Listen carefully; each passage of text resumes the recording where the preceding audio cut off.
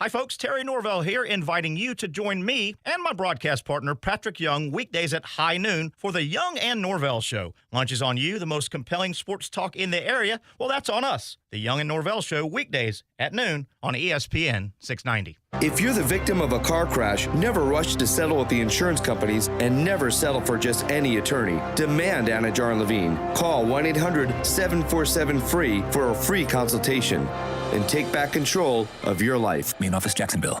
Arlington Toyota Pre-Owned is fighting inflation and saving you even more. That pre-owned 2019 Toyota Corolla you want to buy, it's not $1,000 down. Now it's just $500 down and $288 a month. Or you choose a pre-owned 2020 Camry, RAV4 or Tacoma, now just $500 down and $388 a month. With over 400 used cars in stock, plus more than 100 vehicles under $18K, Arlington's fighting inflation and saving you big time. 10939 Atlantic Boulevard and online at arlingtontoyota.com. Visit arlingtontoyota.com/offers for full details. Your Jacksonville Sharks are in the championship. This Saturday, 7 p.m. at ViStar Arena. Watch the frenzy as we smash the Carolina Cobras. Tickets as low as $20. Call 904-621-0700 or jacksharks.com. Fins up. Skip the hassle of constant cleaning and costly repairs and sell your home stress-free with a guaranteed offer from Mark Spain Real Estate. Hi, this is Mark Spain, and our offers are the strongest in the industry, so you can sell your home stress-free, make the most money, and move when you're ready. One of our clients, Rachel, said, Mark Spain Real Estate is the best. They were professional, easy to work with, and very knowledgeable. Their guaranteed offer was more than I expected, and selling my home was such a breeze. Don't worry about the hassle of constant cleaning and making costly repairs. There are no showings, no open houses, and no stress. Our guaranteed offer keeps you in control. I've been in business for nearly 30 years and have served over 50,000 satisfied clients. And I know what matters most: a quick sale and maximum profit. Find out what your guaranteed offer would be. There's no obligation. Sell your home fast with a guaranteed offer from Mark Spain Real Estate. Go to markspain.com to get a guaranteed offer on your home today. That's markspain.com and start packing. Certain restrictions apply. Hey folks, Dave Benyon here with Zero Res. I'm here today with my son Ammon. Ammon is the air duct manager for Zero Res. So Ammon, many people may be wondering, why should I get my air ducts cleaned? Well, there's two good reasons. First is indoor air quality. As we live in our homes, we generate a great deal of air pollutants such as dander, dust, and chemicals. These contaminants are pulled into the HVAC system and are recirculated 5 to 7 times per day. The second reason is that a clean system is much more energy efficient than a dirty one. According to the U.S. Department of Energy, 25 to 40% of the energy used for cooling a home can be wasted. Contaminants in the HVAC system cause it to work harder and shorten its lifespan. So, what kind of deals are you running? This month, mention WOKV, I'll disinfect your air ducts for free. That's normally $100. Wow. So I can get it disinfected for free? That's right. Remember, folks, Zero Res, spelled forward or backwards, it's the right way to clean. Rock and roll legend Bret Michaels will perform live at the St. Augustine Amphitheater on Saturday, December 2nd. Every rose has its thorn. And ESPN 690 has your chance at a pair of tickets to the show. Head over to the contest page at ESPN690.com and register to win tickets to see Bret Michaels at the Amp. Every weeknight at 6 p.m., it's Overtime with Kurtz and Middleton, and check us out right here on ESPN 690. Broadcasting live from the Anna Jar and Levine studios. Anna Jar and Levine, accident attorneys. Call 1-800-747-FREE. That's 1-800-747-3733. WOKV Jacksonville. Listen live everywhere you go on ESPN690.com. ESPN 690, a Cox Media Group station. Hey, it's Brent Martineau. Check out Action Sports Jacks weekdays from 3 until 6 on ESPN 690. This is SportsCenter.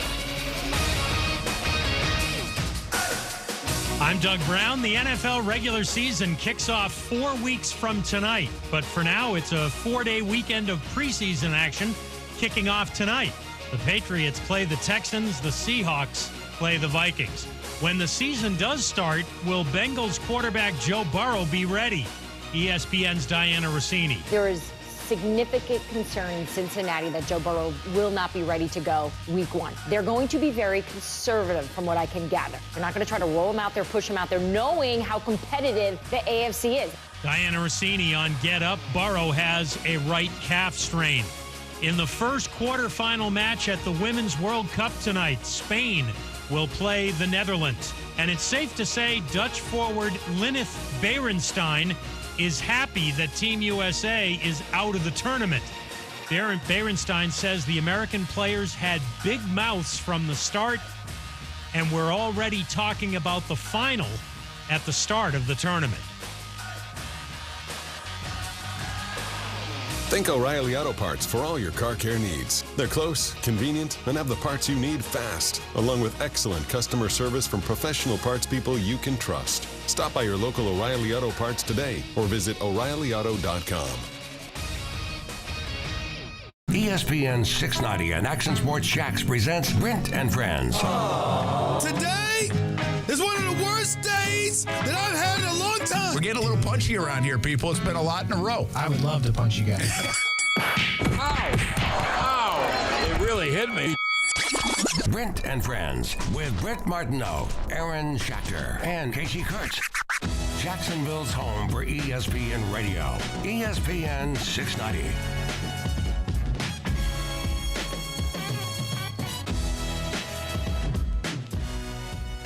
What's happening here on a Thursday? Brent Martineau, Aaron Schachter, Kasey Kurtz. It's time to take off and go to Dallas. Well, not yet. Tomorrow will be the day.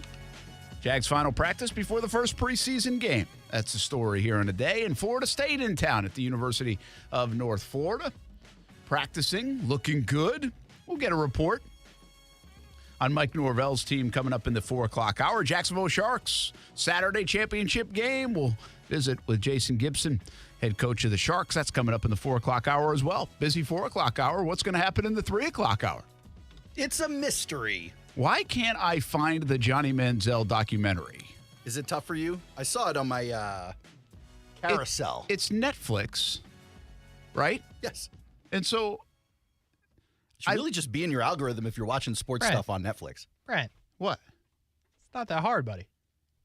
It is. No, it's not. Like, I looked it up yesterday from the Apple TV. What exactly did you look up? Because my guess is it's not called Johnny Manziel documentary. No, it's called, well, I would think if you put Johnny Manziel in the search, by the way, you'd be able to come up with it. That is correct. But it's called Untold, isn't it? Yes. That's the name of the series, Untold. Like, yesterday I was going to watch it. I was like, I'm going to watch this. Everybody's talking about it. We're talking about it. There's some great anecdotes coming out of it. And I had a little time. How long is the thing? It's an hour plus, like an hour 15-ish. Okay. So I could have done that. Man, I'm seeing too many spoilers, by the way. Yeah, there's a lot of that. Because I'm trying to wait until this weekend. I can get all my football docs in, and I'm seeing so much good stuff on the Manziel. I'm worried I'm not gonna have any good stuff left. Stop telling me spoilers. Just get off Twitter. It's so tough. So tough to get off Twitter. So tough. I did. I watched like a whole 5-minute thing on it today. I've got a feeling I'm going to have seen the whole show. This sounds like an excuse for you not to watch the show. Also true. Well, it's setting up that way. I will get to that point. Oh, boy. All right. So here, look, I want you to take my phone right now. And do what? And find it? Find it. All right. There you go. See if you can find it. There's the Netflix app. And find Johnny Manziel, Untold, the Johnny football, I think. Okay, so are we making any purchases before I finish this Netflix thing or what? We need new hats. Good. Need more new hats. I don't think you're getting them. You're not getting any new hats. We got football games tonight. We got football games tomorrow. We're about to learn about the Jacksonville Jaguars a little bit more. You know, I've been doing this quite a while now, long enough. I've made the mistakes of getting too amped up over practices many a times. And now I'm to the point where this is when it matters. These games don't matter for a lot of the starters, but if you want to see if Kevin Austin's really been the star of camp, you're about to find out tomorrow and next Saturday and the Saturday after that. Like, the stock of those games is really valuable, even though we know these games are meaningless. And for so many people, they're not that valuable. Like, how many you're going to play 8 plays potentially or 12 plays? Like, I get it. Get them out of there. Bubble wrap them. Like, that's part of the storyline of these games. Can they be boring? Yes. But everything else that you're locked into, if you are locked into the Jags, which I assume if you're listening to us, you're probably pretty locked into the Jags. Did you find it? What you're hearing. This is wild. You can't find it, can you? It's wild. What happened to your Netflix? I don't know. Like, is there like a parent meter on there or something? Like, Well, would I that checked not to see if it was like your kid's account. Like maybe you had turned it on kids settings or something, but you don't even have like you know how Kasey will go into Netflix, it'll be like, here are the top 10 shows in the country. Yeah. Here are the top 10 movies. He doesn't even have that. Do I need an upgrade to my app? Maybe? I don't know. So I'm not, like, I'll tell you, I also tried it out on the Apple TV at home, and I couldn't find it there either. Like, why? I'm paying for Netflix. Are you? Why am I not getting more? Did the card go through? I see it come through like it feels like every week. Do they charge on a weekly basis? Because I feel like I get a new Netflix bill Only all if the you're time. in a different tax. So I just opened up my Netflix. The very top row. It's as popular on Netflix. It's the fourth choice. Of course. Like, that's what where it would be. Then if I go to trending, it's the first choice. Maybe I'll delete the app and try to open it. On yours, if you go to trending, he has Cobra Kai. Your Netflix is from like 3.5 years ago. So that must be it. What is I happening? must need an update to the Netflix app. There's literally like 4 rows in my Netflix app where the Johnny Manziel doc is first. This is wild. I really want to beat you up for this, but this is not on you. Dang it. All right. Well, we'll figure it out. I'll eventually watch it, or probably not. I'll just keep looking at Twitter for excerpts from the old doc.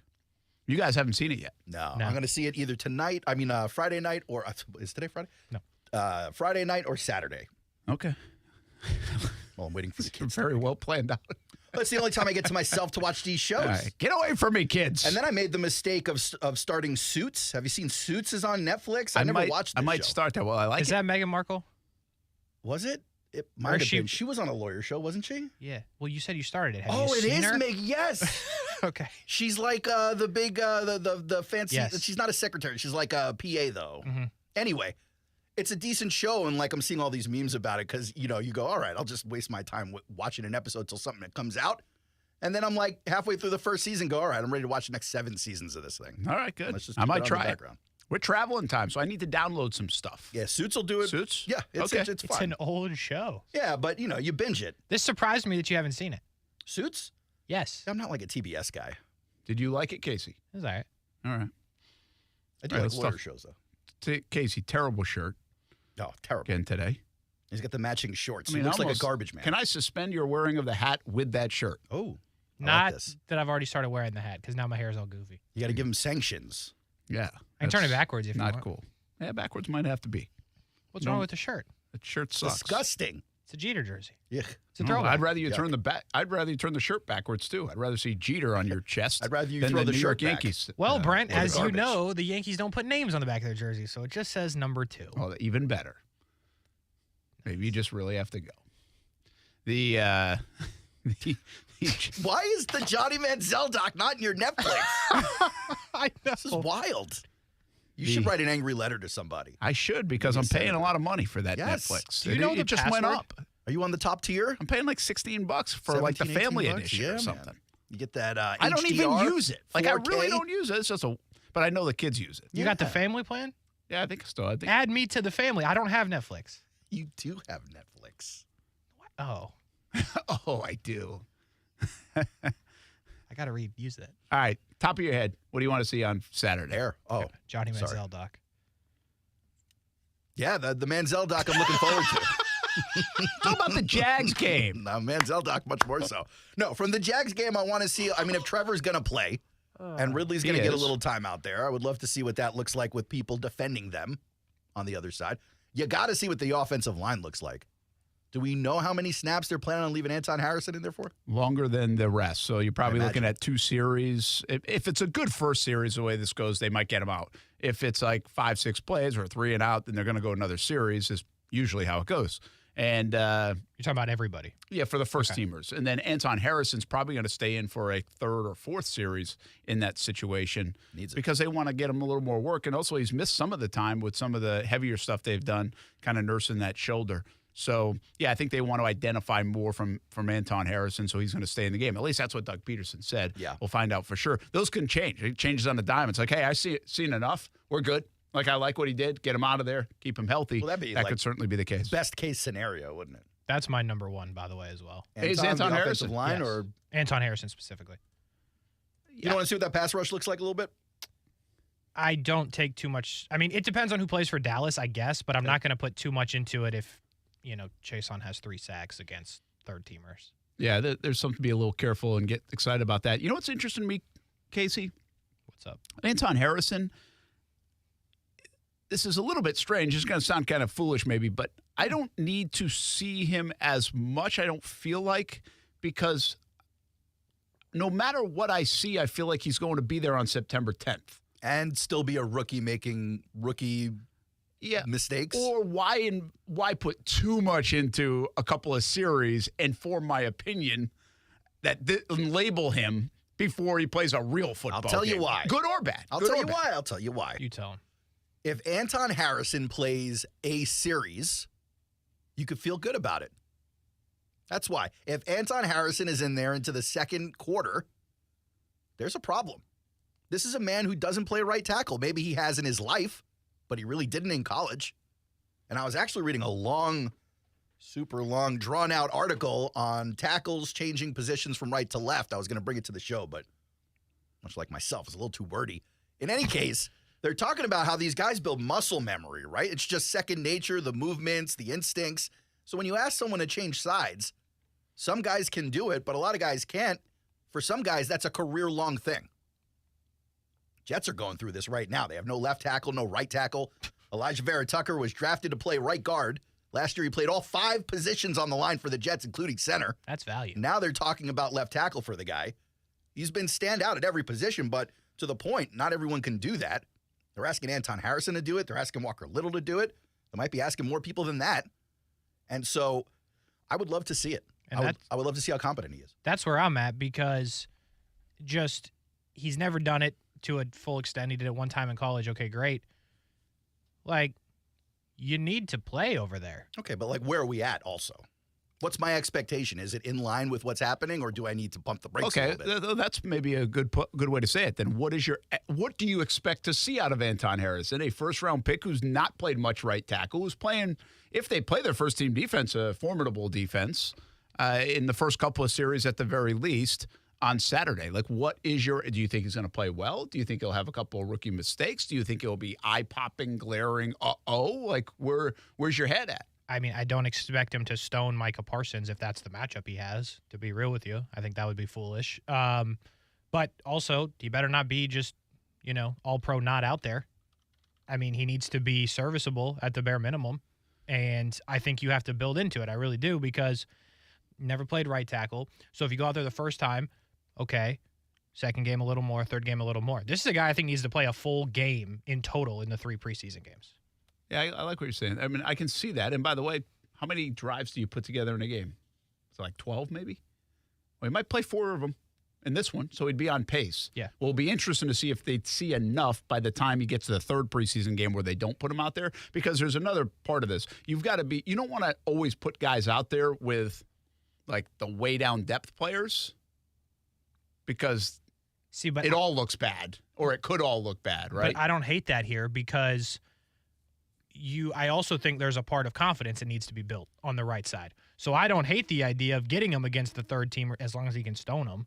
But you get him in, you give him that confidence against lesser players that he can carry into, the other preseason games and then eventually against the Golds. Seth Walder at ESPN wrote an interesting piece, NFL preseason trade matches. They were suggesting some trades teams might be interested in. Jaguars making the list, talking about a possible trade between the Ravens and the Jags for an offensive lineman, Patrick McCarry. And the reason that they're focusing, at least Walder is, on McCarry is because he plays literally every position on the line. He's actually a backup. He's not a starter in Baltimore, but he can play everywhere. But the write-up should make you feel better on Anton Harrison not being good or not being up to speed if that's the case.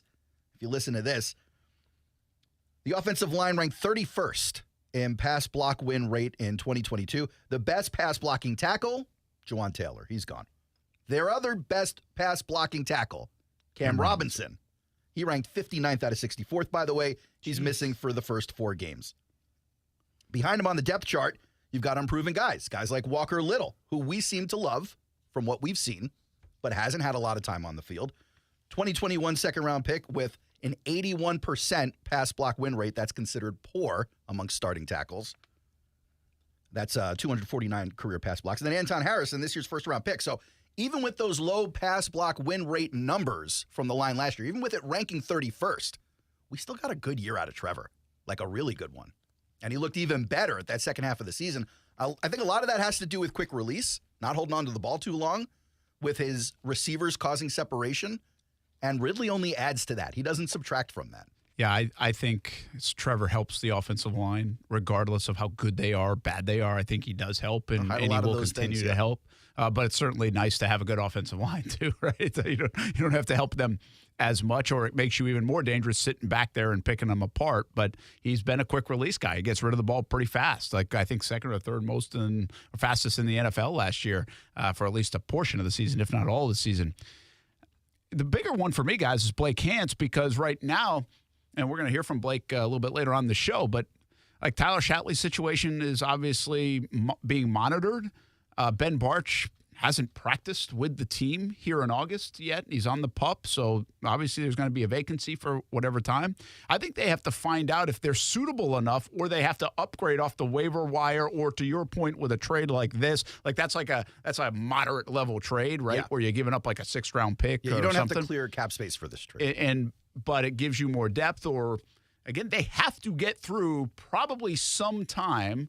And I just don't know where to call the Tyler Shatley stuff right now, but they might have to get through some time with a guy like Blake Hance as their left guard until like Cam Robinson comes back. Like that might be a scenario. I don't know yet. I mean, maybe there's a lot of hope and positivity that Tyler Shatley will be there on day one, and that would be fine if that's the case. But I think you have to plan for what if he's not at this juncture, given his AFib situation a couple weeks ago. And I just don't know a lot about Hance. Like I don't know if anybody knows enough about him to see if he can hold it down. We'll talk a little bit more about him later. Like I mentioned, I think he's confident. I think they're confident in him. But, I mean, technically, you're really on your 4th left guard. It should be Barch or Shatley, 1 or 2. Walker Little's going to slide over there eventually as what I would call, well, eventually your number 1, but he's probably 3rd on my list because I've never seen him play there. And then Hance is your 4th guy. Like you're technically on your 4th left guard. Season hasn't even started yet. And the season hasn't started. And luckily it hasn't started yet. Because they can get better on that. And by the way, this guy might be fine. Like he might be fine. But I'm more looking at left guard Saturday, in these next couple weeks than even Anton Harrison, believe it or not. But don't you kind of have to, knowing what you know, play a little scared with Hance? Because if he gets hurt, what do you got? Yeah. Like you can't, I don't even think you can give him extended play because you got nothing else. Yeah, that's fair. But he needs extended, but he needs to get out there and rep with the first teamers. I don't disagree with that. Well, but to Kasey's point, and I think you'll see, it might show us a lot how long he plays. I agree with that. Right? So, like, if he's in there just for the first 2 series with Fortner and Walker Little, that might tell you, like, okay, they don't really know what they're going to have to do at guard. He might need to play, and we're not going to risk injury. Keep in mind, the next guy coming in after Walker Little is Cam Robinson. So that's an okay guy to play next to. So they could get a couple of extra series because you really could have Cam Robinson, Hance, and like Anton Harrison, 3 out of your 5 guys. That's a pretty good, like, next couple of series line. I kind of forgot that Cam can play. So he might be able to get more run that way. It'll be fascinating to see how they look at it and view it. But I do think, for me, again, I understand why people are looking at Anton Harrison. I'm not telling you you're wrong for looking at Anton Harrison. I'm just afraid that we're going to carve narratives and opinions and put too much stock and labels off like 2 or 3 series with this kid. And it's just a different animal when you get to September 10th. And by the way, we might label him the greatest pick of all time by Saturday night, and I'm still telling you it's a different animal when you get to September 10th. Like, what he does Saturday really doesn't impact anything but how we kind of feel for the next few weeks, which is okay. Like, I get it. We want to feel good. I understand that. But the Hance situation is more paramount because it could indicate a roster decision for the Jags over the next couple of weeks. Do you think Cam will get some extended time in the game, seeing as how he won't play the first 4 weeks? I would think so, yeah. I would think so. And then you wonder if he'll even rep at left guard. And I don't think I think Doug Peterson said this in one of his last 2 news conferences. It does not look like the plan is to move Walker Little for a series or 2 over to left guard. They don't want to risk that to the injury point. They are like, no, he's our guy in the 4. We're getting through a couple of series at left tackle. We're not going to worry about almost left like guard. they're taking that philosophy that Kasey suggested on Hance and using it on Little. A little bit. Yeah. I kind of hate that they're playing, to be real with you. Well, you hate this playing because you're a little bit of a negative Nelly and you think of injuries. But we all are. Somebody will get hurt this week. No, I understand. We all don't want to say it, and we know it's a reality that it could happen, and that's with all of them. I'll say this I feel this way about Doug. He does not play scared like that. I get it. And I give him credit. It's like, I think it's a very hard decision what these guys have to make in preseason. I don't, especially when you look at the Rams a few years ago and they win the Super Bowl without playing any guys. And this is an offense that's coming back, and a lot of people on this football team are coming back. There's plenty of ammunition to say, just sit them and let's see what we get to September 10th. Because there's two places that I think it's really frustrating to get injured as an organization, that it's just harder to swallow. Practice and preseason games. It's a violent game, but it's like, if you're going to get hurt, it's like, can you just get hurt when it really counts? Yeah. Because there are going to be injuries in the game. It's like, please don't get hurt in practice. And please don't get hurt in a preseason game that doesn't count. And so I would wrestle with that as a coach. And I could see people talking to me into playing and why it's valuable, and not playing and why that's valuable. I think it's one of the hardest things head coaches around the National Football League do all year. All year. Is this decision to play the starters, who are they playing, how long are they playing? Because it's a no-win. There's no wins, and you can't win. You can win. No, you can't. You can win. Well, you can win because you're getting reps that might be valuable for the. Yeah, it's important, or else you wouldn't play them at all. But nobody celebrates that. No, they don't. Shouldn't play them because it's just the work. So there's a win, but there's nothing to celebrate. Okay, that's Let's fair. put it that way. No, it's fair. I'm just saying, if they roll out there and Dallas is playing their first team defense, and you really don't know at right tackle and you really don't know at left guard, send Beathard out there. That's how I feel. Well, and I think they're smart enough to know something like that. I think they feel that. And they've been around a long time. I just still think it's a hard decision. I don't disagree. And Jags are going to have to make those. But, again, it looks like they're going to play for a little bit. And you just keep your fingers crossed. The one nice thing is it's not, too intricate, right? And while it's competitive, it's still, people will tell you this. I've learned over the years covering this league. Preseason to regular season, the intensity is so different. And I'm not telling you that people aren't playing hard in the preseason. They're playing hard. They play a lot harder in the regular season. No doubt. They will play, all of them will play a lot harder on September 10th than they're playing right now. Yep. And that's not to say they're taking it off. It's just like a different notch. I do think the boys will be a little bit geeked for Game 1, Series 1. It'd be nice to see that offense all together on the field against competition. Yeah. They love it. They love it. Mm-hmm. They love it. Listen, these guys, all of them, would go play a pickup basketball game this weekend as well because they like to compete. They like to play. That would also be stupid because you can twist an ankle. And that's a lot. So from the player perspective, there's no fear. They want to go play. They want to go compete. They're tired of practicing. That's why every player we ever ask, which we always ask the question, but you got to ask it, is yeah, I'd love to play, but it's going to be a coach's decision. Yeah, I'd love to play, but it's going to be a coach's decision. Yeah, it'd be nice to get out there, but it's coach's decision. Because they get it. They understand it. Brent Friends on ESPN 690.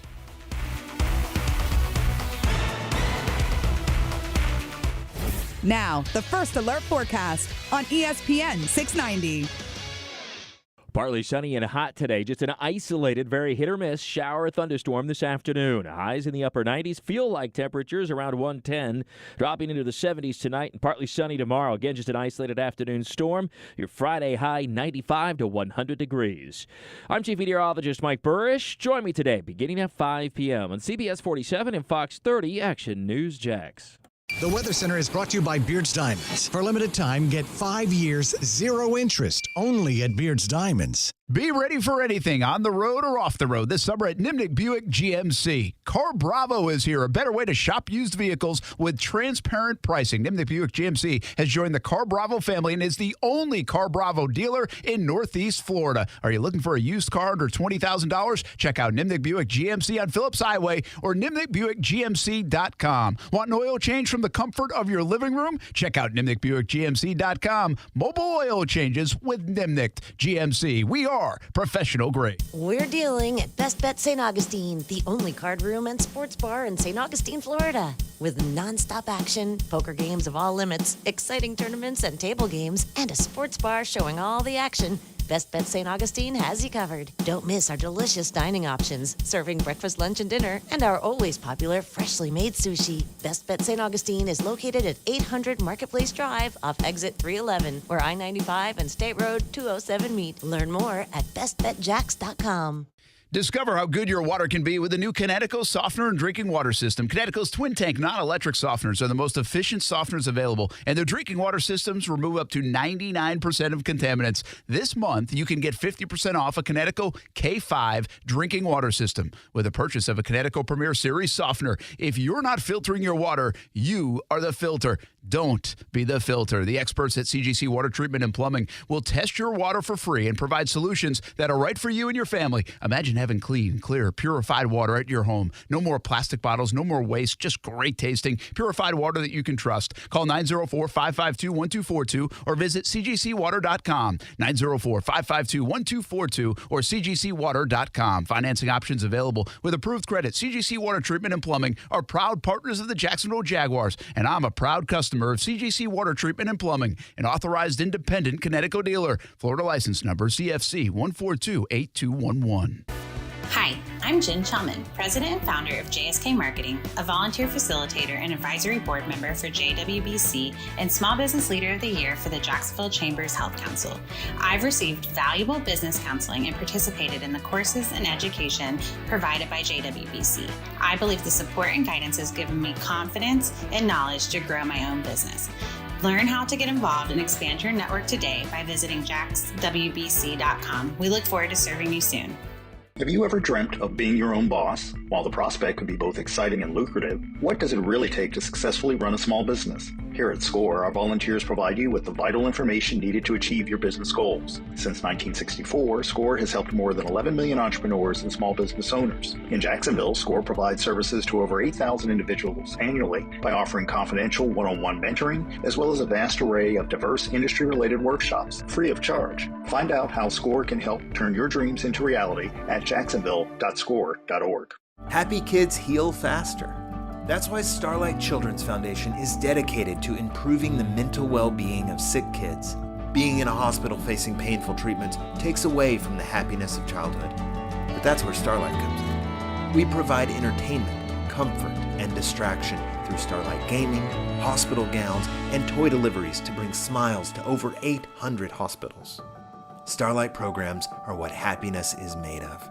Learn more at starlight.org. And we're live here outside the Perez family home, just waiting for the... And there they go, almost on time this morning. Mom is coming out the front door strong with a double-arm kid carry. Looks like Dad has the bags. Daughter is bringing up the rear. Oh, but the diaper bag wasn't closed. Diapers and toys are everywhere. Ooh, but Mom has just nailed the perfect car seat buckle for the toddler. And now the eldest daughter, who looks to be about 9 or 10, has secured herself in the booster seat. Dad zips the bag closed, and they're off. But looks like Mom doesn't realize her coffee cup is still on the roof of the car. And there it goes. Oh, that's a shame. That mug was a fam favorite. Don't sweat the small stuff. Just nail the big stuff. Like making sure your kids are buckled correctly in the right seat for their age and size. Learn more at nhtsa.gov/the right seat. Visit nhtsa.gov/the right seat. Brought to you by NHTSA and the Ad Council. Hey everybody, it's Brent Martineau from Action Sports Jacks. There's a good chance you have a smart speaker, so use it with ESPN 690. Stay up to date on the Jags and all things sports by telling Alexa or Google to play ESPN 690. It's as easy as that. Make sure you listen weekdays 3 until 6 p.m. on ESPN 690.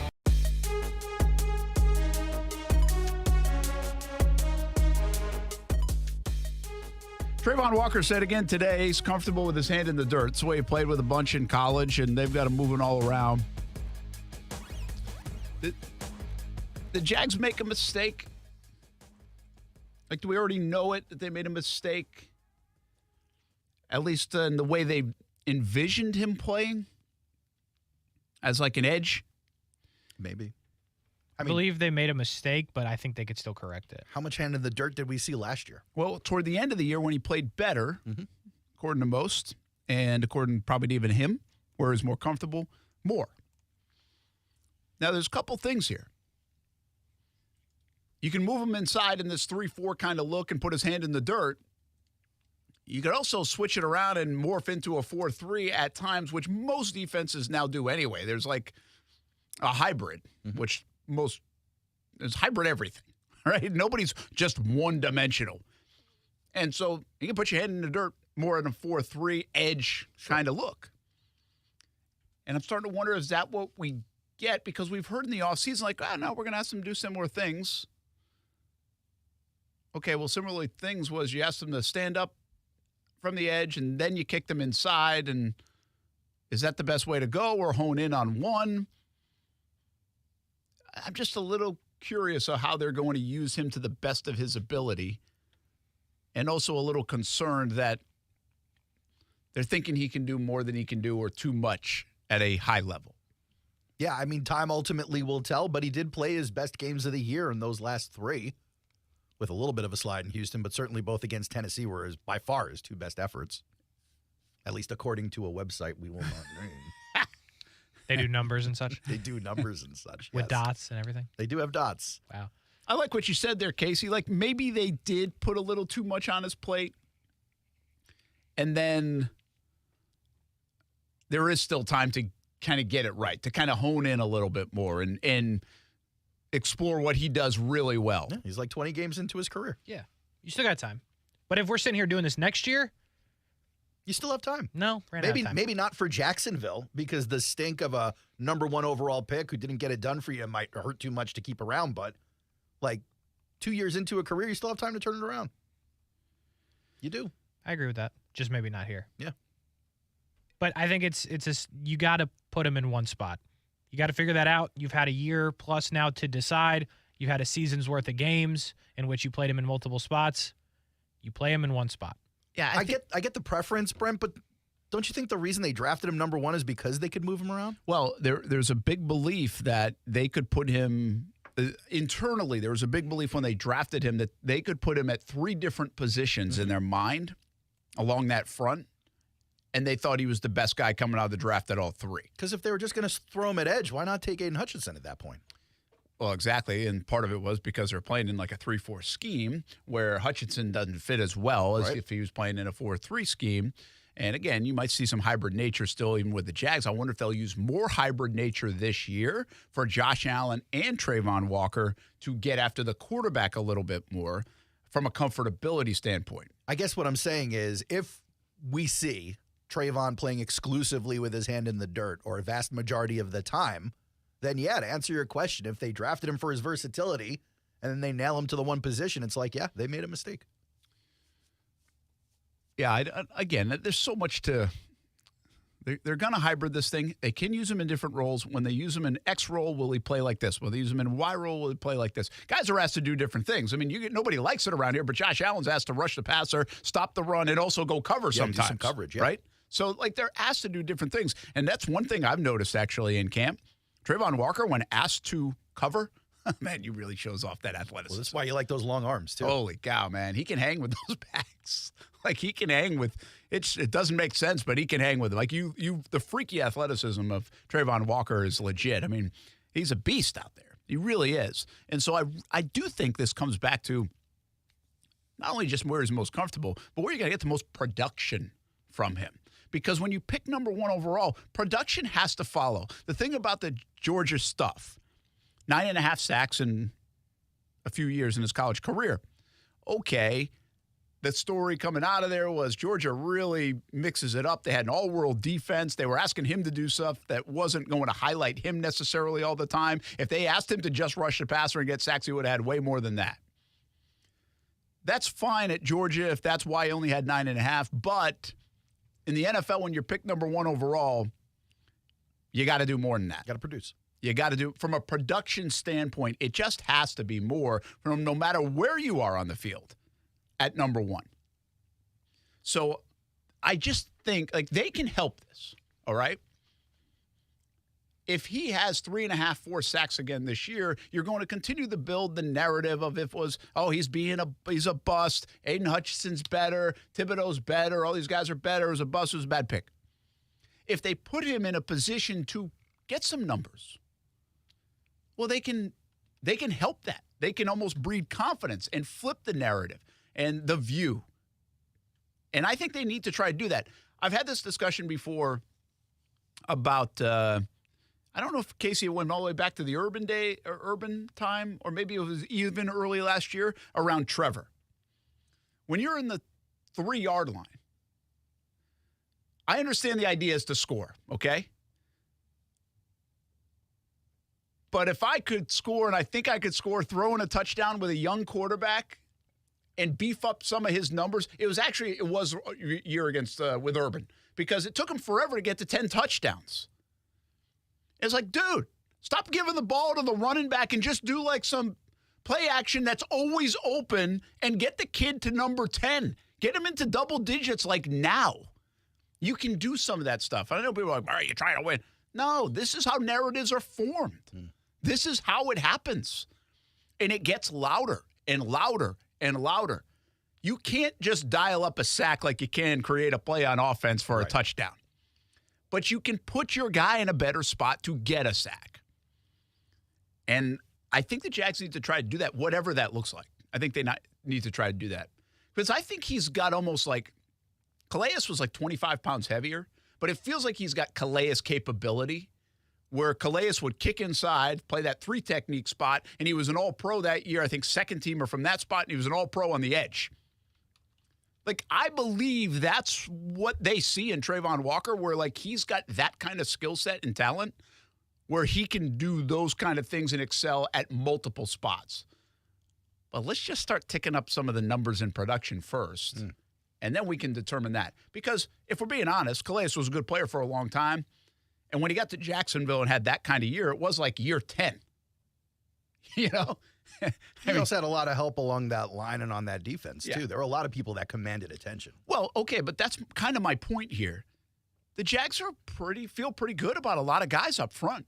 Josh Allen, Roy Robertson-Harris, Devon Hamilton, Foley Fatukasi. Like, he's not alone. He doesn't have to do it all by himself, but you can kind of set the table for him to hopefully, whether it's with games or anything else, impact the quarterback. But independent of it how can't the be your sole purpose. I understand it, but you can hopefully help him create more of that. Independent of how the Jags feel about their personnel up front, if they put out the same production as they did last year, not Walker and Allen, but the other guys, like, then he doesn't have the help you're talking about.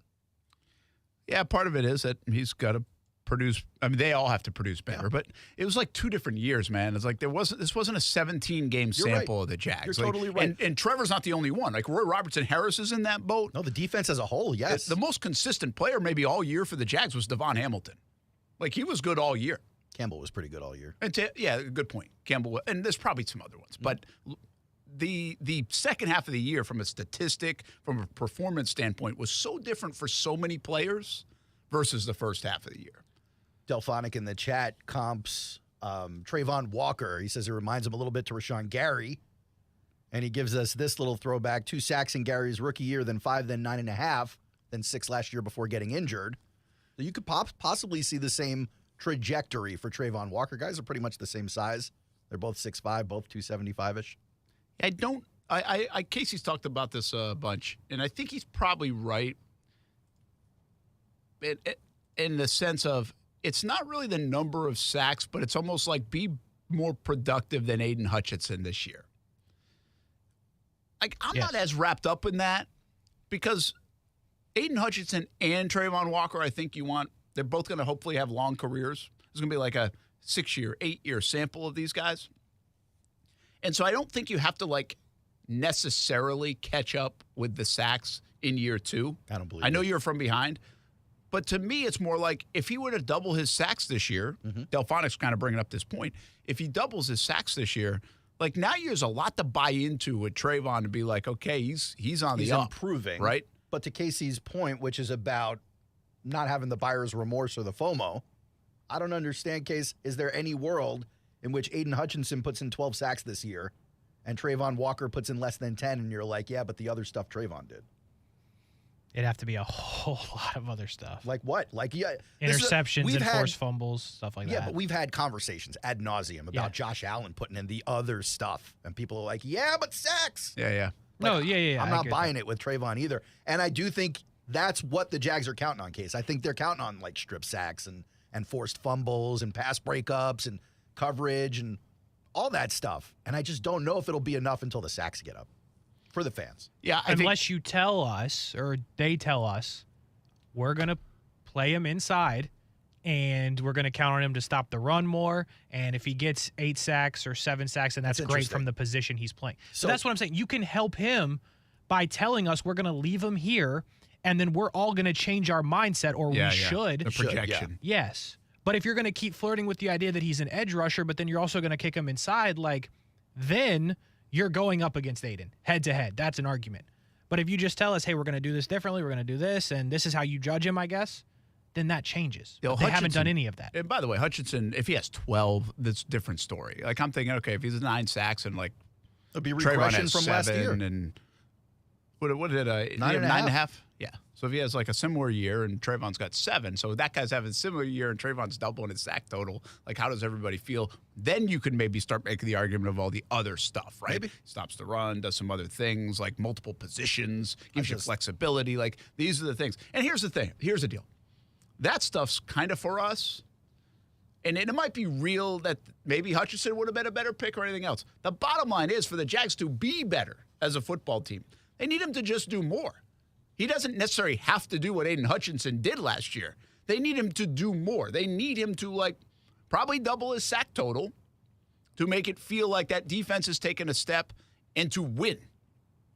Then we can later on wrestle with the whole Hutchinson, Trayvon, number 1, number 2 pick thing. But it might be after the Jags are playing for an AFC championship. Kasey.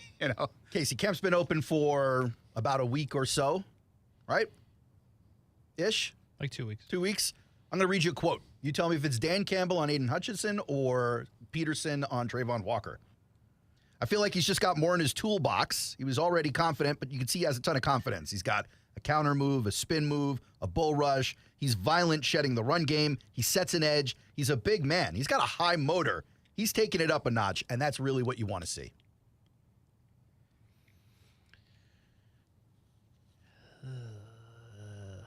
The way you read it, it almost sounds too tempered to be Dan Campbell, but I think it was him. It was Campbell. I think it was Dan Campbell. It's Campbell on Hutchinson. And so, look, that doesn't predict the future. He's not going to come out and have 20 sacks probably, but you would like to see that on Trayvon Walker too. And maybe that's just a matter of Peterson and the way he communicates. But there are reasons to be a little nervous if you're a Jags fan between the pass rush and the offensive line. And to pretend like these aren't issues until we see that they're issues, I feel like is a little naive. If I was the Jags, I'd be more nervous about perception than reality. And what I mean by that is I think Trayvon Walker is going to help them win football games. It's got a little bit of like an Alualu effect. And I'm not trying to compare him that he's going to have that career. I get what you're saying. Alualu was helping them win. Alualu was doing his job. Alualu was doing things that weren't really just like popping out to the rest of us. But the perception was he was supposed to do more because where he was drafted. And in this case, not only Trayvon's supposed to do more because of where he was drafted, do more because of the way it's been presented, according to what Kasey said, he's right. And also Hutchinson, what he's doing at number 2. Not even the Thibodeau stuff, but what Hutchinson's doing. So really a lot of this has to do from a perception standpoint with what Hutchinson does. And I don't know what Hutchinson is. Is Hutchinson the latest Max Crosby in terms of production? Is he a 12, 13 to 15 sack guy? Is he going to be Jan? Is he going to be a 9.5 to 8 sack guy? Keep in mind, now Josh Allen had 10.5 sacks first year, and he hasn't had it since. So we'll see. We'll see on Hutchinson. He's not as versatile as Trayvon. We know that. But he certainly can get after the quarterback. I think that's pretty evident. A game wrecker. With Hutchinson. He could win you a game on defense. I don't know this, but I feel like I wonder if Hutchinson was is he one of the guys, maybe versus Trayvon here, that benefited from playing in the lead a bunch? That was an offense that was dynamic, right? And I don't know how much they were out in front. I'm just curious. Mm-hmm. And could that be a difference maker for the Jags this year in multiple respects? Because I continue to believe it will be. It certainly would be, right? I would think, yeah. And even benefit a player like Trayvon Walker if now you're playing from, you can peel the ears back and go. Brent Friends on ESPN 690. You think Kasey Kurtz has got a little bit of an issue? Oh. Who's got an issue? Oh, Phil Mickelson. Oh, man. He do have a problem. Did you see the numbers on Phil? If you haven't heard the numbers on Phil, make sure you get back here because you're going to love it. A little bit better when you heard the headline? That's my guy. Wow. We'll be back on ESPN 690. Brent and Friends is sponsored by Best Bet. Now open in St. Augustine. Ray Magliozzi here for eBay Motors. Okay, easy now. You're teaching your kid how to parallel park. Ouch! Turns out he likes to do it by feel. Don't worry, eBay Motors has bumpers, taillights, trunk lids, license plate holders, 122 million parts. Pull up just a little bit. And headlights. They've got lots of headlights. Get the right parts at the right prices. eBay Motors. Let's ride. The Dell Technologies Back to School event is on, with deals on top tech for class, hobbies, and more. Now, when you buy, you support a cause. With every eligible purchase, Dell will donate to UNICEF in support of GIGA, a UNICEF ITU global initiative to connect schools across the globe to the internet. Accidental damage protection included. Get rare deals on select laptops and desktops powered by the latest Intel Core processors. Save now at Dell.com/deals. UNICEF does not endorse any company, brand, product, or service. Tuning into the baseball game, monitoring the incoming storm, catching your favorite talk show. These are just a few of the reasons more than 80 million Americans depend on AM radio each month. And did you know AM radio is the backbone of the emergency alert system? It's reliable, free, and public safety depends on it. Text AM to 52886 and tell Congress we need AM radio in cars. Message and data rates may apply. You may receive up to 4 messages a month, and you may text STOP to stop. This message furnished by the National Association of Broadcasters. As the seasons change, one thing remains the same. Jacksonville and all of Northeast Florida are fueled by Celsius Essential Energy Drinks. If you spot ESPN 690 anywhere in the community, come hang with us and grab an ice-cold Celsius. Why can't I just speak to an actual human being? I need a new bank. Well, actually, at One-to-One Financial, communication is not only number one, it's one-to-one. When you call, you get to talk to a real live Jacksonville human, fast and with someone who's truly concerned about your needs, your security, and finding solutions as a team. Thank you. Ready to break up with your bank? Find a real long-term banking relationship at One-to-One Financial, Jacksonville's hometown credit union. Visit one-to-onefcu.org for more information on opening an account today. Federally insured by NCUA. It's not just a sale. It's the National Sales Event, and it's going on now at Arlington Toyota. Arlington's got over 400 new Toyotas available. Camrys, Corollas, Tundras. I think you should take a test drive today. Plus, with every new Toyota purchase at Arlington, you get Arlington's lifetime warranty and 30-day exchange program. That's 30 days to love your new purchase or exchange it. The National Sales Event is here, and you don't want to miss it. Shop today, 10939 Atlantic Boulevard, and online anytime at arlingtontoyota.com.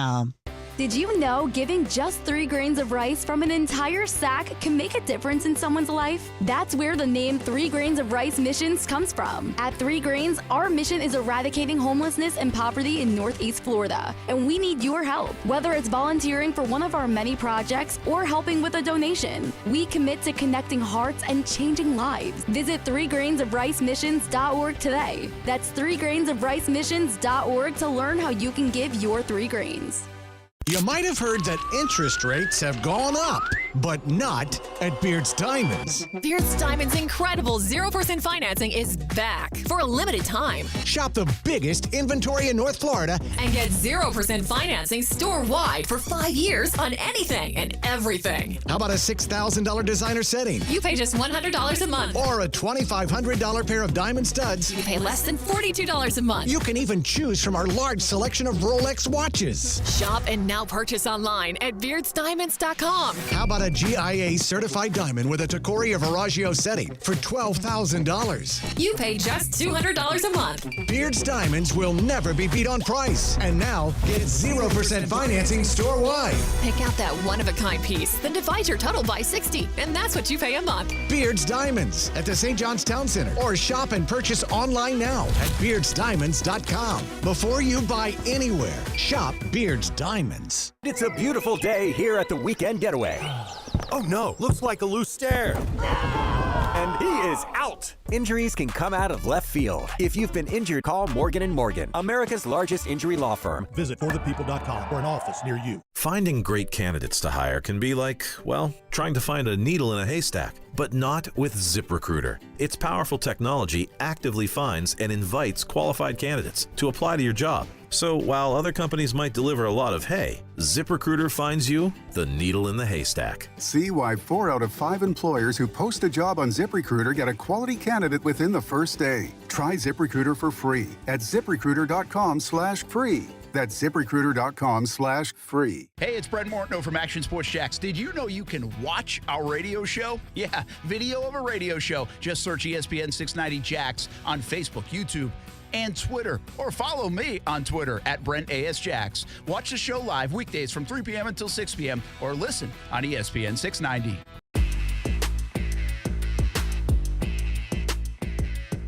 Holy cow, did Phil Mickelson apparently bet a lot. Mere bag of shells for Lefty. So it's coming out of a book. I'm trying to find the tweet here that I sent to you guys. And I did put Kasey's Hero on it.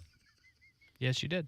So Billy Walters wrote this, Gambler, Secrets from a Life at Risk. So I guess Billy Walters is the big gambler. But he obviously has a chapter on Phil Mickelson. From 2010 to 2014, bet $110,000 to win $100,000, which is probably, that's the juice. A total of 1,115 times. Bet $100,000 over 1,000 times.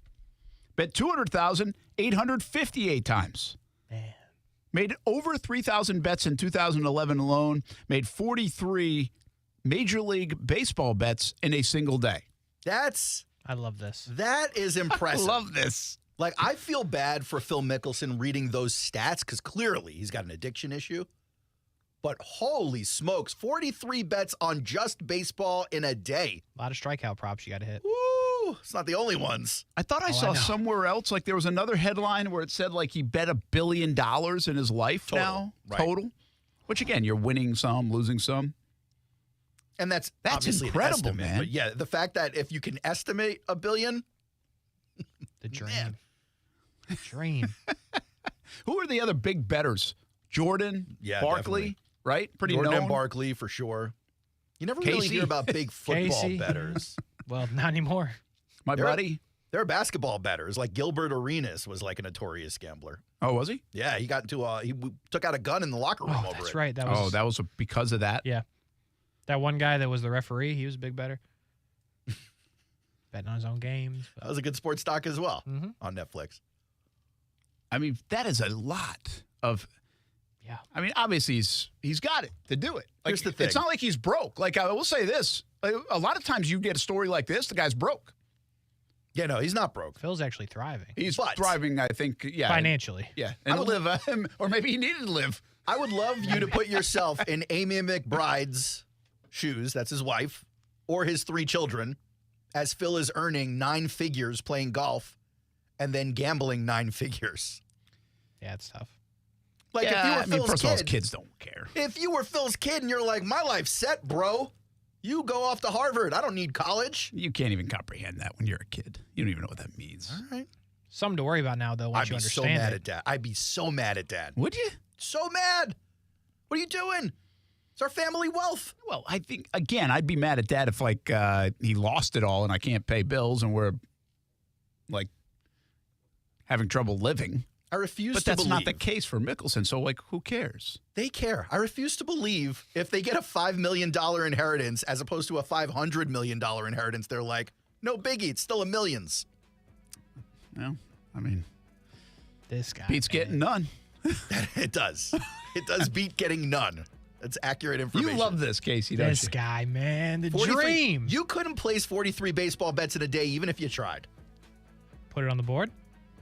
I will put it on the board. I By the will way, put baseball, you flip can coins lose in your so account. big, so quick in baseball. I'm not too. betting flip coins. Well, we're going to test out the theory.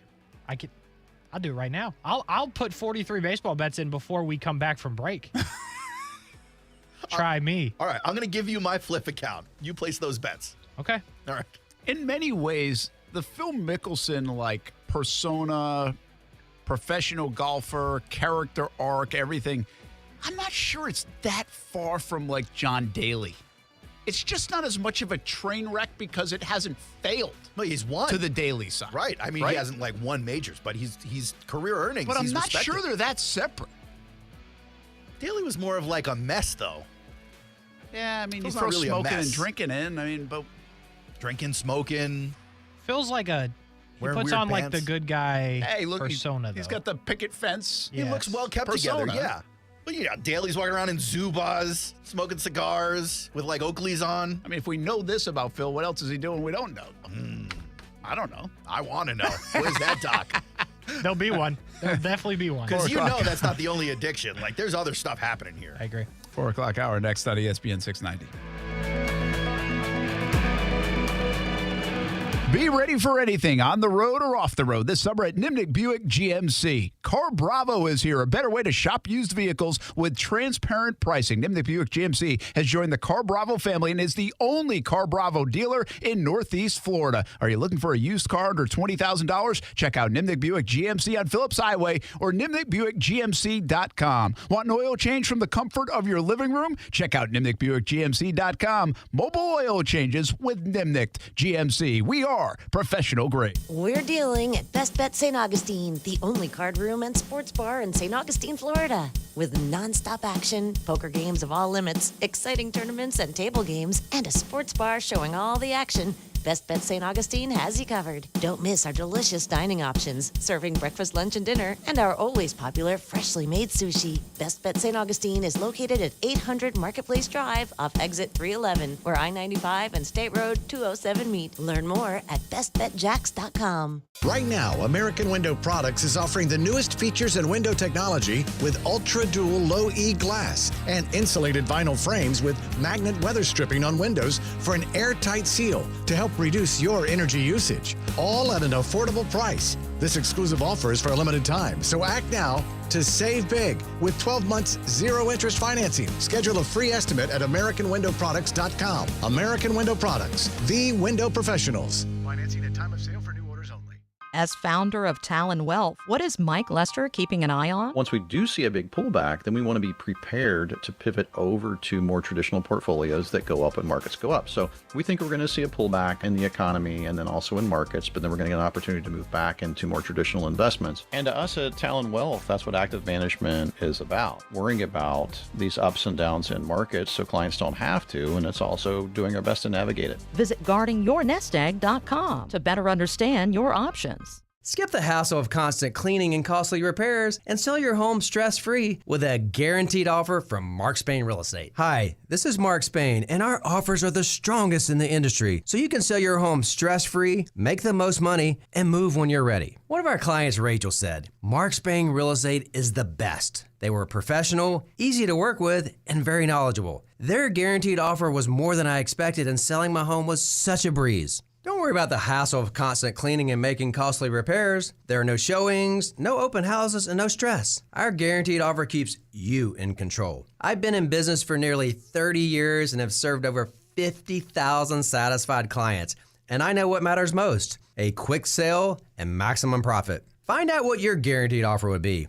There's no obligation. Sell your home fast with a guaranteed offer from Mark Spain Real Estate. Go to markspain.com to get a guaranteed offer on your home today. That's markspain.com and start packing. Certain restrictions apply. WOKV Jacksonville. Listen live everywhere you go on ESPN690.com. ESPN 690, a Cox Media Group station. This is SportsCenter. I'm Doug Brown. All 32 NFL teams taking part in this first full weekend of the preseason, and it starts tonight. With the Seahawks hosting the Vikings, the Patriots host the Texans. The Packers play the Bengals tomorrow night. Is Green Bay coach Matt LaFleur concerned about quarterback Jordan Love's lack of experience? It's not just about Jordan. I mean, you look at our receiving core, there's not a receiver over a second-year player. You look at the tight ends, I mean, we got 2 rookies out there. I would say it's the collective, the whole offense in particular. Matt LaFleur, baseball finals today. The Orioles beat the Astros 5-4, a 2-run homer for Ryan Mountcastle. The Pirates beat the Braves 7-5, 3 runs batted in for Key Brian Hayes. According to a new book written by noted gambler Billy Walters, Phil Mickelson has wagered more than $1 billion over the last 30 years, even trying to put down a $400,000 bet on the 2012 Ryder Cup while playing for Team USA. If you need last-minute hires in no time, you need Indeed. Their integrated hiring solution lets you schedule and conduct video interviews all in one place. Finding your next great hire has never been more streamlined.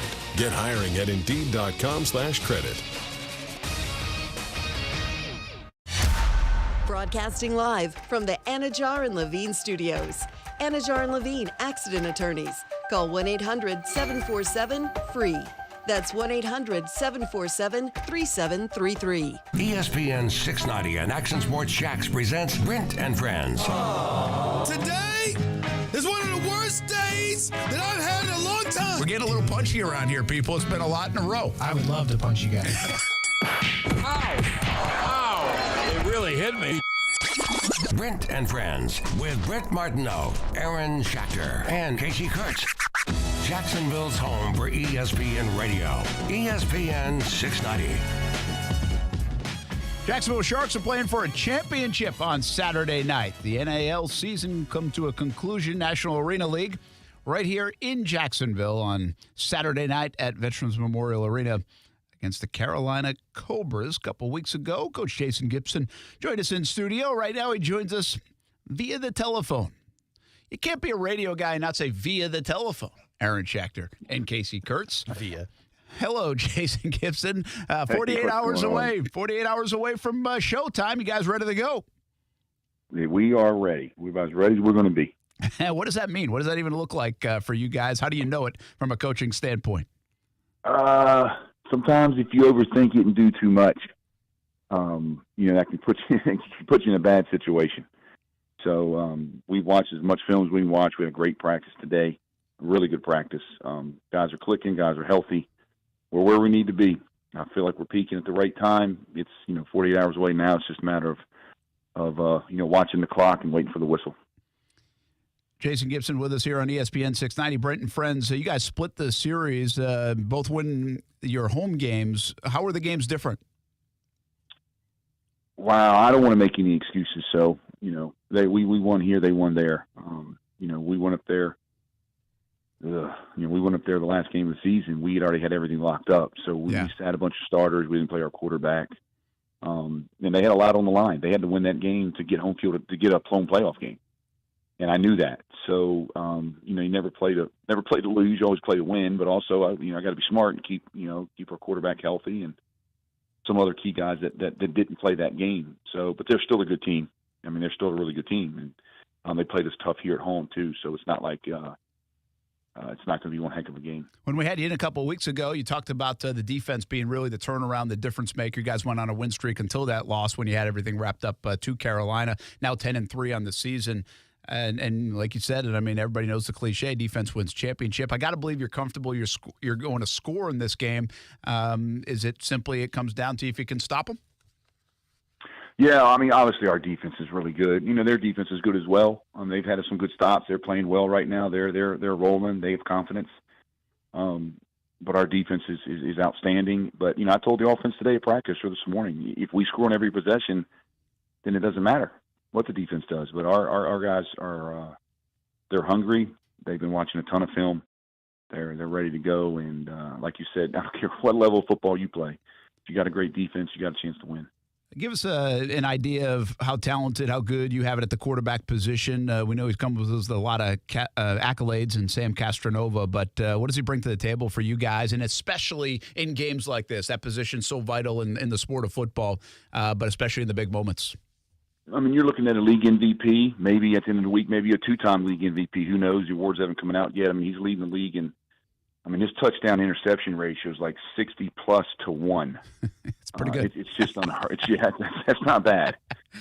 And that one pick was kind of in a cleanup at the end of the game type thing. So just the leadership, just the total understanding of the game. It's so important when you play arena football.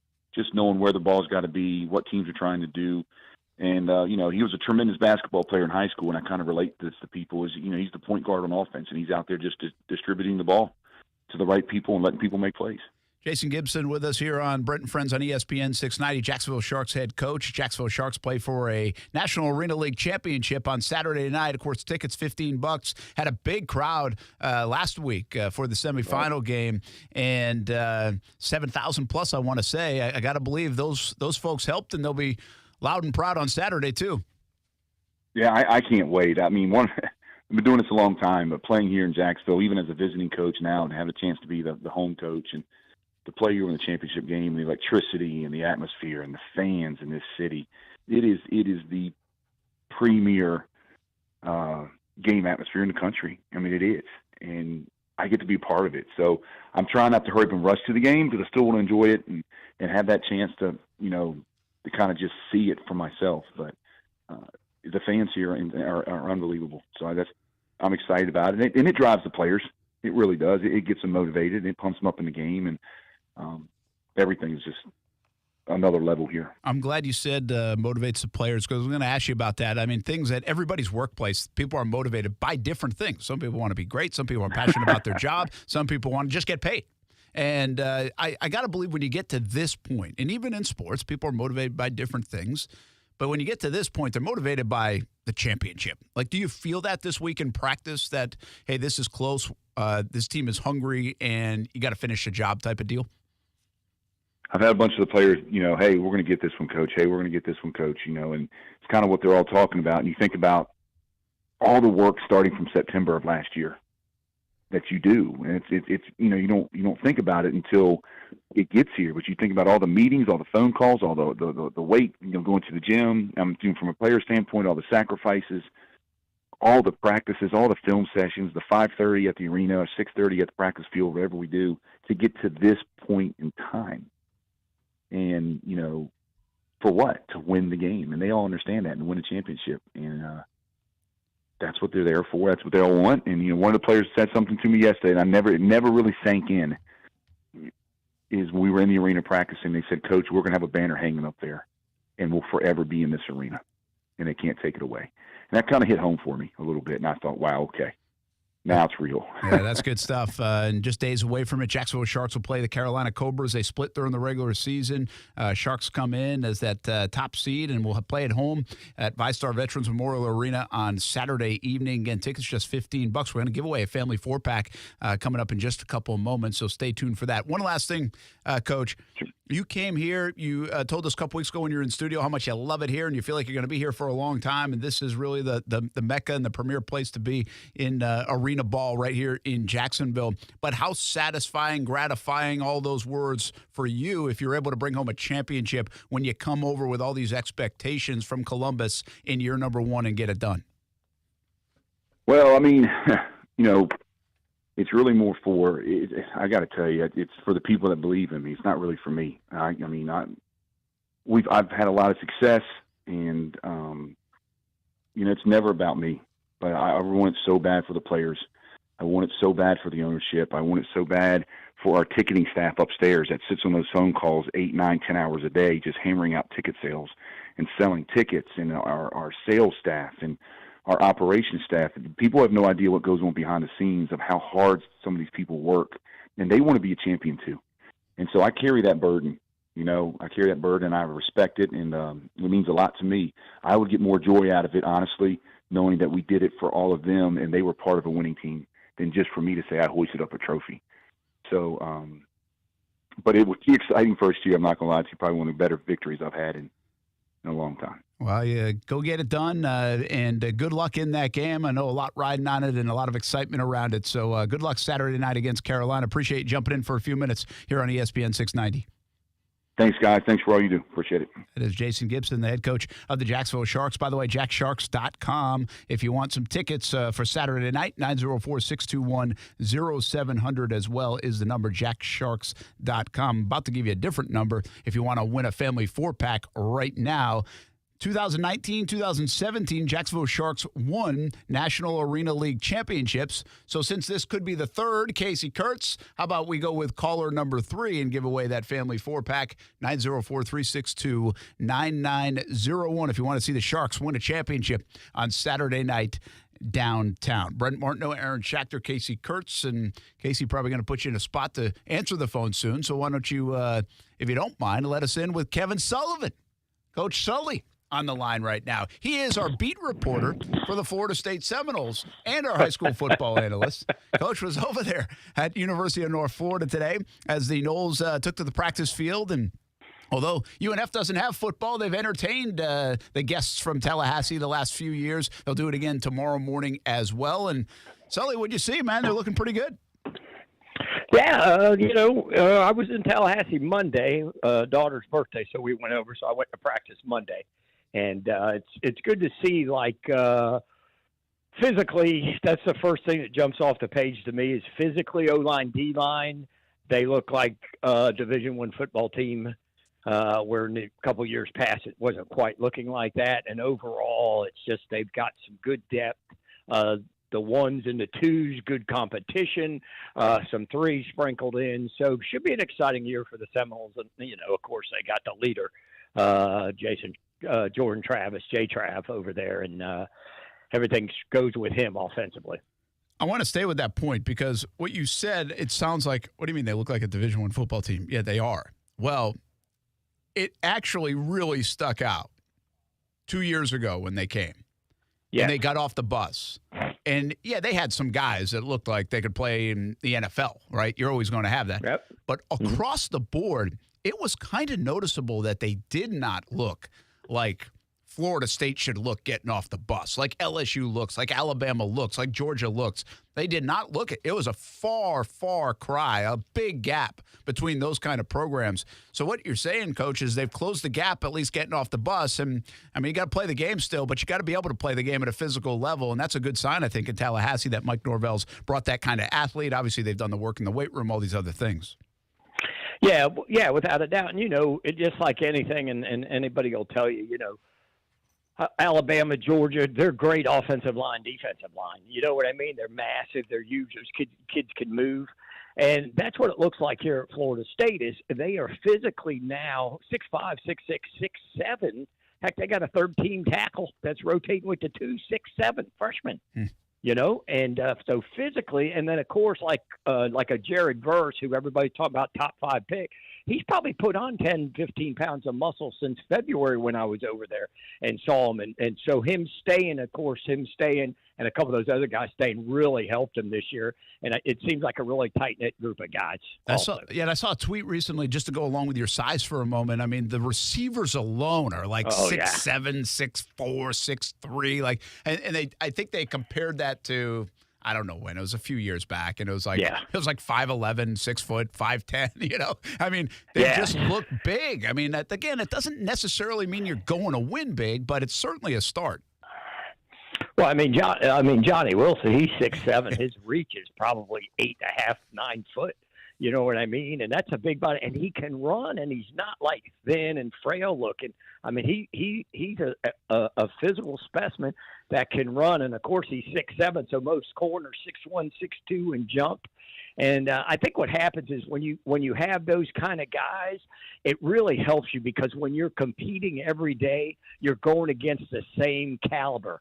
If you're a big-time Division I wideout and you're going against not a big-time Division I defensive back every day, you're not going to get as good as it would be if the competition in practice is ramped up. And I think that's where they've closed the gap, is they actually can really, really get after it, compete against each other. Kevin Sullivan with us, joins us on Friday nights on the Blitz Scoreboard Show as we fire that up in a couple of weeks as our analyst, but also joined us talk a little FSU as he was over there today, this morning at UNF for the Florida State practice.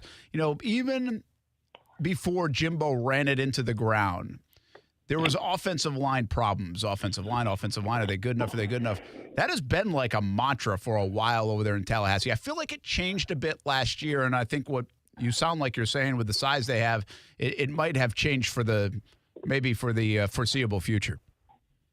Yeah, it looks like they've done a really good job, of course, recruiting, and the young guys coming in, and they aren't forced into playing. And, you know, they've got a lot of guys between the portal and high school kids that they've developed that are really competing. So if a number one guard goes down, you can basically replace him with another guy of equal ability, and you're not taking a big drop back on that, where maybe in the past when they lost a guy here and there is really evident. And I think the D-line, it's really evident because people forget about who I think is really key to Florida State defensively is Dennis Briggs, who got hurt last year and missed a bunch of time. He got hurt, and then Fabian Levitt got hurt, and so they forced some of those young guys to have to play in that 3-game stretch they lost. Maybe not as dominant and physical as they want to be, but now I think maybe that's erased that a little bit where the competition, the ones and the twos, there's not much separation.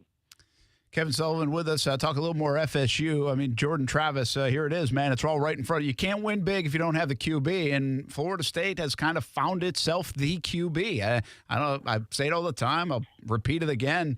I think ask 3 years ago, even 2 years ago before last season, I'm not sure they would have been like, yep, this is the guy leading us to the promised land. But wow, the development of that young man and in the same system and what they've done, build around, and now for him to be one of the top QBs in the country, you can get where you want to go if you got one of those guys, Coach. Yeah, and I think what he brings a little bit, too, is the intangible of the leadership intangible. I mean, he's the guy. Like, he's the face. Everybody looks to him. And he's delivered. And what he did last year, I mean, that's a credit to that young man and his work ethic, and Coach Norville and Coach Atkins, the offense coordinator, and Tukar, the quarterback coach, Tony Tukar, what they've done to develop him and give him the confidence. Because don't forget, he was recruited by Bobby Petrino to go to Louisville. Bobby Petrino doesn't recruit guys that can't run and can't play to play quarterback. And so people forget. They think, well, you know, whatever happened with that, and then Bobby got fired, and they got run out, and then Jordan Travis, and then the whole mess. But there's a lot of guys that talked about early on that they wish he would have played more early on in the Taggart area. But it all sort of worked out its way, and Norville stuck with him and thought he was his guy. And, yeah, just really tremendous leadership, tremendous athlete, competitor, and a winner, and that's what you need at quarterback. And he's gotten a lot better at playing the quarterback position. Yeah. I mean, he's just developed. Like, you just seeing guys develop is a cool thing. Like, that's what this is about for you, who coached it for a long time, and for that level of ball. I said to folks today, I was speaking down in St. Augustine, I was like, you don't see development a lot at the NFL level, because these guys are already, like, really good. So it's hard to jump out at you unless it's like the quarterback spot, like Trevor, for example. Like, he's gotten a lot better since year one, you can tell. But at the high school and collegiate level, you see a ton of development. You see guys take huge steps. And to watch that with Jordan Travis, I think is really a cool thing. One last thing before you're on Florida State. Why has Norvell been so good in the transfer portal? Can anyone figure it out? Like, what? That is he's figured that thing out, Coach. Yeah, but I think it's because he's genuine. I really think, like, people don't understand this, but kids know if the coach cares. You can fluff it, you can do this and that, but if they really knows that he's consistent day in and day out with how he demands what he demands and how he carries himself and what the standard is, the standard, and doesn't deviate from it. I mean, that's the whole thing, and I think that's the consistency. I mean, I heard Peter Warwick talk about he's got so many Bobby Bowden characteristics. There's a couple of guys that have talked about he's got so many characteristics. It's like in the middle of practice, they get a break. He's running over there shaking hands with the boosters that have come to practice to watch practice today.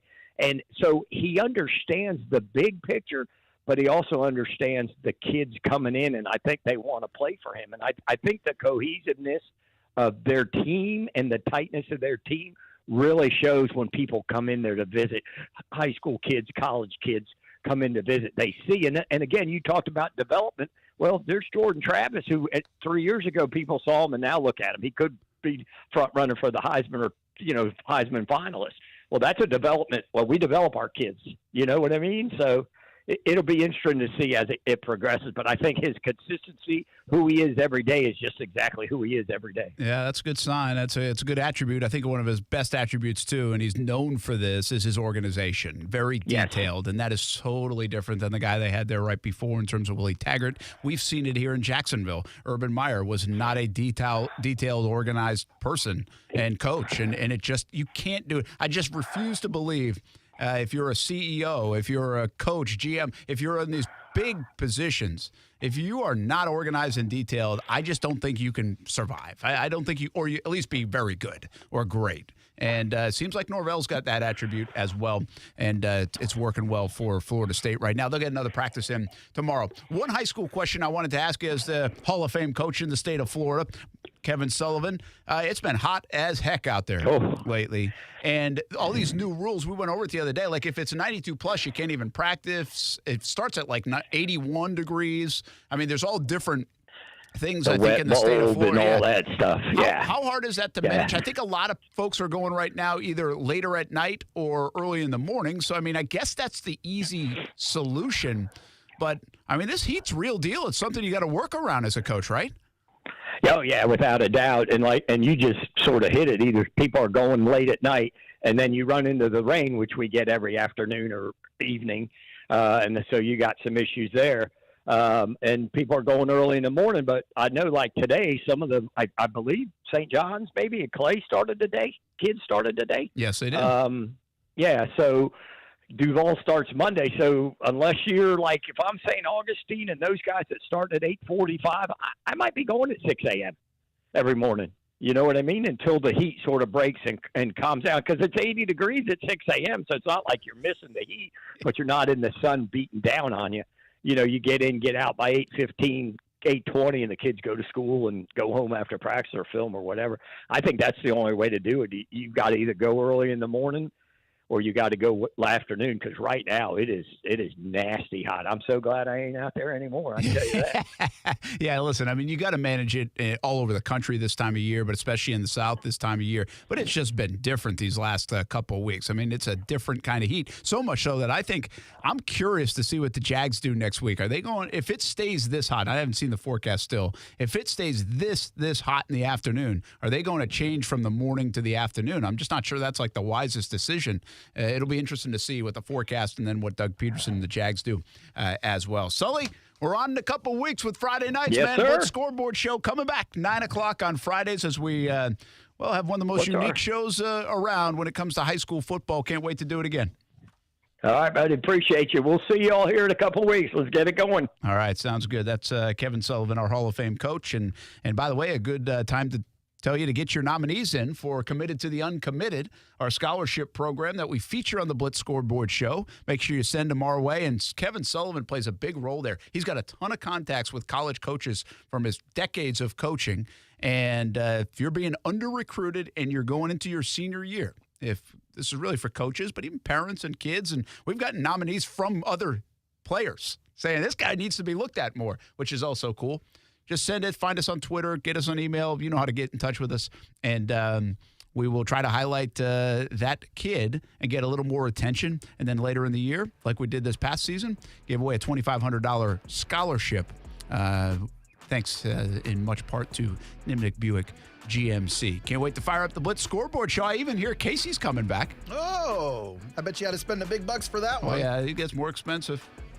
Only the best, dog, Brent. I got you. Thank you. You would have had some other bum. That would have sucked. Might have been you, Aaron. Whoa. Meant what I said.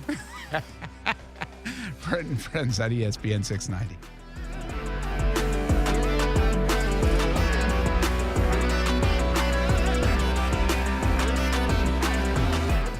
Now, the First Alert forecast on ESPN 690. Partly sunny and hot today. Just an isolated, very hit-or-miss shower or thunderstorm this afternoon. Highs in the upper 90s. Feel like temperatures around 110. Dropping into the 70s tonight and partly sunny tomorrow. Again, just an isolated afternoon storm. Your Friday high 95 to 100 degrees. I'm Chief Meteorologist Mike Burrish. Join me today beginning at 5 p.m. on CBS 47 and Fox 30 Action News Jax. The Weather Center is brought to you by Beards Diamonds. For a limited time, get 5 years, 0 interest, only at Beards Diamonds. So you're in the middle of a kitchen update, and you can't tell if that's a faucet stem or a flange. With the Home Depot app, doing doesn't miss a beat. It'll find what you need in a snap, and it'll show you how to find it in store with a tap. Or get it delivered free. For doing that doesn't stop. Download the Home Depot app. It's made for doing. If this were a Reese's TV ad, you'd be staring at a Reese's peanut butter cup. And sure, my voice is peanut buttery smooth, but still, you need to see the peanut butter cups, right? No? I can really just say Reese's and you'll go get some? Okay, Reese's. Reese's. Reese's. Really working, actually. Reese's. Reese's. I'm on to something. Reese's. Reese's. Reese's. As the seasons change, one thing remains the same. Jacksonville and all of Northeast Florida are fueled by Celsius Essential Energy Drinks. If you spot ESPN 690 anywhere in the community, come hang with us and grab an ice-cold Celsius.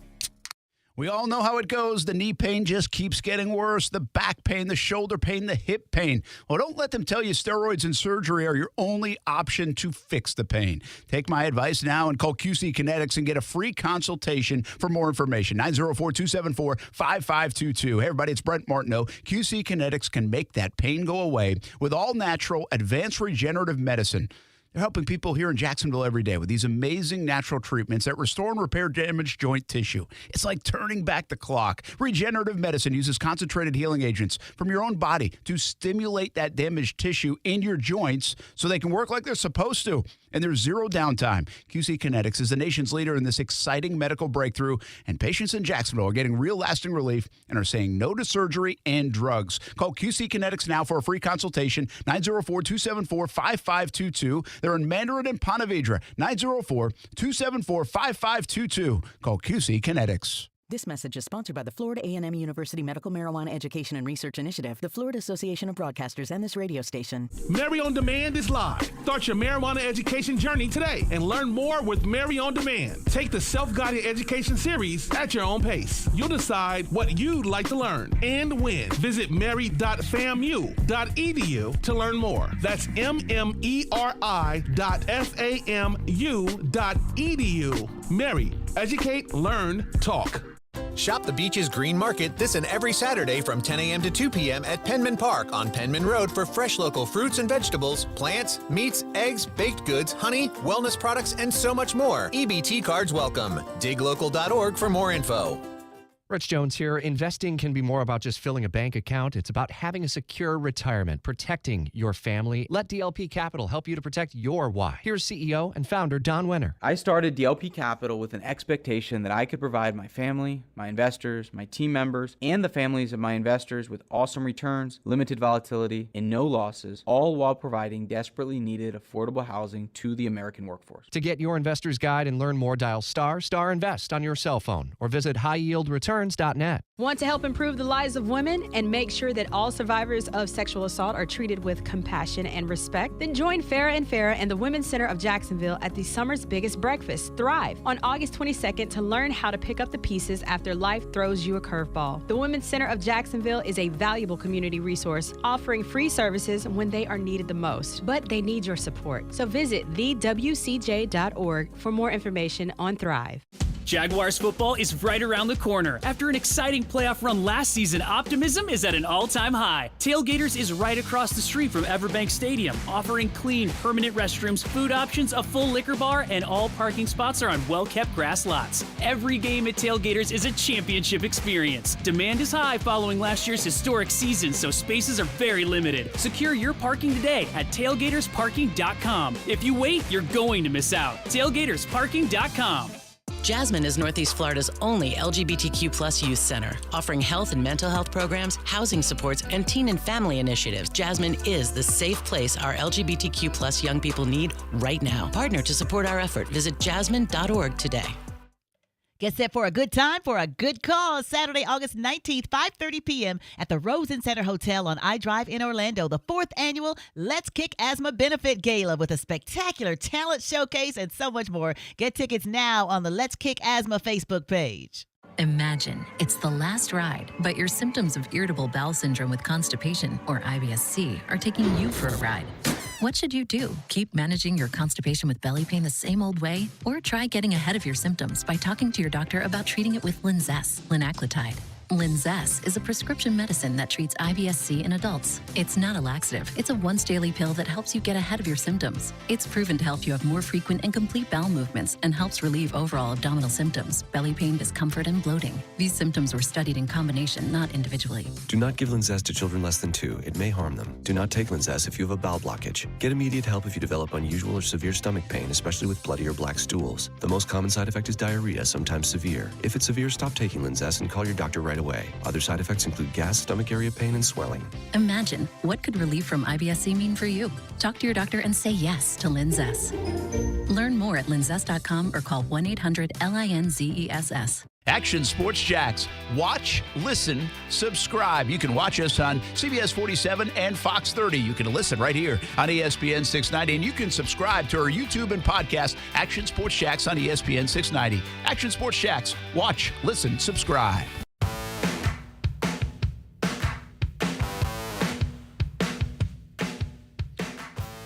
Brent Friends on ESPN 690. Happy Thursday, everyone. Hope you're having a fantastic day as we get closer to Jaguars playing against the Dallas Cowboys. In fact, in 48 hours, we will have countdown to kickoff on CBS 47. It's amazing. In 48 hours and, 29 minutes, we will have the Jags kicking off against the Dallas Cowboys. We'll also have a postgame show that day at 8 o'clock. We'll also have Action Sports Jacks primetime that night at 10:30 on Fox 30, 11:30 on CBS 47. Guys, that will be a busy day. Busy. For the TV crew. Not for me and Aaron. No. What the hell are you guys doing that day? Chillaxing. As a matter of fact, I'll be celebrating the NFL's latest announcement. You see this during your last interview, Seg? I did not. I feel like you didn't. I You're was busy locked doing in radio. interviews. The NFL has announced they're going direct to the customer with Red Zone. I saw this. I did see this. Love They're this. charging us more is what I saw the headline was. I saw $15 a month or so. I'm willing to pay that. Listen, I've been paying $16 a month for Netflix, and I can't even find Get what Johnny you want. Manziel. You got the kids' profile. but like the choice was either this or go back to YouTube TV for, $80 a month plus $300. Like, I would love Sunday Ticket, but, things are kind of tight a little bit these days. I don't know if I'm throwing $300 to $400 at it. But Red Zone, I can get with that now. So you like this? Standalone, of course, yeah. I'll ditch like a Showtime or something. I'll do the trade, right? I'll take on Red Zone, and I'll send back Showtime and Peacock. Ooh. We're good. Got to hold on to Peacock. See, soccer, right, Kasey? Soccer. I got Apple Plus. That's MLS. That's all you need is Messi, man. That's all we need. You been watching Messi? A little bit of the highlights, nothing live. So you don't need Apple TV. Did you see it Messi sounds cheating like. the other day? Did I see Messi cheating the other day? Cheating? What did he do? You see that? So it was a great video of he hit that shot on the free kick. The free kick, 4-4 game, yeah. Like on the upper 90. You see that? I did. Right? It's all alive. That's damn good soccer talk right there. I like it. It started poor, but you came back together. He did it, man. Give him the credit. Wasn't it a free kick? It was. It was. What the hell did I mess up there? Yeah, Casey's keep giving you a hard going. time, man. Just keep going. Casey's taking shots, Brent. I wouldn't take this for So they him. had like an end zone view of like this person taking a video. What are you going to do? And it was like so while the referee was setting up the wall, he kept like moving the ball an inch, like to where he wanted it. He does that, right? Yeah. And so like it was great. It was just funny. He kept like- looking up to see if the ref was still moving the wall. Moved another inch. Looked up. Moved another inch. It's like when players get tackled and they move the football a little bit forward. Yeah, try to get the good spot. In fact, I think Marcel was just up here. We were talking about at Jags practice. I think it was Pouncey who used to do that. He basically would put the ball up like a whole yard, which that is. In football, maybe it should be like this in soccer too, but that is where like the chip stuff and everything else comes into play. I mean, like the robotics. Yeah, because Again, I mean, a half an inch in football That can means a often lot. determine. Brent, I don't know if you know this. Al Pacino famously told his team it's a game of inches. Famously. Can you live without Red Zone? I don't know that I could. If you are a fantasy football fan, there is no other option besides Red Zone or NFL Network. Because NFL Network does something similar to Red Zone, even though they own Red Zone. But on game day, they'll roll through all those games as well. Not as intensely as Red Zone, not as quickly, not as up to date. And that is one of my frustrations about Red Zone. I'll see a highlight on Red Zone, but I'll be texting with my friend who's watching a game live, and they'll hit me with the touchdown like 2 minutes before I get to see it. It's like, all right, guy, calm down. Yeah, flex. But Red Zone is great. I mean, I'm monitoring all of my guys. It's awesome. I can see why everybody likes Red Zone. I just don't. The reason I ask it in this way is like, can you live without it? It's almost like an addiction. It feels a little bit like the phone. Like you'd pay anything to use it and see it, and you only have to do it for 5 months or whatever. Mm-hmm. But I just don't consume it that way because we're at games and stuff. Well, so you're I working, don't. Yeah. So I just. But I believe like the world consumes it that way. Yeah, this is to me is much more preferable than watching like highlights of teams and stuff like that. Yeah. Well, not only that, but you sound like, and many people sound like it's much more of an option than just watching the 1 o'clock game. Well, like that's if my favorite team was playing by themselves, well, of course, and no one else was playing, then I'd want to watch that. But you're right. I get a little bit of FOMO. I want to know how my teams are doing. I want to know how guys were talking about it. I want to know how the Jags are doing at the same time. I want to know how the Jets are doing. Kasey, you locked into Red Zone? Like when you're in the press box at a Jags game, are you watching the corners of the stadium? Yes. Because they show the Red Zone. But it's also not the same experience if you can't hear it. Like Ty, he'll be sitting in section 203, and his eyes are just as much on that corner screen as they are on the field. Yeah, I glance up at it after every play. And, dude, especially come playoff time when they go like quad box with 2 minutes left in all those games, one-score games, like. Quad box is woo! Quad box is great because that reminds me of the old live look-in stuff with the NCAA tournament, which you don't get anymore because they put it on 14 different channels. That's right. And so, but that's what that used to be. Like that, it was like the thrill of the. It was madness. It was March. It really madness. was. That was like the thrill of all thrills when you could see the live look-in on 4 different games. Same deal. And then imagine Kasey with his 15-team leg parlay or whatever you call it. Man, Red Zone. So anyway, you like this? I love it. I'm going to buy it. I'm going to buy it. I guess you do. I mean, it's a value. $15 for a couple of months. It's $15 a month? Yeah. Like they're not even going to charge me over $100. It doesn't look like. I would have paid it. Great. Let's go back to this trade scenario you had for me. Fair earlier. enough. A couple other trades around the league, but we begin with the Jaguars. Patrick McCarry and a 7th-round pick for a Jags. Jags giving up a 3rd rounder. 3rd rounder Seems because it's hefty, important to man. the Jags and because they say the Ravens wouldn't do it for less. By the way, this is ESPN like possible trades. Yeah, it's Seth Walder projecting. It's not necessarily rumors anyone's hearing. They ain't giving up a 3rd. No way. That seems a lot. What if they find out there's a real need after the preseason? I still don't know if I'd give a 3rd. I mean, this guy could start worth a 3rd rounder. They traded back in the 1st round to get a 6th rounder. That's where they're at. That's how much they value those picks. Good point. You'd have to get Tom Brady twice to give up a 3rd.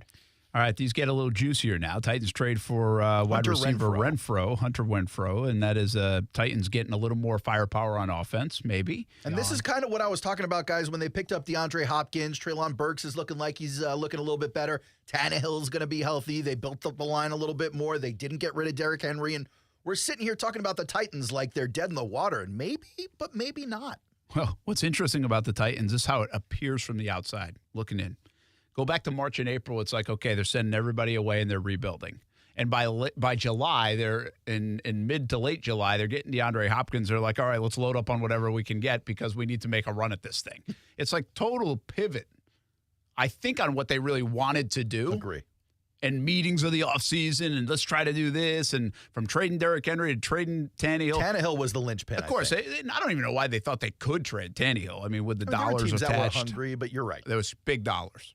You're right. Bucks trade for Trey Lance. So here's the one I don't like. This is not breaking news, by the way. These are trade scenarios, hypotheticals. And this one is being tossed around a lot because we're seeing that the Bucks aren't necessarily over the moon with either Baker or Trask. right? So much so that John Wolford is now in the conversation. Trey Lance is sitting there without a job. You got Brock Purdy and then Darnold pretty much in front of him on the depth chart, even though they didn't spell it out on the unofficial depth chart. That's who's going to play. So fine. But here's the problem with throwing Trey Lance over to the Bucs. Again, we talked about the roster not being what it's supposed to be and how they might start unloading. You're not giving Trey Lance an opportunity to prove he can do it when you're sending him late with no camp, giving him the new playbook, giving him a bad roster. Yeah, that's a good point. So I don't understand what you hope to accomplish. You should have done this a while ago. Yes. I don't understand what Seth is doing here. For what? The Bucs are, well, a lot of these, frankly. But this one specifically, the Bucs are not giving up a second rounder for Trey Lance. No, they got a second rounder, too. They're getting a second rounder. They're just swapping second round picks. Yeah, I get They're basically giving up a third for a sixth. No, I get that. But the Bucs' second round pick is going to be like the second or third pick in the round. Yeah. San Francisco's is going to be the second or third to last pick in the round. But what we don't see here is what the other draft capital they have is. It's possible they have a few picks. But if that's pick 35, I'm not getting rid of that pick. We just saw the Bears do something similar to this. They gave up pick 32 for Claypool. How did that work out? All right, but Claypool is a different entity than Trey Lance. You have to admit, even though Trey Lance hasn't worked out, he's still young enough that he could. We just talked about that with Trayvon Walker. Potentially. But you also have a quarterback that you need to figure out if he's good or not. Yeah, clearly they don't like it if this trade happens. Caleb Williams. Yeah. I think it's tough to just hang your hat on one guy that you may not have an opportunity to get. But, yeah, I'm with you. Like, if you can get him, that's where you go. Who people continue to say is as generational gets. I think it was David Shaw who came out, David Shaw, Stanford coach. Always like that guy. And said Andrew Luck combined with, who did he say? Trevor Lawrence?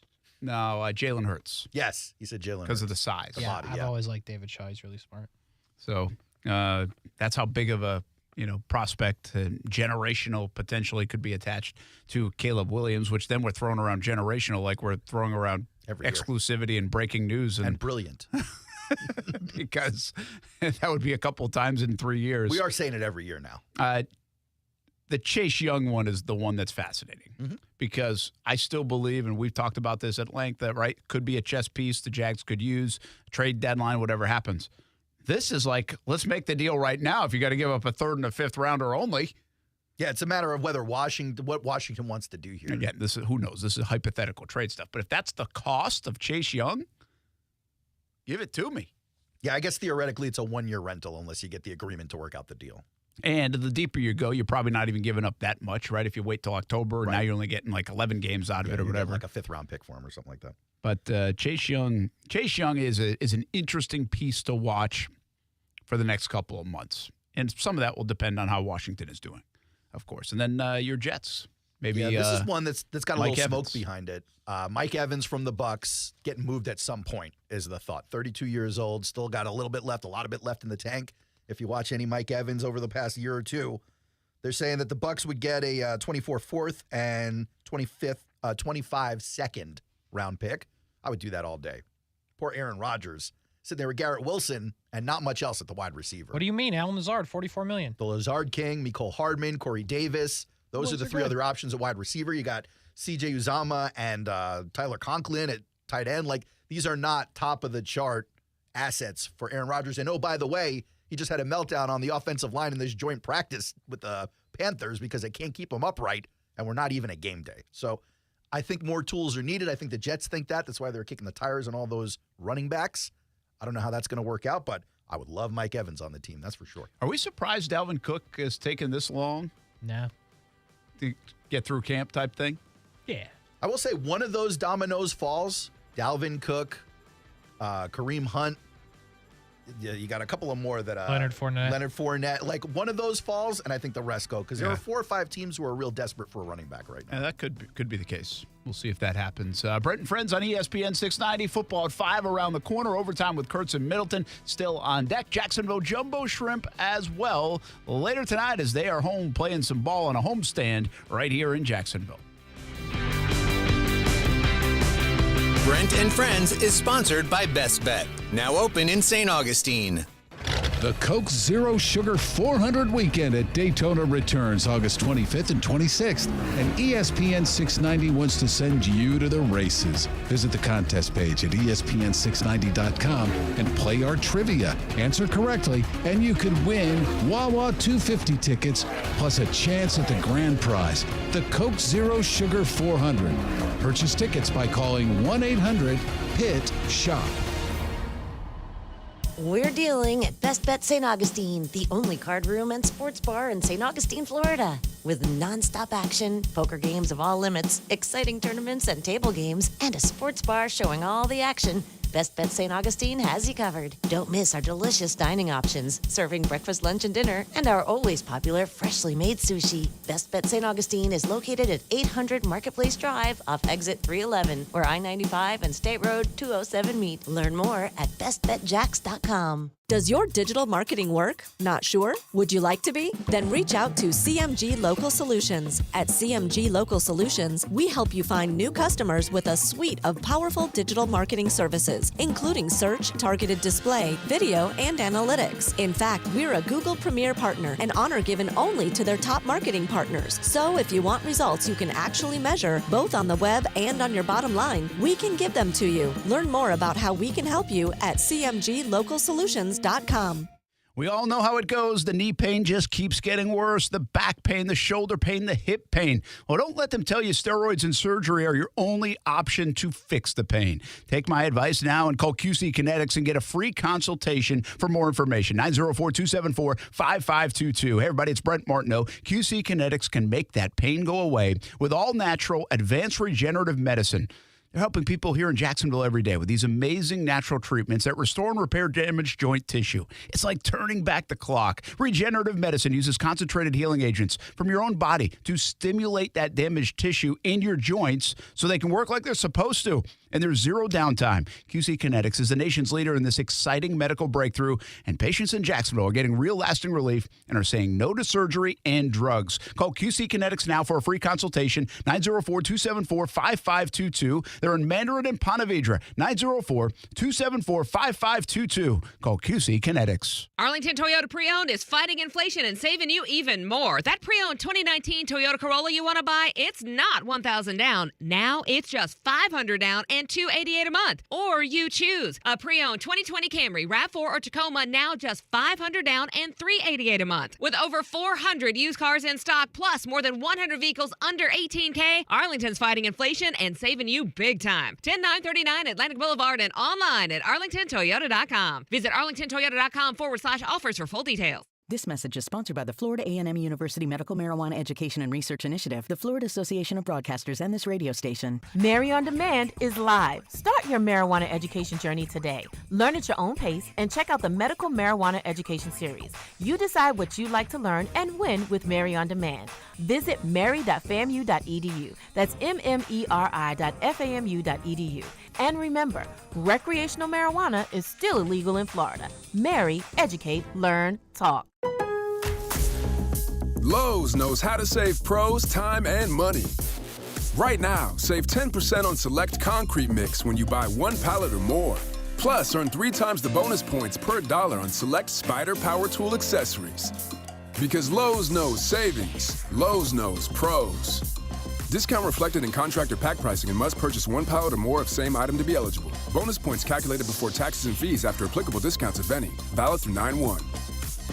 Cashback is not available on gas in New Jersey and Wisconsin. Hey, good morning. You're heading to the airport, right? Yep, thanks for checking. I like the car. How long have you been a rideshare driver? About 3 years now. I really enjoy it. Isn't it hard to make money these days with the price of gas being so high? Not for me. I use Upside, the free app that gives you cash back for every gallon of gas you buy. Wait a minute. Are you saying you actually get real money back when you get gas with the Upside app? Yep, I get real cash back every time I get gas. Does that actually add up to anything? I'll make around $200 to $300. Wow, that's serious extra cash. I'm downloading the Upside app now. Download the free Upside app now to earn real cash back every time you buy gas. Use promo code TOOL for an extra 25 cents a gallon bonus on your first tank. You can cash out anytime right to your bank account, PayPal, or a gift card for Amazon and other brands. Just download the free Upside app and use promo code TOOL for a 25 cents a gallon bonus on your first tank. That's code TOOL. Stay with ESPN 690 for your chance to see and hear our special events in the Farah and Farah Performance Studio throughout 2023. Powered by Farah and Farah and ESPN 690, Jacksonville's home for ESPN Radio.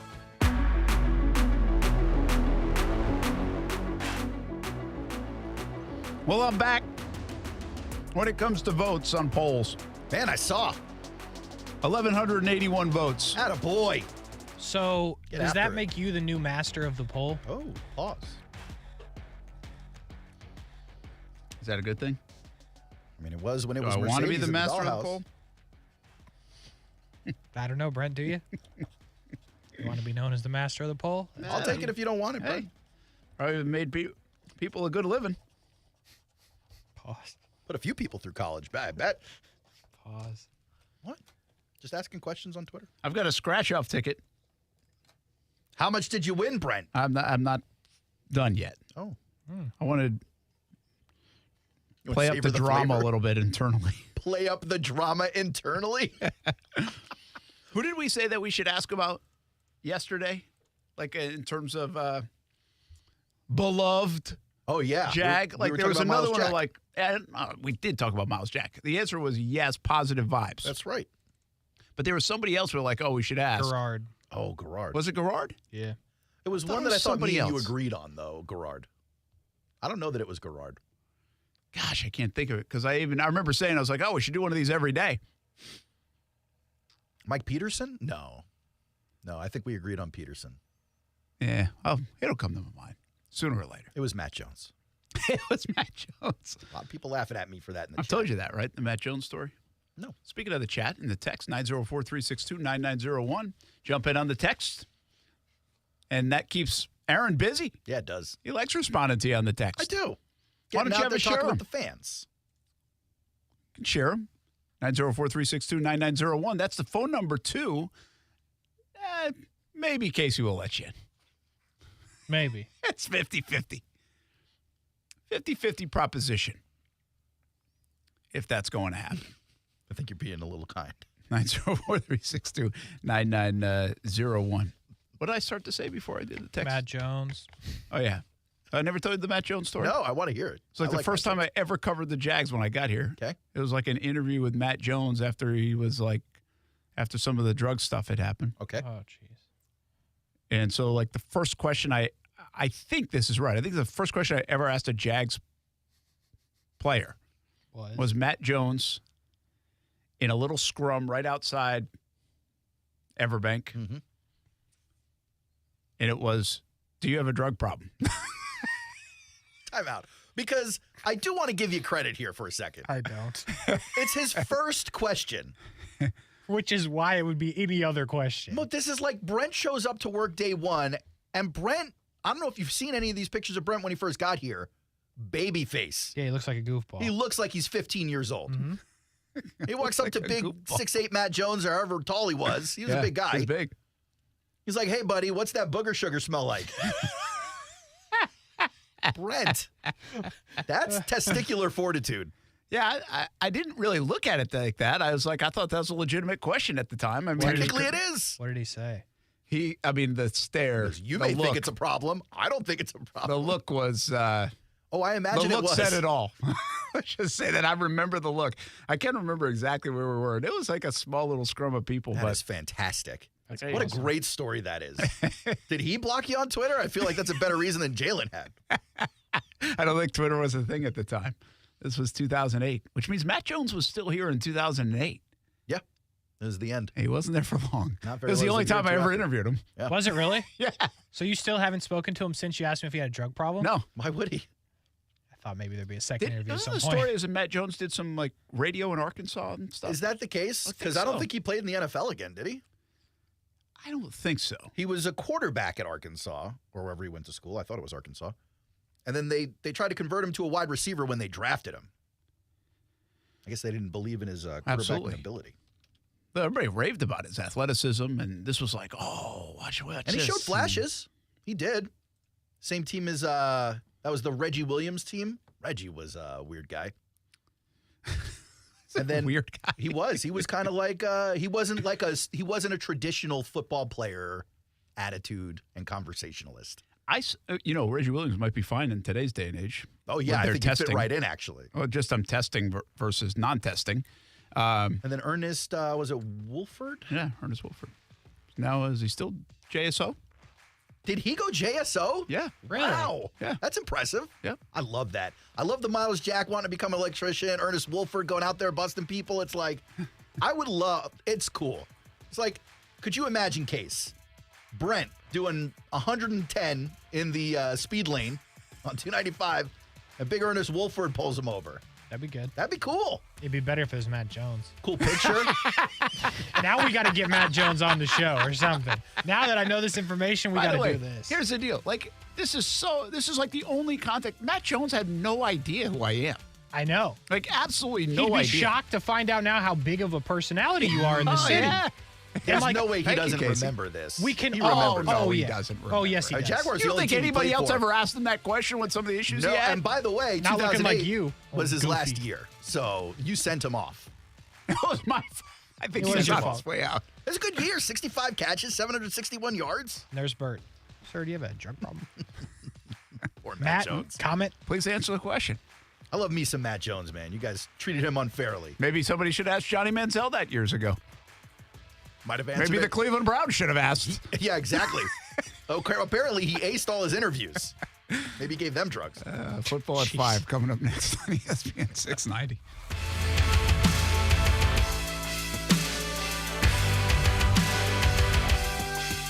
Rich Jones here. If you're an investor who's interested in doing well while doing good, getting solid returns on your investments while making a positive impact, consider investment funds with DLP Capital. Here's Don Wenner, CEO of DLP Real Estate Capital, to tell you more. With the current housing shortage in the U.S., investing in real estate, especially workforce housing, is one of the safest and most reliable places to invest. We invest in affordable housing for hardworking people and generate amazing returns for each of our investors. To get your investor's guide and find out more, dial ** Invest from your cell phone or visit highyieldreturns.net. Victim of a slip and fall? It takes one phone call to take back control of your life. Anajar and Levine will fight to get you the compensation you deserve. Call me, Mark Anajar, for a free consultation. 1-800-747-FREE. That's 1-800-747-3733. Main office, Jacksonville. As the seasons change, one thing remains the same. Jacksonville and all of Northeast Florida are fueled by Celsius Essential Energy Drinks. If you spot ESPN 690 anywhere in the community, come hang with us and grab an ice-cold Celsius.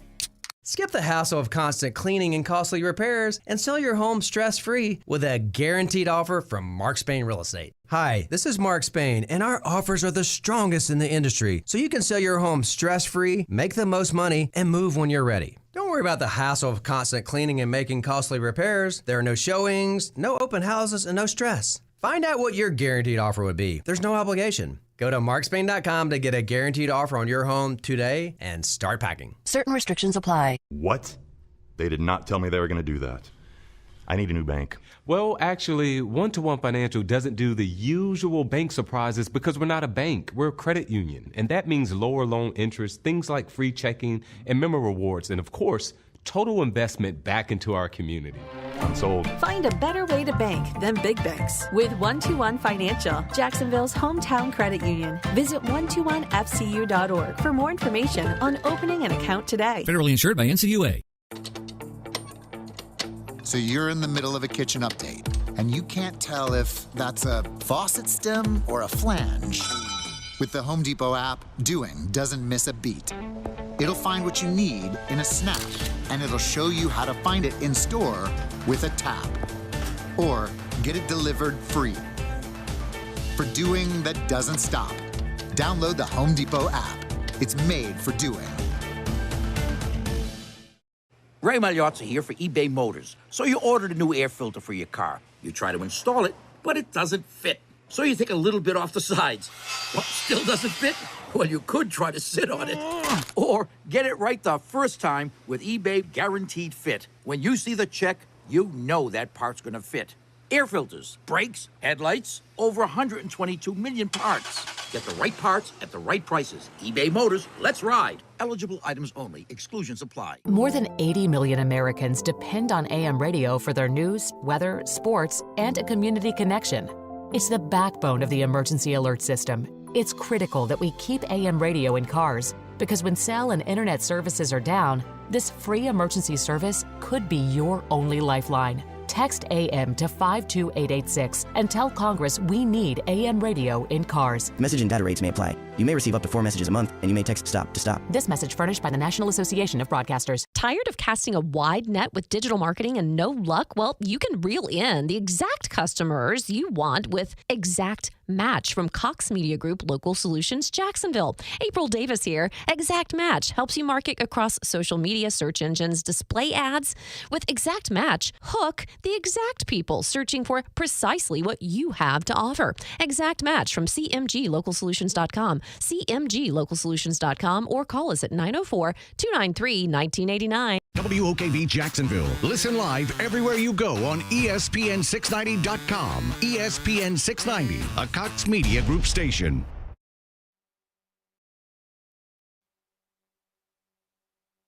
This is SportsCenter. I'm Doug Brown. It's the first full weekend of the NFL preseason. 2 games tonight, the Patriots and the Texans in New England. The Seahawks play the Vikings in Seattle. The Mississippi Supreme Court denies an appeal from Pro Football Hall of Famer Brett Favre. Favre will still be a defendant in a civil lawsuit, hoping to recover millions of misspent welfare money in the state. In the aftermath of last week's upheaval in the Pac-12 and elsewhere in college sports, will Florida State leave the ACC? ESPN's Heather Dinich. I just don't see anything imminent happening with them leaving. A, because these other conversations are on the table, and B, because as we sit here right this skinny minute, they've got nowhere to go. Heather Dinich on First Take. The first weekend of the PGA Tour playoffs underway in Memphis right now. Jordan Spieth and Tom Kim share the first-round lead at 7 under.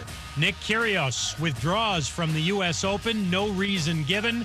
That means he will miss all 4 Grand Slam events this year. Do you own or rent your home? Sure you do. Fortunately, Geico makes it easy to bundle your home and car insurance. It's a good thing, too, because having a home is hard work. Go to geico.com, get a quote, and see how much you could save. Geico.com. Easy.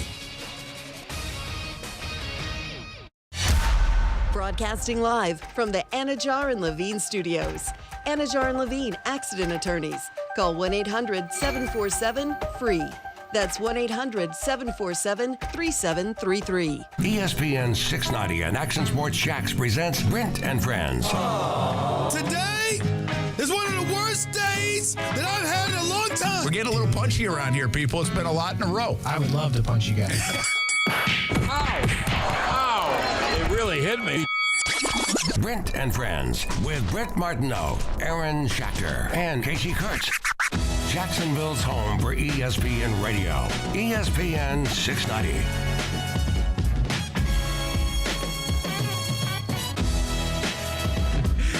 The Phil Mickelson conversation got Aaron making financial decisions during the show. Not just transactions. Transactions. So you're investing.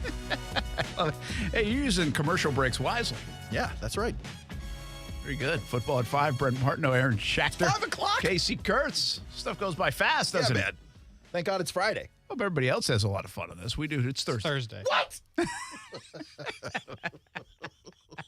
I tell you, if we would just identify some of the spots on the stream that we could get like Aaron's facial expressions. You got to do we can do one of those like reel. Those film strips of Aaron's. It would be classic or scary. Like, I don't know which one. A little both. Horror film. We're having fun. Hopefully you're having fun as well and having a good Thursday. Tomorrow is Friday. Oh, okay. Kids are back in school. Everybody get off okay? For the most part, the littlest one isn't there. They're doing a staggered start. Oh, you said that. Yeah, so they saddle the parents with a little more of the kid watching. How dare you? How dare you? I had to bribe my daughter to get off to camp without her brother. She was giving me and the wife a hard time, even though she goes to school without her brother constantly for the last 2 years. I had to bribe her with a princess spa makeover. It's going to run me $100 plus. Oof. Oh, it's a real thing? Yeah. They're going to put nail polish on her nails. She's going to pick it off that night.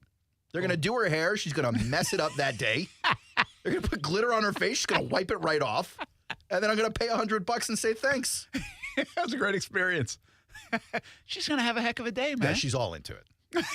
She's like over the moon. That's not worth $100. She can't believe that this is a thing that exists, and she wants to live there now. That's good. Yeah. That's good. Yeah. That's well worth $100. We'll see. If you want me to chip in $1, I'm happy to do it. Okay. That'd be great. I'd I appreciate it. am not. Casey doesn't like kids. I really don't. Have you discussed this with Amanda? No, I'm gonna have a kid or something. Oh, you will? How do you feel about kids in the workplace, Brent? Oh, don't do this. I'm just curious. Kids in the workplace? Yeah. Babies. Because not everyone chooses to have a baby. But then when babies come to the workplace, yeah, there He's usually is a so- crowd that gathers around the baby. He's so petty. I'm not petty. No, You're no, no. petty. This You're is bringing cute. this up. I This is don't cute. mind this. Kuz brought his baby in today. Okay. And I thought about it for a little bit because the baby was hungry. Okay. And so the baby started crying, as babies tend to do. For how long though? It was a while. But What number did you tell me? it was like 20 minutes. Are you about to hate It on- was long enough. It was long enough that I texted Justin and I was like, "Hey, do you have anxiety sweat right now?" Because it's a quiet office outside of that, but there's a baby crying, thin walls, right? So you can hear it. The reason I thought he was kind of flop sweating though is because our boss is one of these people who opted not to have a baby. And so you wonder when people opt not to have a baby if they're the ones with the hair trigger when the baby's crying or not. I don't know. Like when you go on a plane, there are people who are okay with babies crying. No, some people really don't. And then there are people who will start swinging. Hopefully not at the baby. I was gonna say. I don't know. That's a good question. I don't know how they feel. I think most people are like, oh, cool. I mean, not for 20 minutes, they're not. See, that's not even the number you told me. Why are you capping for the radio? What's the number I You told told you? me 30 plus minutes of crying I mean, baby. I might have been using hyperbole to blow up a story and have fun with you, but it was about 20 minutes. So you're a liar. So it sounds like you, who do have kids. Yes. Who does have kids. Right. Do have kids. Does have kids. Is not okay with it. It's not okay with the babies coming to work. He well, was no. not. Normally, I'm very okay with babies coming to work. Although they didn't present the baby to me today. I don't know if I should take offense to that case. What do you think? Yeah, definitely. Okay, I'm offended. They did not present the baby to me for a little hold. I heard other Present people for a getting hold. the baby presented. I've been offended 4 times since I got here, so you might as well join on. They might have been worried because the baby was so hungry. If it saw my full bosom, it might behave in a way that they didn't want the baby to behave. So I understand them not taking the baby near me. What's wrong with you? I'm just trying to work out the Not where I was scenarios. going. Yeah, I guess. Or the fact that you would even say that might be one reason that they want to not present the baby. One of the two. I don't know which one it is. But me, I get all kinds of like weirded out when this happens, even with my Really? kids. Like when they were babies, if we were in a restaurant or any store, literally to this day, if the kid starts giving me any kind of guff in a store that involves whining or crying, grabbing them by the hand, we're getting out of the store. I'm not sitting in can't there handle having that. everyone stare at us Yeah. while I parent my That's kid. uncomfortable. I'm I with don't that. like it. That's uncomfortable. It is. I'll parent in private. I will ruin this child in a quiet, lonely place, not in a place with everybody else. Pause. Stop. No, parenting ruins kids. Everyone knows that. Okay. Don't ever say that again. I'm just saying. Giving me Saturday morning Does vibes. anybody on this side of the building bring their dogs to work? Yes, sometimes.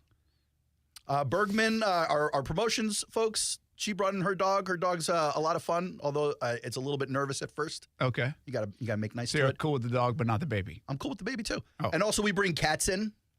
Cats and dogs. Like We have every cats in here? every first Monday, the Jack's Humane Society comes in, brings in kittens and puppies. Oh, well, that's... Yeah. Is Awesome. that kind of like Sundays on Mondays? It's literally, it's one of those programs. But it's in the morning. Sundays are in the afternoon. I got you. Yeah. That's a heck of a Monday now. That's really what we do around here. But if the dog was constantly barking and crying like it, probably would get under people's skin. There are like a bunch of dogs running around on the TV side. I think that's cool. That was my favorite Yeah, part. Liv brings her dog up here. Love it. Who? No, he got it right. Just let him Liv. I didn't know. I missed it.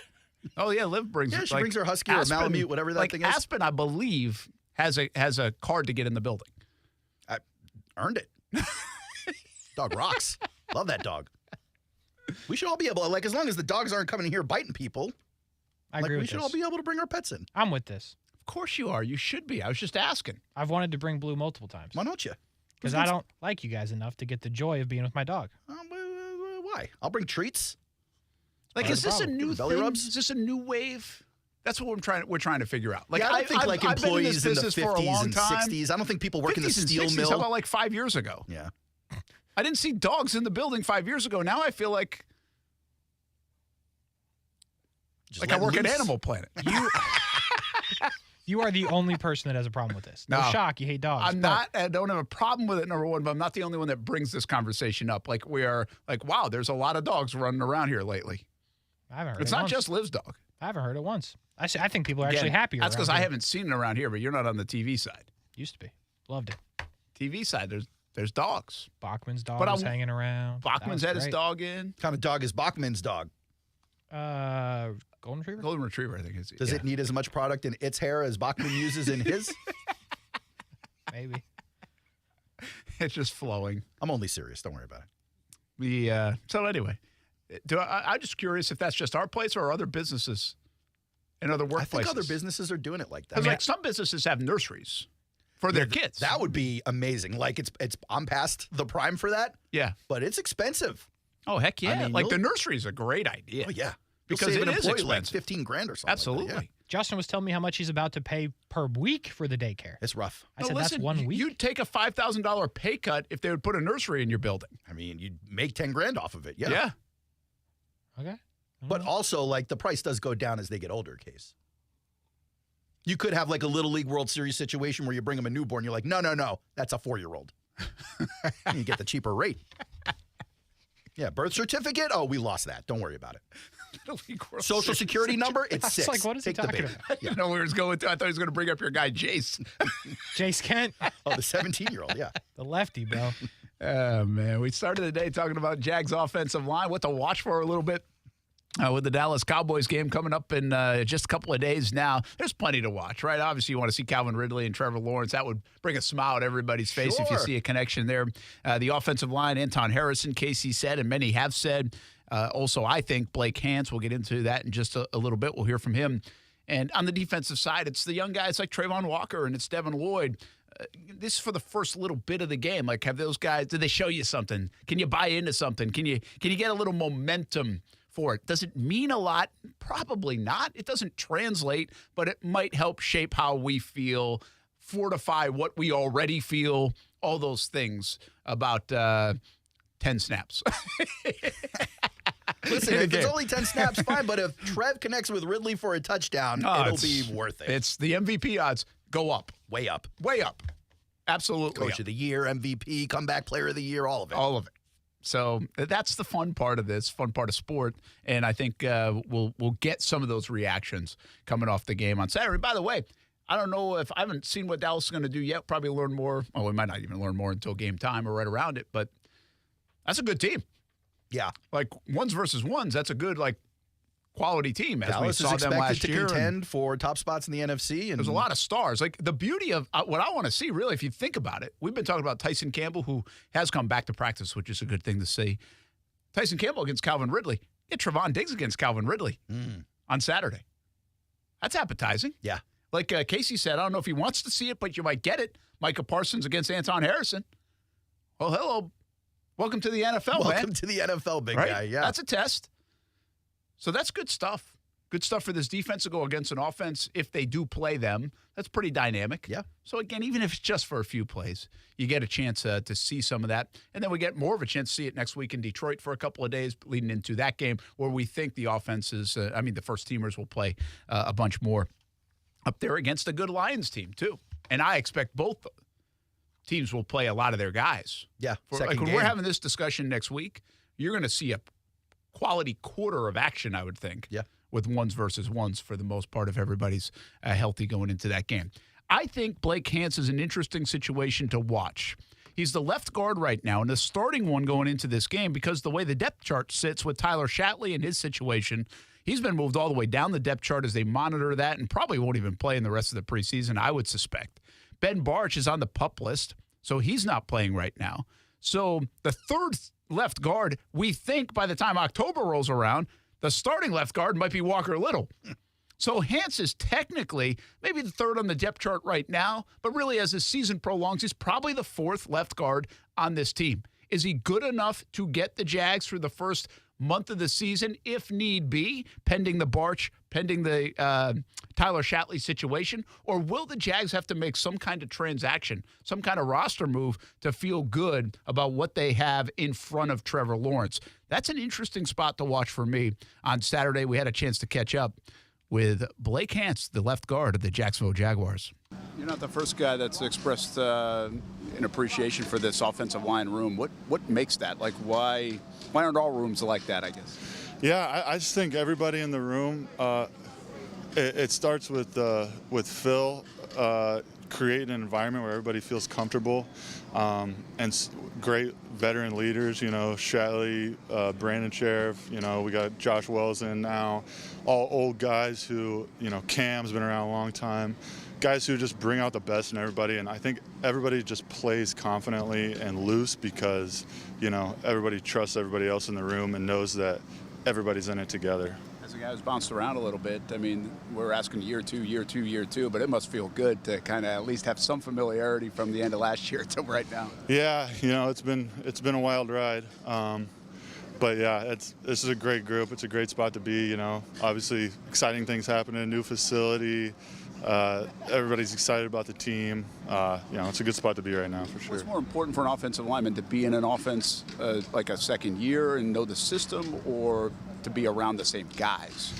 I think playing next to people you've played next to before is one of the most important things.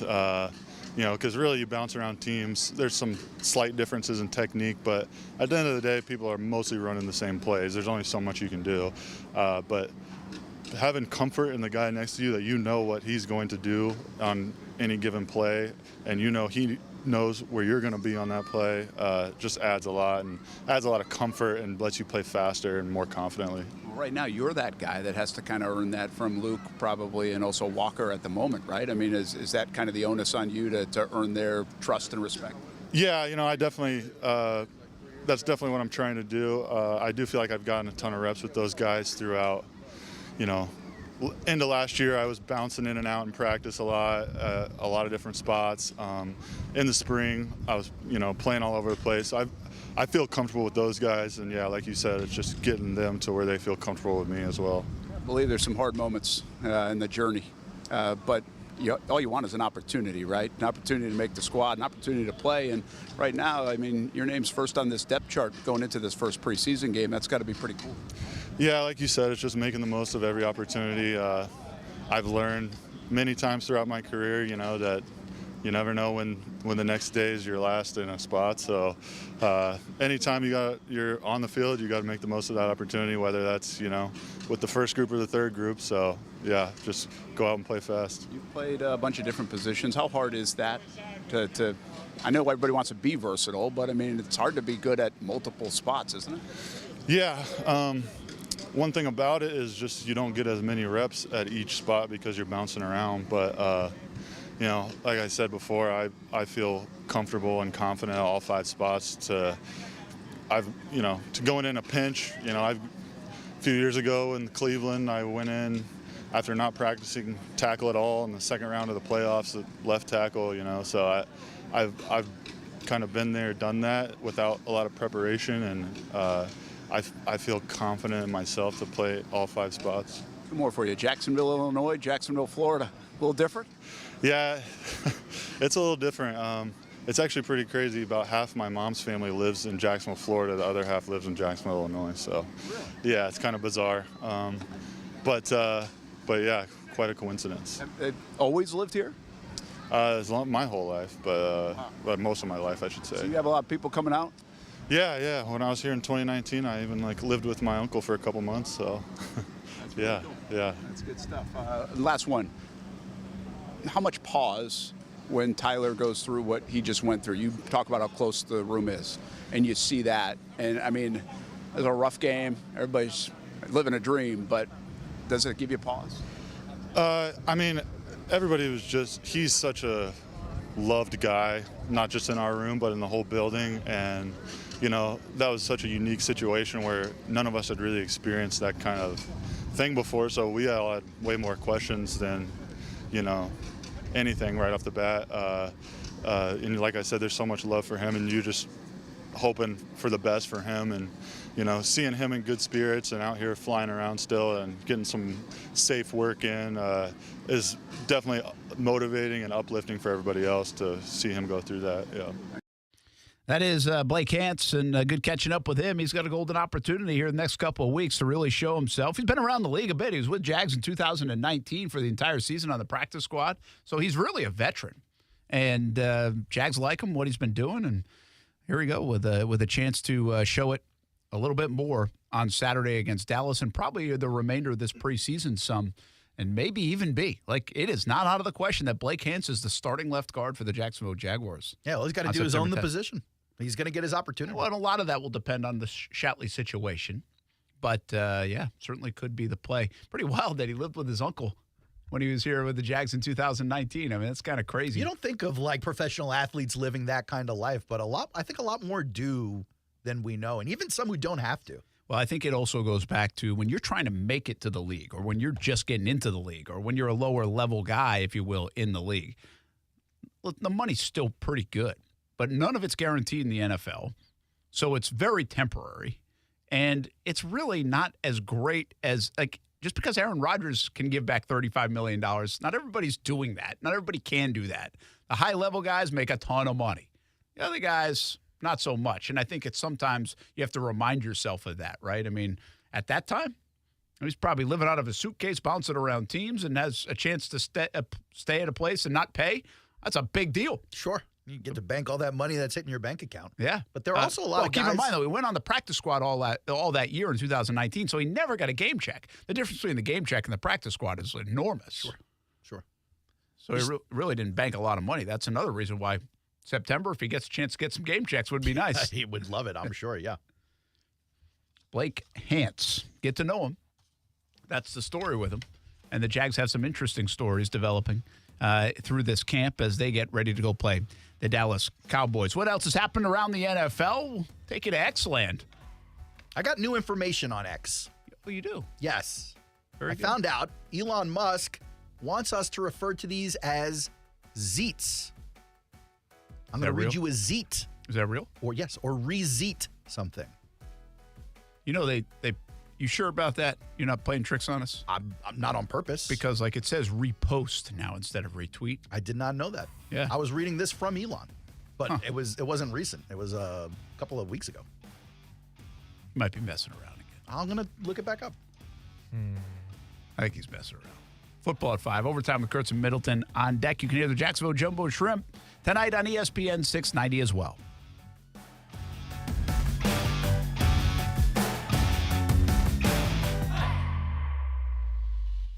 Now, the First Alert Forecast on ESPN 690. A few widely scattered storms into this evening, otherwise a warm and muggy night. Temperatures only dropping to 75 to 80 degrees. Then a hot Friday into partly sunny skies. Highs 95 to 100, but there will be some late day and early evening heavy thunderstorms. From the CBS 47 and Fox 30 Action News Jax First Alert Weather Center, I'm Chief Meteorologist Mike Burrish. The Weather Center is brought to you by Beard's Diamonds. For a limited time, get 5 years, 0 interest, only at Beard's Diamonds. We're dealing at Best Bet St. Augustine, the only card room and sports bar in St. Augustine, Florida. With nonstop action, poker games of all limits, exciting tournaments and table games, and a sports bar showing all the action, Best Bet St. Augustine has you covered. Don't miss our delicious dining options, serving breakfast, lunch, and dinner, and our always popular freshly made sushi. Best Bet St. Augustine is located at 800 Marketplace Drive off exit 311, where I-95 and State Road 207 meet. Learn more at bestbetjax.com. Hi, I'm Jen Chelman, President and founder of JSK Marketing, a volunteer facilitator and advisory board member for JWBC, and Small Business Leader of the Year for the Jacksonville Chambers Health Council. I've received valuable business counseling and participated in the courses and education provided by JWBC. I believe the support and guidance has given me confidence and knowledge to grow my own business. Learn how to get involved and expand your network today by visiting jaxwbc.com. We look forward to serving you soon. Be ready for anything on the road or off the road this summer at Nimnik Buick GMC. Car Bravo is here, a better way to shop used vehicles with transparent pricing. Nimnik Buick GMC has joined the Car Bravo family and is the only Car Bravo dealer in Northeast Florida. Are you looking for a used car under $20,000? Check out Nimnik Buick GMC on Phillips Highway or NimnikBuickGMC.com. Want an oil change from the comfort of your living room? Check out NimnikBuickGMC.com. Mobile oil changes with Nimnik GMC. We are professional grade. Get set for a good time for a good cause. Saturday, August 19th, 5:30 p.m. at the Rosen Center Hotel on I-Drive in Orlando. The 4th annual Let's Kick Asthma Benefit Gala with a spectacular talent showcase and so much more. Get tickets now on the Let's Kick Asthma Facebook page. Morgan & Morgan is not only America's largest injury law firm, we're also the only injury law firm in the world with lawyers licensed in all 50 states. With dedicated attorneys focused on personal injury, medical malpractice, insurance disputes, car crashes, employee rights, and many others, we have a 30-year track record of getting results for clients just like you. So wherever you are, whatever you need, our firm is ready to take your call. There's only one Morgan & Morgan. Oftentimes, the wheelchairs our veterans and first responders receive from their healthcare providers are subpar at best. Some are falling apart, with a years-long waiting list for a new one. This lag causes a tremendous amount of stress for our heroes and creates a burden for their caregivers. Isolation leads to depression. We build what they need to get outdoors, hunting, fishing, or playing sports. Join the mission at wheelchairsforwarriors.org. ESPN 690 is home for the Florida Sportsman Fishing Show hosted by Captain Rick Riles. Tune in every Saturday morning from 7 to 9 a.m. to find out what's biting now. Fishing so fresh, you can almost smell it. Hun, we need to stop putting off getting life insurance. I know. It's just been so busy, and I'm sure the cost is out of our budget. Well, Jen told me that they got a $500,000 term life insurance policy from Ethos for less than $23 a month. All online with no complicated forms and no medical exam. All they had to do was answer a few health questions. Wait, no medical exam and all online? I know, right? It's not easy to think about, but if something happened to you, James and I would be... Okay, I get it. Let's get a quote from Ethos right now. Wow, you were right. There's no medical exam, and Ethos makes the whole online process fast and easy. And look at these rates and coverage options. It's great protection and totally fits our budget.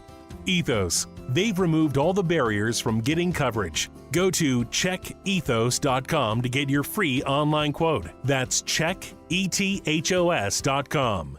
Quote based on a healthy, non-smoking 30-year-old male with a 20-year term policy. Rates may vary. Rock and roll legend Bret Michaels will perform live at the St. Augustine Amphitheater on Saturday, December 2nd. Every rose has its thorn. And ESPN 690 has your chance at a pair of tickets to the show. Head over to the contest page at ESPN690.com and register to win tickets to see Bret Michaels at the Amp.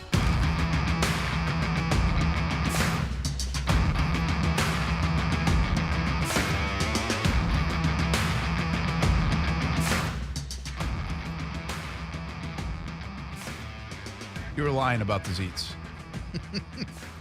I wasn't lying. I was caught in a hoax. Careful what you read. Too. I tried to catch that one. You It did. used to happen to me all the time on You the got me. like the fake tweets. Meanwhile, it would be a way better way to call a tweet if you're not going to call them tweets anymore. You don't want to say an X. It's just so stupid. Hey, let me read you an X. Or, hey, did you see the Zeet? Like, that is much better. Yeah, the Zeet is better. Or just leave it as Twitter. That too. Because Twitter really wasn't bad. No, it was great. It was a brand. It was like the one thing nobody complained about. Is the Twitter. name Twitter. and the bird? Yeah, just leave it alone. But I also get, like, Elon comes on board, wipes out their whole executive team, and wants to change the whole thing. Yeah. So he wants to rebrand. Fine. But You're throwing away something that's valuable. Like, I get it. Like, the Jacksonville Suns changed to the Jacksonville Jumbo Shrimp. I get that. Like, there's whole new merchandise. There's all this other stuff. Like, this, it's just like kind of this growing theme of fun in minor league where it's like kind of this wild name stuff. And the Sun is boring. Well, traditional, whatever. But, I mean, it goes. It's Florida. I'm just saying as an point object. being is, like, there's no, like, branding with it. To me, like, there's no branding with X.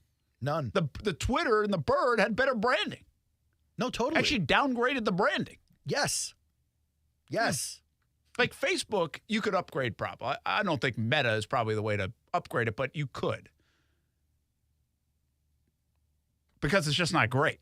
But Twitter was pretty good. Twitter was like this just made up new word in the dictionary. I mean, yes, more than Twitter were the verbs, And I thought, tweets. were Yeah. important. Yeah. Like if your brand becomes a verb, that's a best case scenario. Now you're associated with something even when it's not you. Yeah. You Love got it. Brent Friended? So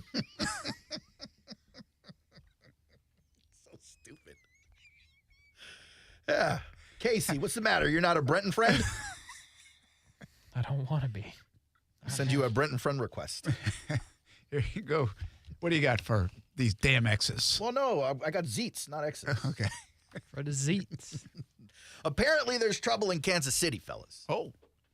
Kansas City Chiefs are reportedly unwilling to make Chris Jones, or Chris Frank, the league's highest paid defensive tackle. I guess Chris Jones, guys, is looking for something north of Aaron Donald's $30 million a year. Do you think he deserves it? Has he earned it? You know the Chiefs aren't going to pay it, besides the fact that they're saying it. Well, I think he's earned to be in that echelon of player, But which he is doesn't Aaron want to Donald. be in and the everything. echelon is the point. Like they've tried to get him there. He wants to be above it. The summit. Here's what I would say. This is the problem with earning stuff in sports. Because if you're the organization, would you bet right now, over the next 2 or 3 years, let's just say 2, that Chris Jones performs better or worse than he has the last 2 years? The same, if not, but what was the year before last? Do we know? Look that up. It earned him a big contract. Yeah, it did. Whatever it was. I think he's ascending. Like, he's not past his prime. He's still in his prime. I think if the team gets better, he can have better numbers. He had 9 sacks. So here's what his career is. It's 2, 6.5, 15.5 in 2018. Then 9, 7.5, 9, 15.5. Was any of those injury years, can you see? Take a peek. At least in this stat line, I can't tell if he missed some maybe games. he missed games. Let me see. He's got I will tell you. a couple. He's got in 2019, he started 12 games. He's been very durable, really, which is also a very nice attribute to have. Yep, and played both sides. But I mean, listen, if your team, he's had 2 seasons of 15.5, none other double-digit years. I mean, I'm banking. This is where the problem lies. Like, yes, he has earned the right to make X amount of dollars. But the likelihood that he performs better than what he just did, I think, is not good. Here's why I think that's I'd unfair. bet against it. Here's why I think it's unfair. As a rookie, he came in as a defensive end, playing on the right side. The next year, they moved him to the left side. The next year, they moved him back to the right side. The next year, they made him a defensive tackle. That was a 9-sack year. Then he had a 7.5-sack year with a few injuries as a defensive tackle. They move him back out to the end. He gets another 9-sack year. They move him back into tackle. He gets 15.5 sacks. So, like, he's done all that. He's been a Pro Bowler. He's been a second-team All-Pro. He's been a Defensive Player of the Year while they've moved him around like crazy. Like, what else can you ask this guy to do? He does it and dominates. You might have just uncovered something. This guy may be more the Trayvon Walker arc than maybe anyone else. 2 sacks his first year. Yeah. 6.5 his next year. Moving around positions. Finally settles into what's it going to be? To 15.5. How about that? I mean, that'd be great if Trayvon turned into Chris Jones. You'd be in good shape. But I don't know, man. Obviously someone's going to bend here, right? Like, no one's going to swoop in and give Chris Jones $32 million a year, especially if he's negotiating with his team and gets close. But he wants what he wants. They could ruin this relationship. I just think it's where it does get tricky, though. Again, this guy he's not old, But he's definitely, he's 29. 29, July 3rd. Okay, so he just turned 29. Still got plenty of good years left. But I also think you can say that he hit the high water mark. So to spend that much more, this is what the Patriots used to do. Patriots would get rid of a guy like Chris Jones instead of paying him. I think they would do one more contract, wouldn't they? Oh, no. Especially on defense. They got rid of Chandler Jones. I guess you're right. And I'm not telling you that's the right way. I'm just saying some teams do that, right? We're not going to go reach this threshold to pay that is ridiculous. And yeah, he's probably in that market, probably has a good beef. But we got other things to do and use that money. And what are the chances he's going to do this again? We got the best out of him. If I'm the Kansas City Chiefs right now, I'm saying we got 65 sacks out of this guy. How much more are we really going to get out of him? Let somebody else squeeze everything else and pay $31 million a year for it. But now you're talking about a Chiefs defense that got after the quarterback, no longer getting after the quarterback. We looked into those sack numbers. It was Chris Jones and everybody else. He carried the freight. This is more than just a player for your defense. Okay, but so I'm not telling you that the Chiefs don't want him. In fact, I'm not even boots on the ground, know the story and every day in, day out. But I would just say from the outside looking in, if he wants to be paid that much, I'm not the guy doing it. Yeah. I'll find you somebody that will pay you that much because you're right. You're in that market. But I don't need that house that big. Last year, base salary of $375, roster bonus of $18, workout bonus of $500, incentive of $1.25. He took home $23.5 essentially. And I also don't know where you meet. I don't know where the Chiefs would go with him. But yeah, let's assume, because we don't know the information. Let's assume they don't want to pay him Aaron Donald money, but they're not against top $27 million, right, or something like that. I think he's worth that. Yeah, I'm not. His value is there, but is his value there for the Chiefs? Yeah, I just don't know that the Chiefs would pay anybody but Mahomes or Kelsey. Well, they've you get in that a little bit. The Jags could someday find themselves in that situation. We value. Look at what the Cowboys are doing.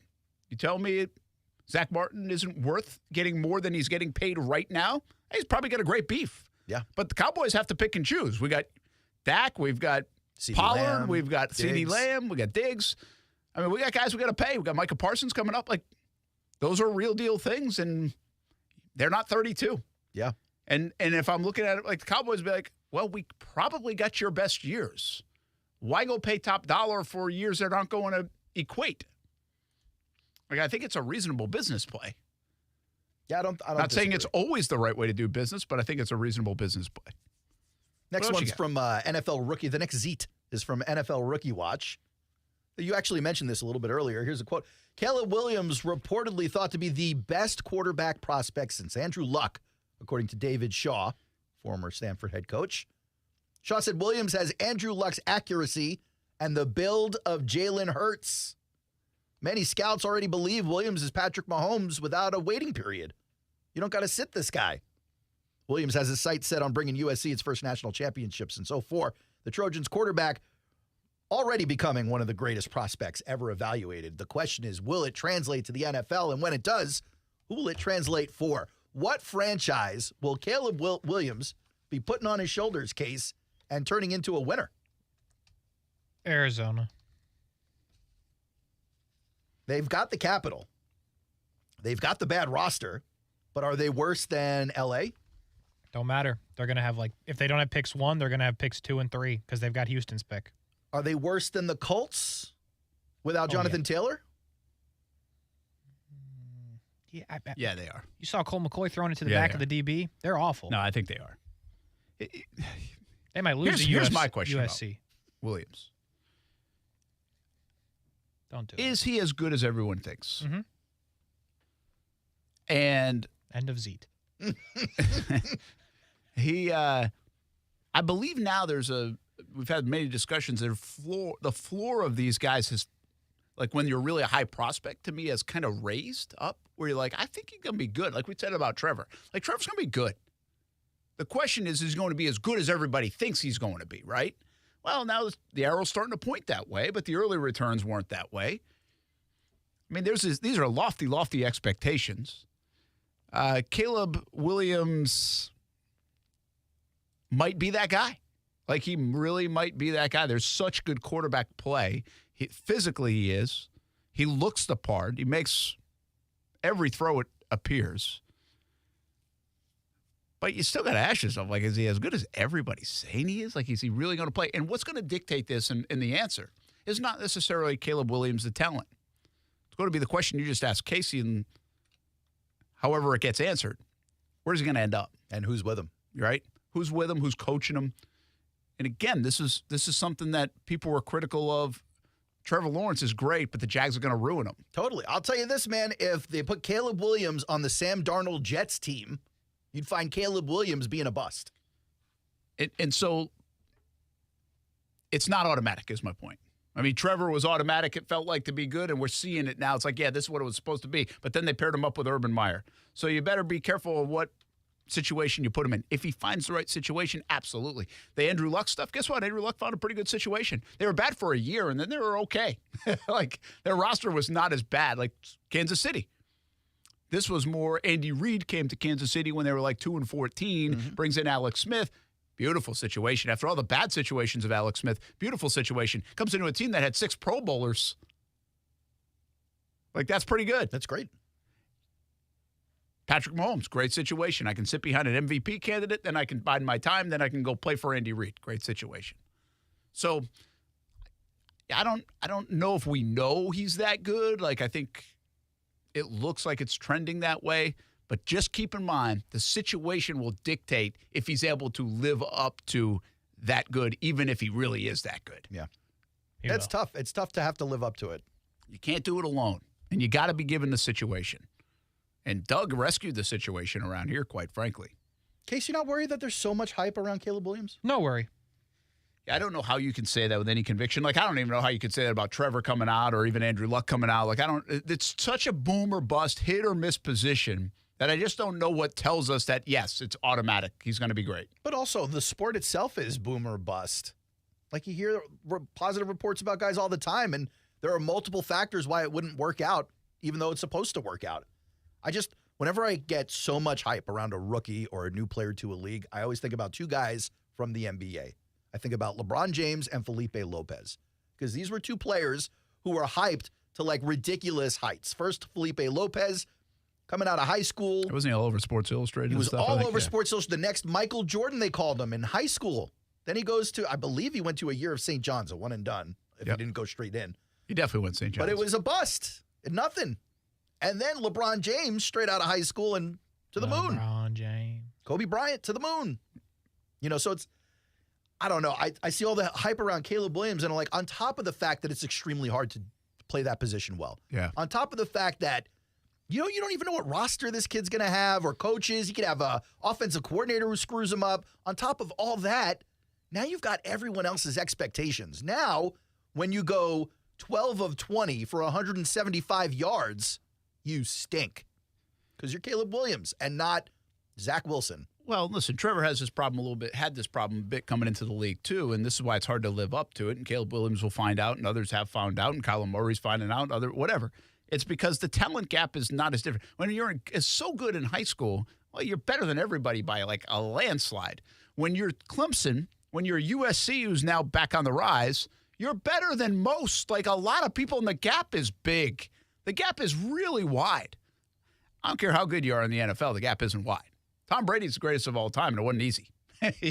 So, like, that gap is just not big enough to assume anything. And if things start to go wrong, and I'm not even talking injury, I'm just talking like situationally, then you run into it. And we'll see. We'll see. It concerns me about college football sometimes is that these guys make it look so easy. There's usually 8 teams that really, really are better than everybody else in a given year. And quite frankly, offenses are like playing a video game in college football. Yeah. Like, offenses, firepower in the NFL, I mean, the offenses have it. A lot of them have it. There's more scoring, there's more yards, but it isn't video game-esque. Like, you're not putting up 70 on anybody in the NFL. You got to earn it. You don't really have to earn it as much in college football. Well, a system could win the day for you versus the NFL. It gets found out. Or just the talent gap. That's one of my problem with really the Baker Mayfields coming out and other people from the Big 12 for a long time until it started to change. More recently, it's changed. But people are running wide open in the Big 12. Like you're throwing to a window that has 3 yards around it because there's not a defender on the TV screen. You're essentially in practice, yeah. Yeah. I mean, you're playing against air. One more before we go to break, because I know we're up against the clock, but we've been talking a lot about players' opinions recently. We've heard a lot of wild ones. This one comes from Greg Jennings. They asked Greg Jennings his top 10 NFL quarterbacks, right? I'll save you some of the mystique and mystery. You got Mahomes, Burrow, and Hurts, 1, 2, and 3. You've got Trev in the top 10 at number 8. But there are 3 NFC quarterbacks on this list, Brent. 3 NFC quarterbacks. If 1 is Hurts and 10 is Dak Prescott, who does he have at number 9, an NFC quarterback who belongs on the top 10 in the league list? Hurts and Prescott, you already mentioned? Yep. Who's he got on number 9? Goff? Makes sense. I would even say Kirk Cousins would be worth the conversation. Don't tell me he's putting Purdy there. He's putting Daniel Jones from the Giants at number 9 in front of Dak Prescott, 1 below Trevor Lawrence. Somebody, I think, needs to check on Greg Jennings. He might need a call from the... I would take Caleb Williams over like half of that list. You would take Caleb Williams over Aaron Rodgers? I would take him over 4 of that list, sorry. There's 6 guys on there. You take him over, let me figure out. So, Dak? Pat Mahomes, Burrow, Hurts, Allen, you're not taking Williams over? Correct. Okay. Herbert? Aaron Rodgers? Caleb Williams. And this isn't for a career. This is just for a year. Lamar Jackson? Caleb Williams. Trevor Lawrence? Trevor. Daniel Jones? Caleb Williams. Twice? Yeah. And Dak Prescott? Yeah. I think it's questionable on Aaron Rodgers and Lamar Jackson, but I love how this guy's changed on Aaron Rodgers, by the way. You asked the same question 5 months ago. He is not saying Aaron Rodgers. What are you talking about? I loved Aaron You would have Rodgers. said Caleb Williams. Aaron Rodgers is the man. Always has been. Are you kidding me? When he went on his darkness retreat, I was all about it. Let's put a bow on the show He when had we the come Jets back. hanging on forever. It was great. Friends on ESPN 690. All along the Aaron Rodgers train the whole time. Right here. Aaron Shacker. Aaron and Aaron. Overtime with Kurtz and Middleton coming up at 6 o'clock. Brent and Friends is sponsored by Best Bet. Now open in St. Augustine. The Coke Zero Sugar 400 weekend at Daytona returns August 25th and 26th, and ESPN 690 wants to send you to the races. Visit the contest page at ESPN690.com and play our trivia. Answer correctly, and you could win Wawa 250 tickets plus a chance at the grand prize, the Coke Zero Sugar 400. Purchase tickets by calling 1-800-PIT-SHOP.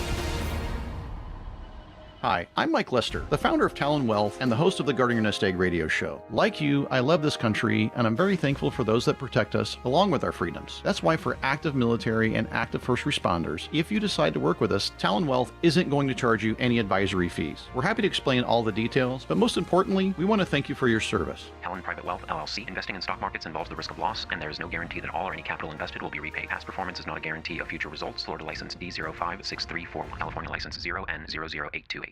There are 16 spots in the playoffs and just one track left. Well, not just any track. We're basically going to have to win. Daytona. A last chance to keep playoff hopes alive.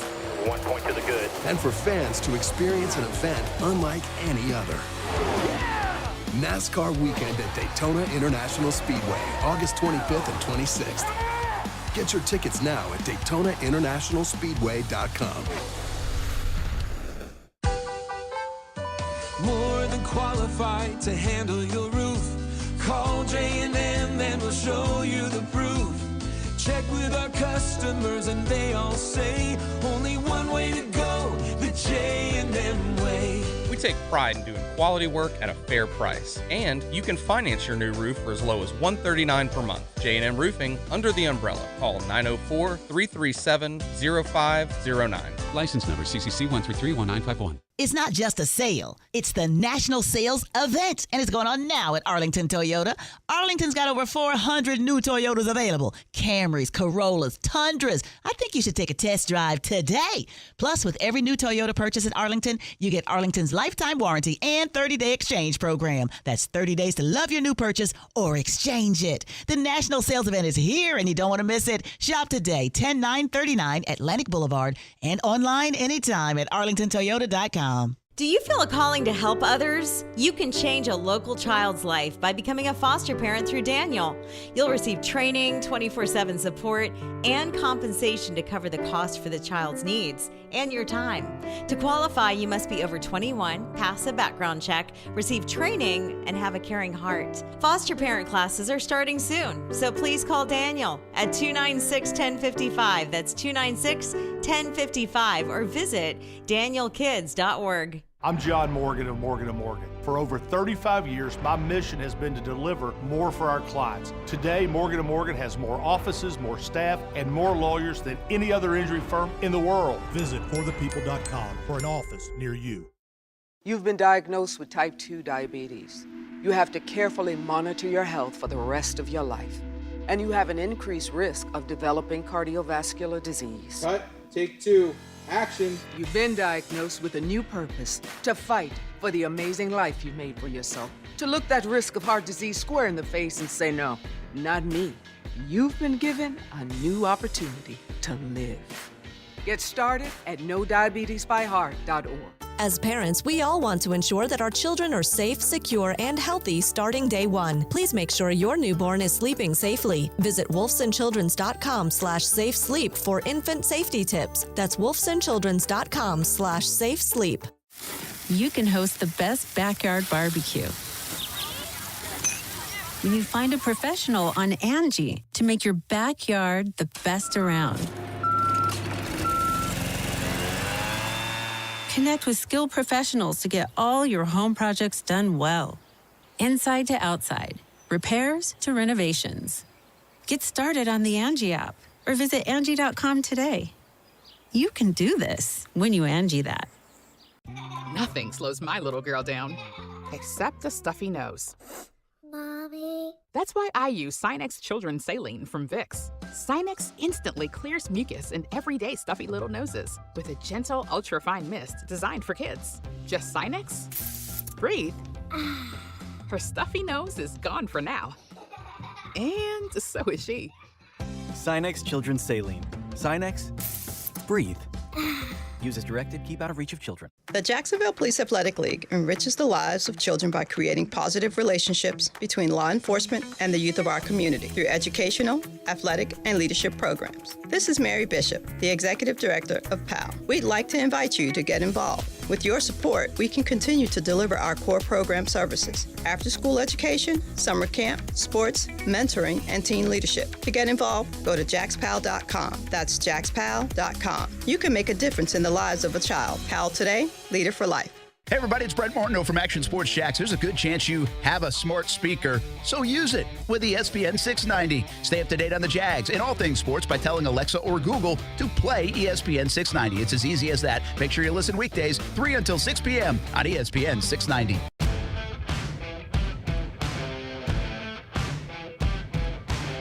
It's over. That's what he said. What's over? I don't know. The show? Almost. Or that other thing? The show. I won $10 on the show. Yeah, I'm not going to lie, that was the dumbest radio bit of all time. You said you're going to let the drama build, and then you scratched it off in the break or during the interview. Did. Like we didn't even get to play along live.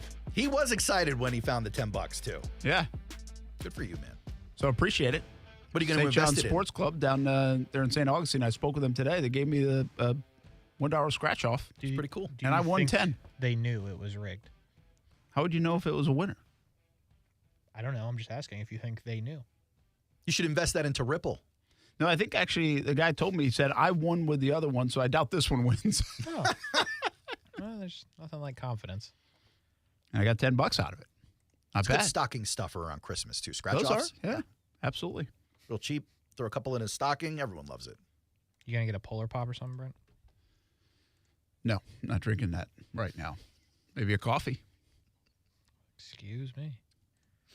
I don't know what I'm going to do on Sunday. I can't drink. I can only drink coffee black on Sunday. Yes. Okay. Why? Do you have to, because he's got the medical procedure on Monday. Do you have to drink something that cleans you out? Oh, yeah. Oh, yeah. That starts at 4. Man, so we got to come up with reasons why Brent has to get out of the house after he drinks that stuff. Like, we got to set fire to his garage or something. Okay. Brent's going to be doubled over with stomach cramps. But, Brent, we got to go, man. This is like a strict diet for the next 3 days. That stinks. Yeah. That sucks. And going on the road, so usually you can grab a nice place to eat or nobody eats well on the road. Oh, there's a real nice place to eat in Dallas in the airport? Oh, man, one of my favorite steakhouses. Who's eating in the Dallas. airport? I know what you're thinking. Who's eating in the airport? I did. It's definitely like a mini That was Applebee's. Houston, I thought. Oh, that one was good, too. I hate Houston. Never go back to Houston. Houston's got a great steakhouse, too. I love both. Texas is great with steakhouses. Really? I would hope so. I had my best rental car experience in Texas as well. There's good steak in Texas. Oh, there is. What do you want me to tell you? What kind of food is it's kind of barbecue, too, in the Dallas area, I think, right? Yeah. I went to a steakhouse on like some top floor of a hotel. It was a gorgeous view. Ate there by myself all lonely, but it was delicious. Went to a steakhouse in Houston with a few Jaguars friends, not players, but friends I was working with. That was where we had the $20 baked potato I told the story about. Yeah. And then in Austin, I went to Vince Young's Steakhouse. Okay. That was decent, too. How about that? I don't know if the guy could spell steakhouse, but he can cook them. Why did you have to add that? Wonderlicht. It's the whole reputation. Okay. It's the whole reputation. Dallas is a weird town. Kick him while he's down. You don't like Dallas? Not really. I agree with that. Good What's take. wrong with Dallas? That's a good take, Brent. Well, I don't know it well enough to say like I don't like it. But the thing I don't like about it is really like 4 or 5 different cities in one. Like there are so many. Like Jacksonville has different pockets. It does, right? And that's what some Pretty people similar. like that, some people don't. But like, it's on steroids in Dallas because of the size of the city, right? Like a major metropolis, you have that scenario happening. Yeah, I like even where the stadium is. Like, there's really not a lot around the stadium. If you don't think there's a lot around Jacksonville Stadium, there's not a lot around Dallas' stadium. Well, at least the stadium in Jacksonville is downtown. A lot of places won't do that just because it's too congested. They want to throw it out into the sticks. You get parking and stuff. Yeah, it's almost like just too big. Jerry's World, not Dallas. Or is Dallas too big? Dallas. Just, again, I mean, it's like Frisco and Fort Worth and, like, all of them. I know that's like, it's all Dallas, it feels like. I like Dallas. And hate it. I rented a Toyota.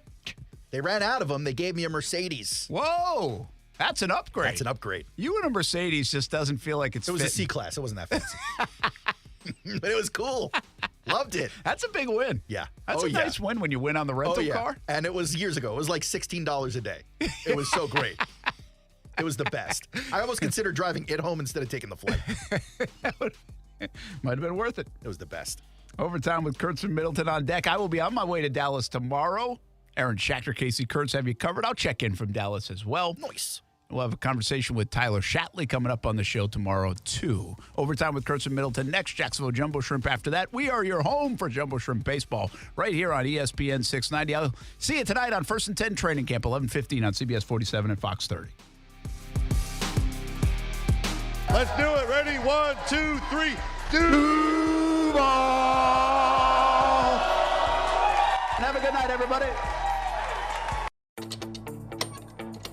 So you're in the middle of a kitchen update, and you can't tell if that's a faucet stem or a flange. With the Home Depot app, doing doesn't miss a beat. It'll find what you need in a snap, and it'll show you how to find it in store with a tap. Or get it delivered free. For doing that doesn't stop, download the Home Depot app. It's made for doing.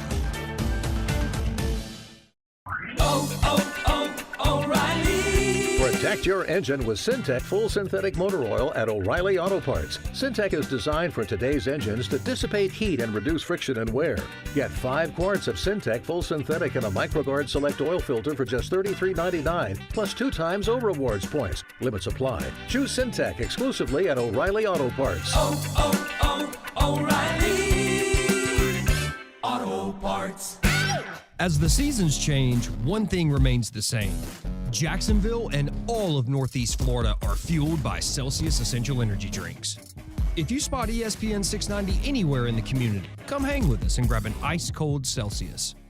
We're dealing at Best Bet St. Augustine, the only card room and sports bar in St. Augustine, Florida. With nonstop action, poker games of all limits, exciting tournaments and table games, and a sports bar showing all the action, Best Bet St. Augustine has you covered. Don't miss our delicious dining options, serving breakfast, lunch, and dinner, and our always popular freshly made sushi. Best Bet St. Augustine is located at 800 Marketplace Drive off exit 311, where I-95 and State Road 207 meet. Learn more at bestbetjacks.com. Your Jacksonville Sharks are in the championship. This Saturday, 7 p.m. at ViStar Arena, watch the frenzy as we smash the Carolina Cobras. Tickets as low as $20. Call 904-621-0700 or jacksharks.com. Fins up. Jacksonville is a great place to live. And if you love where you live, you should invest in it. That's why more and more people bank with One-to-One Financial, Jacksonville's hometown credit union. We invest every penny back into North Florida, backing the very best small businesses, nonprofits, and of course the family home. Why put your money with some big out-of-state bank when you can invest in where you love to live? One-to-One Financial, we're your hometown credit union. Sign up today at one-to-one-fcu.org. Federally insured by NCUA.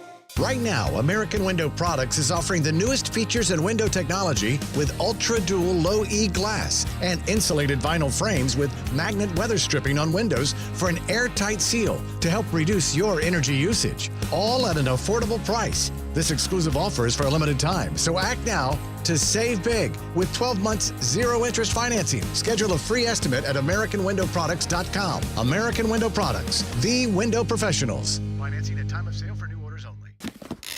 At the UPS store, you can ship it all. We're your bulky sports equipment shipping store, your heavy luggage shipping store, your fancy art shipping store. We're even your I can't believe it's already time for back to school shipping store. So visit your neighborhood We Ship It All store for dependable UPS shipping with easy to use tracking and competitive rates. The UPS store. Be unstoppable. The UPS store locations are independently owned. Product, services, pricing, and hours may vary. See Center for details. Broadcasting live from the Anajar and Levine studios. Anajar and Levine Accident Attorneys. Call 1-800-747-FREE. That's 1-800-747-3733. This is SportsCenter. I'm Doug Brown. The NFL season kicks off 4 weeks from tonight, but for now, it's a 4-day weekend of preseason action starting tonight. The Patriots play the Texans, the Seahawks play the Vikings. When the regular season does start, will Bengals quarterback Joe Burrow be ready?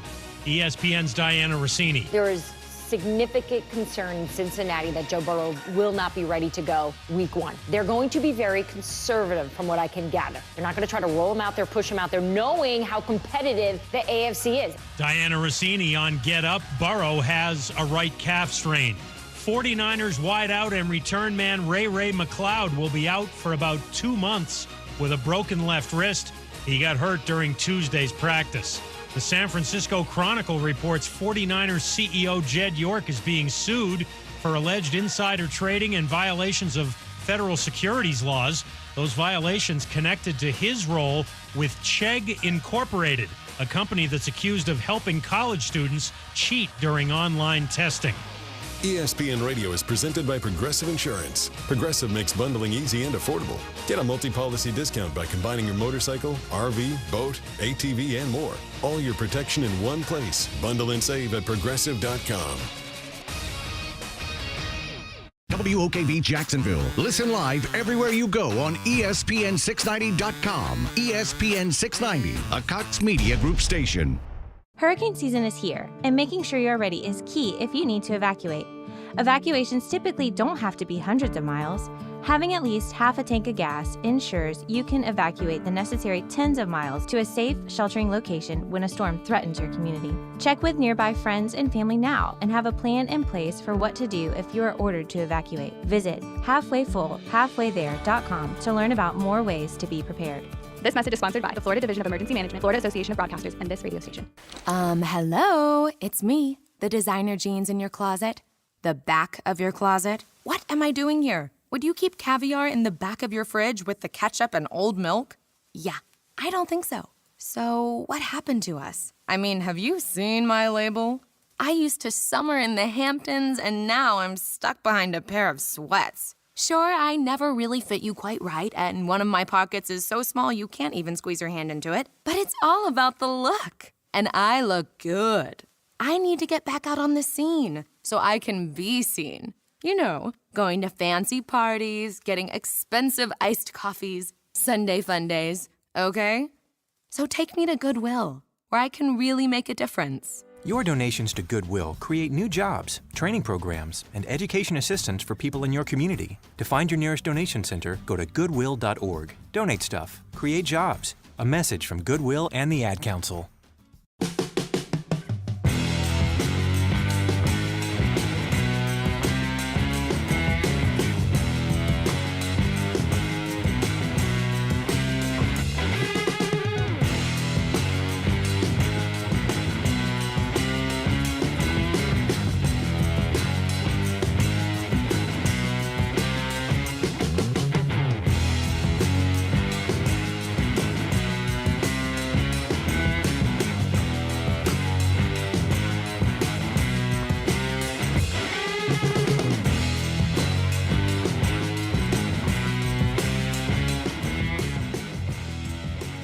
Well, my day tomorrow is set. Free lunch. Love this for me. Love this for me. Overtime with Kurtz and Middleton, ESPN 690 on a Thursday. You getting free lunch tomorrow, Brian? Nope, didn't think so. I'm coming down to the group meeting. It's mostly a one-on-one conversation. That's fine. Yeah. The stuff I've heard between you two, it can't be anything crazier. So, I'll just get my plate and then I'll move on. Well, you have absolutely no idea the conversation. That's disturbing. That's disturbing. I will not confirm nor deny. No, I'm confirming. That's disturbing. All right. Fair enough. But either way, I'll just get my plate. Will it be in the studio? Will it be in Aaron's office? Are you guys going off site? What's happening? Information to come as needed. Okay. Just put me in the group chat. All right. Just for this day, though. We'll link you in. Okay. We'll put it right after that Mike Tyson, Jake Paul conversation from this morning. I don't care what none of y'all say. Jake Paul is beating this man. You wouldn't say it to Mike's face. No. Okay. You wouldn't say it to his face. I wouldn't. You're right. Or his back for that. I'd say it to his back. Anyway. Quietly. Bro, I'm not You scared of Mike Tyson? Come on now. Okay, Don't do that. Don't do that now. I might be. Jake Paul is not. We're scared of Mike Tyson. We all are. Frightened at 57-year-old Mike Tyson. We're not frightened. Shivering. Nobody is shivering. Nobody is shaking. It's hot. Too hot to be shivering. You're sweating. I ain't sweating. In your Yankees' favorite jersey, favorite team fit. Boy, you got off Tampa Bay quick. Golly, man. I told you, we buried him. No. I don't understand why everybody has such a big deal with the Yankees jersey. It's like the Bengals shirt. You guys bullied me out of the Bengals shirt. Because allegedly you're a Jags fan, and allegedly you're a Rays fan. It's even worse. I spent like $35 on the Bengals shirt, and I can't even wear it anywhere. It's even worse. Because you guys bully me, and then my other job bullies me because my boss is a Steelers fan. So, I can't wear the Bengals shirt anywhere. I can only wear it on Saturdays when I'm in here, not for this show.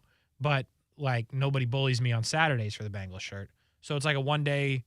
has to be a Saturday shirt. Nah, man, you can wear. Really I would prefer me. the Bengals shirt over. Why? What do you care about the Yankees shirt? This is the same division. This is the same division, and allegedly, you're a Rays fan. Okay, Die hard. That's my squad. That's disgusting to me. What you do right there. That's my squad. At least it's it's the same conference. The Jags, they're just getting back to being really good. I get it. You kind of were on Joe Burrow back in college a little bit. So okay.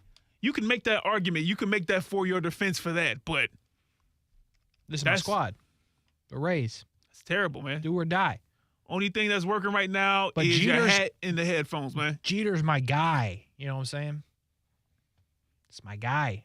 Jeter's like, who is this person?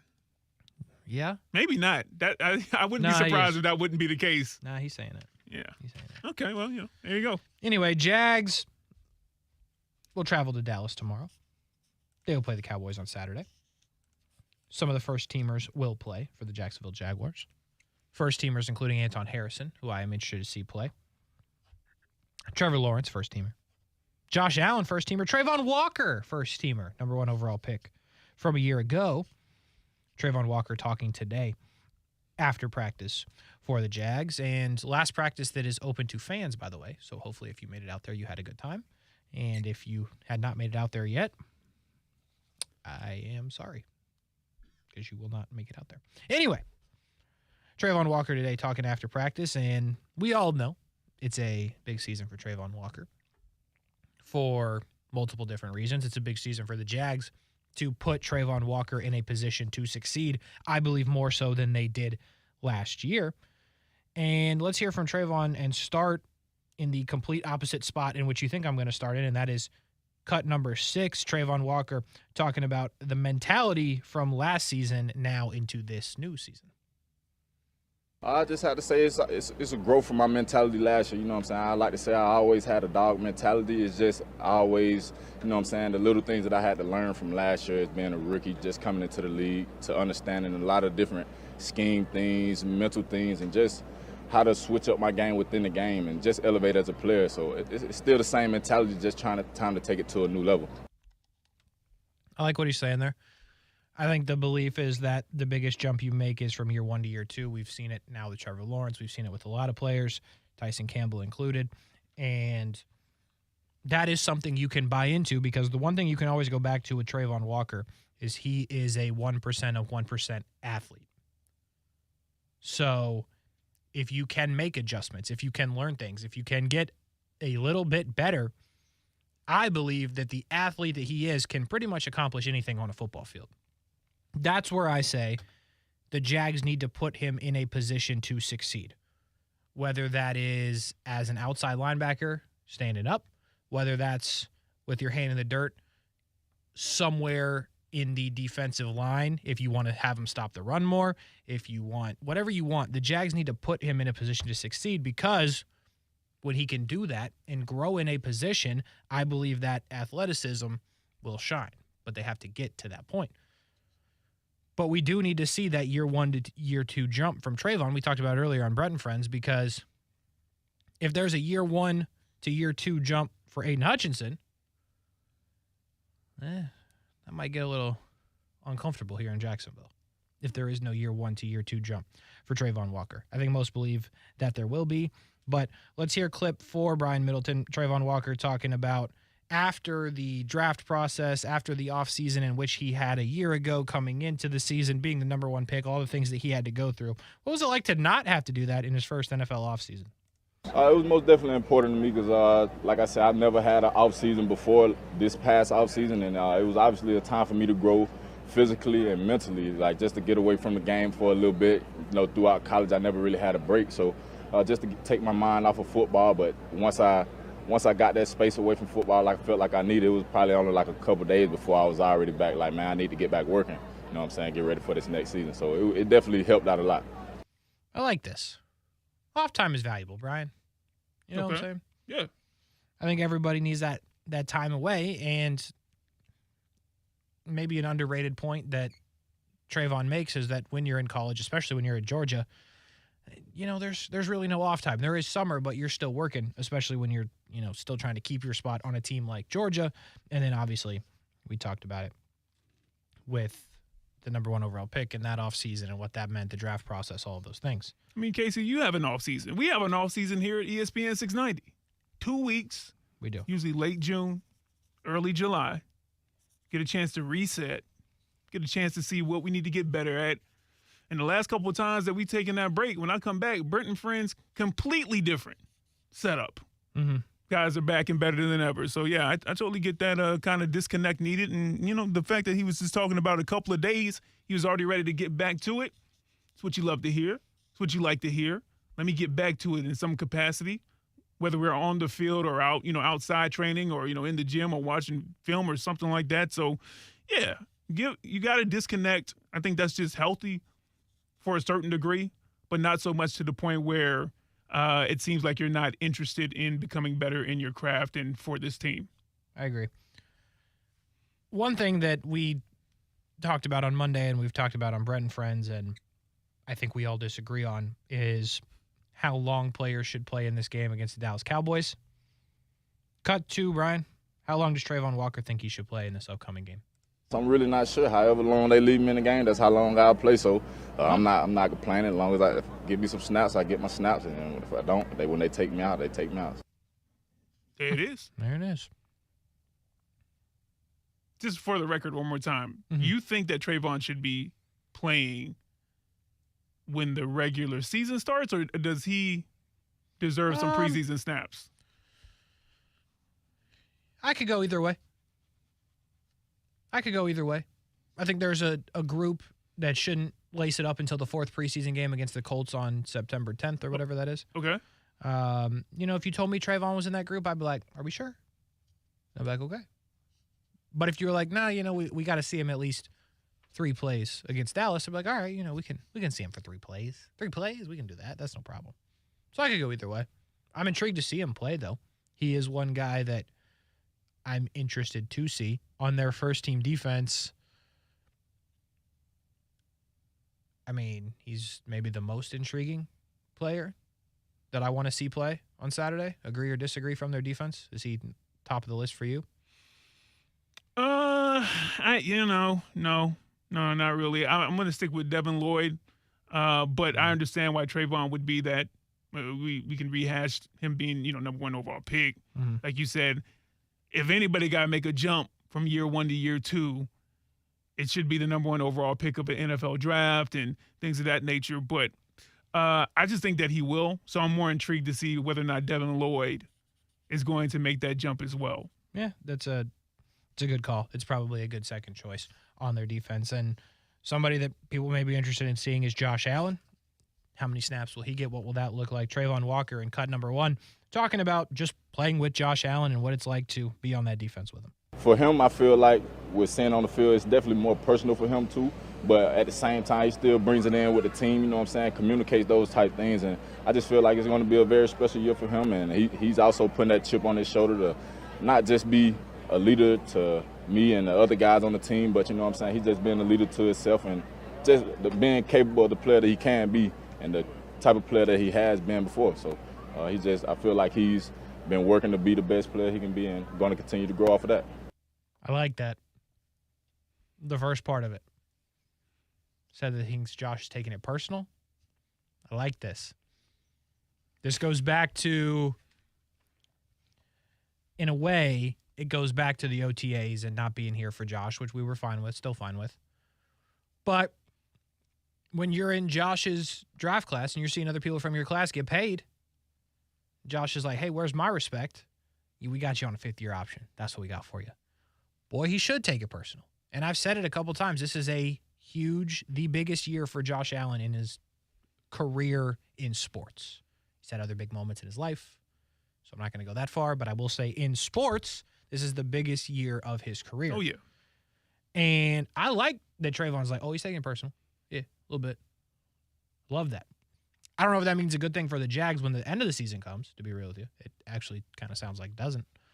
But I like that, according to Trayvon, Josh is as motivated as ever.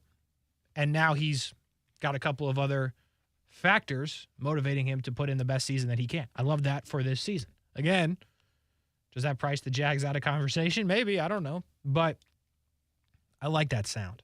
Overreacting? Is that what I'm doing right here or no? No, no, you're not overreacting answering that question. As far as Josh Allen, though, yes, you need more motivation, maybe, but do you really? Let me take the back part of what you said, Kasey. It may price the Jags out of the market, but if Josh Allen has a season to where the Jags are priced out of the market, it was good. This defense is probably head busting. Yes. 17 weeks in a row, then, count them off in the playoffs. So, that's a good deal if that's the case, minus the being priced out of a Josh Allen market. But, also, it's interesting. Mm-hmm. I can see why people would take it as he's as motivated as ever. But a small part of me is like, is he even more motivated now? And do you need to get more, motivated? Why weren't you that level of motivated the other seasons? I'm just speculating. I'm not even saying that this is what Josh Allen was saying. So, I liked what I heard teammates bigging each other up. It does sound like Josh Allen is going to be a problem out here on the field and a great cornerstone for this defense for at least this season. But when I hear that right there, I'm just like, well, I guess the disrespect for, contract type year, why didn't you go ahead and extend me, something of that nature. Like, I understand that process, that thought process. And I'm like, shouldn't you just be like that anyway? Like, you're supposed to be the dude. You're supposed to be the guy. That's what they've been looking at you as for, how many seasons now? He's been at 5. Well, you just said it's going to be nearly like half a decade here with Jacksonville. So, the fact that you need more motivation, like, I don't know.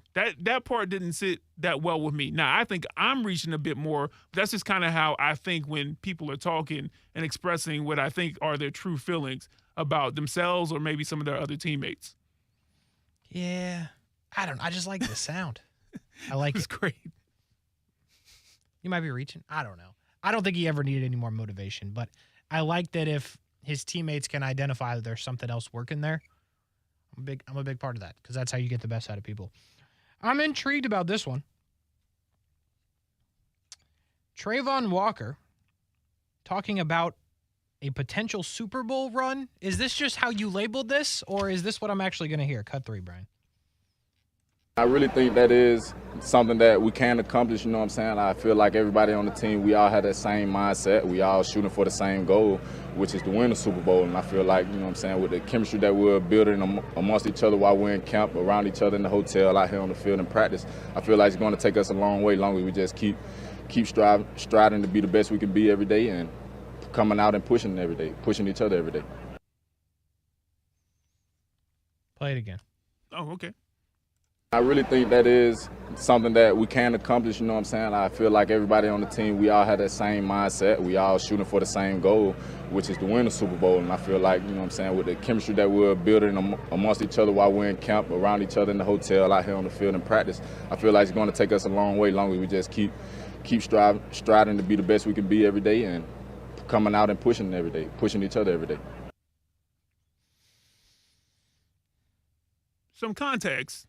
The reporter asked him, what do you think about this season? I'm paraphrasing. Yeah. No, I get it. Okay. I'm not mad at the question. I'm not mad. I don't need the context.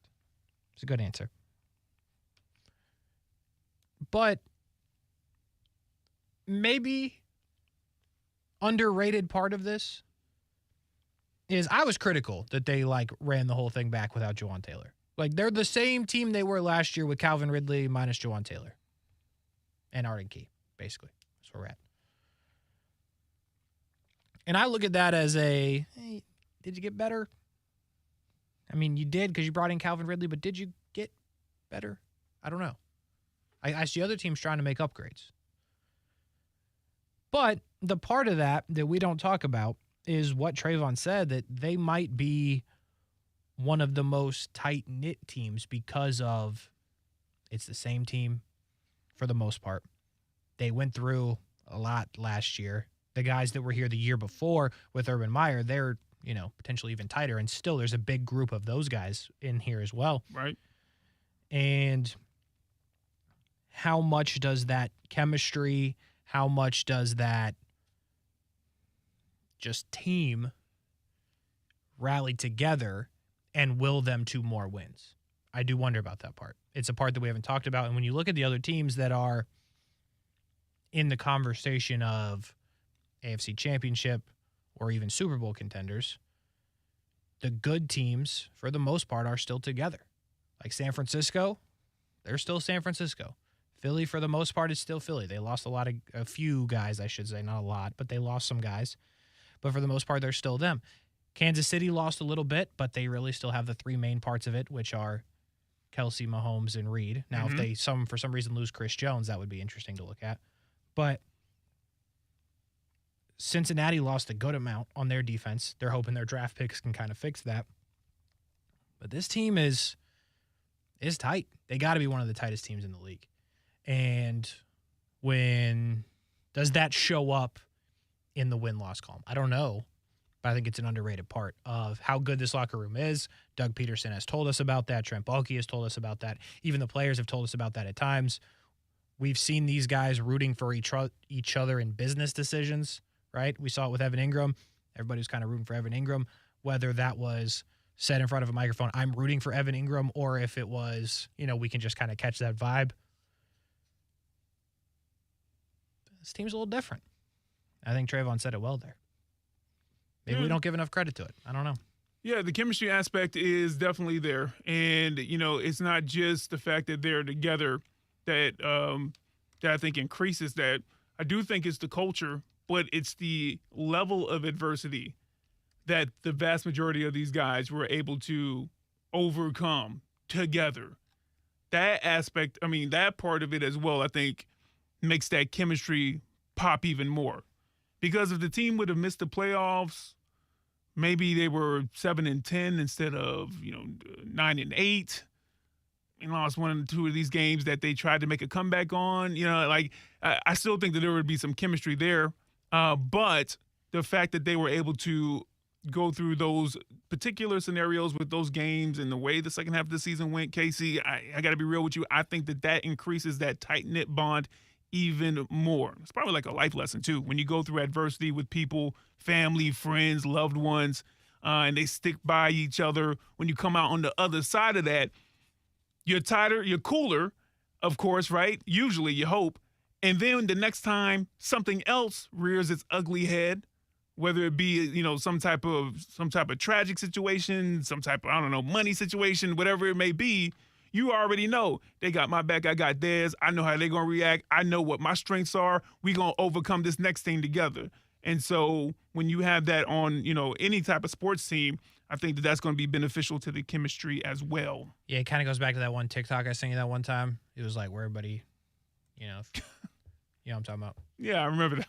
Yeah, that's kind of a different thing. It's the opposite end of the scale, but yeah, exactly. Listen, it can rap. Okay, it was great. So this TikTok, here we go, was like, it said something like, no group of people is tighter than like coworkers who dislike their boss. Look at you, right? Yeah. This fits for the Jags because it goes back to the Urban Meyer stuff. That's why I think those guys that are still there from that team, like Wingard, right? Remember the stuff we heard Wingard saying last year? Yeah. Trevor obviously went through some stuff.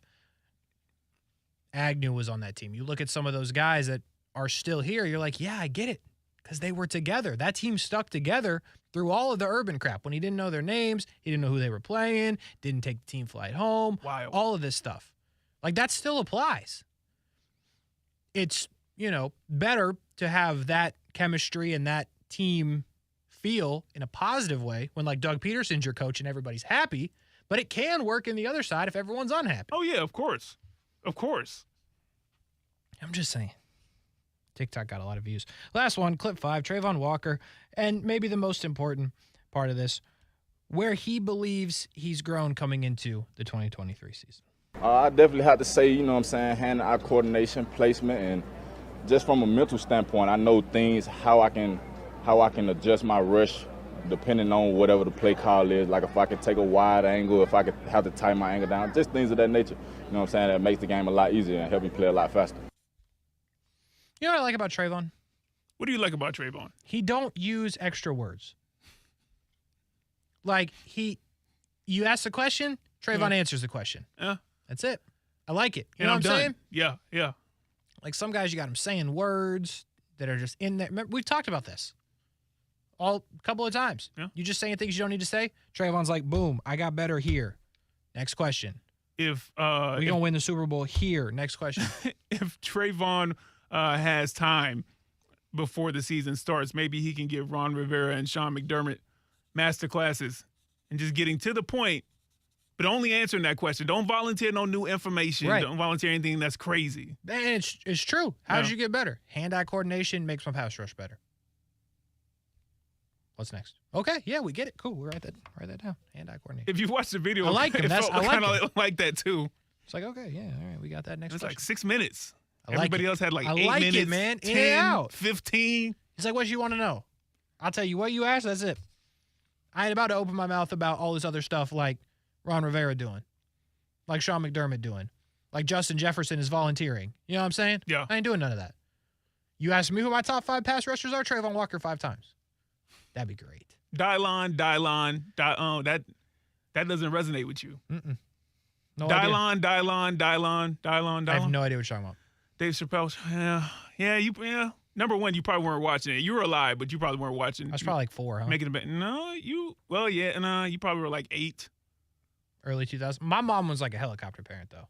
Yeah, you weren't watching Making the Band. No, I was watching the band. I was watching like Paw Patrol, whatever the equivalent of that was when I was like 8. That's fair. Yeah, and that's right. My mom didn't play. But when you just said that, it reminded me of this Dave Chappelle skit that he did about making the band, and I like Dave at the Chappelle. time.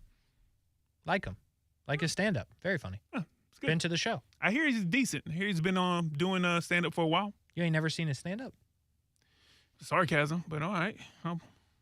Just bring the music. Yeah, but sarcasm. All right. I didn't catch it. I see our chemistry is not there. We needed some more adversity because I'm sure we'll find some.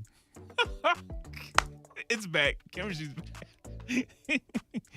Adversity find you.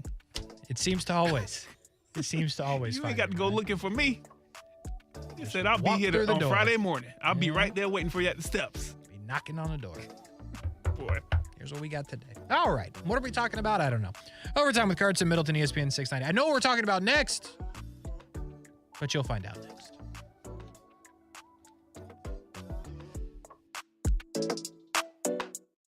Now, the First Alert forecast on ESPN 690.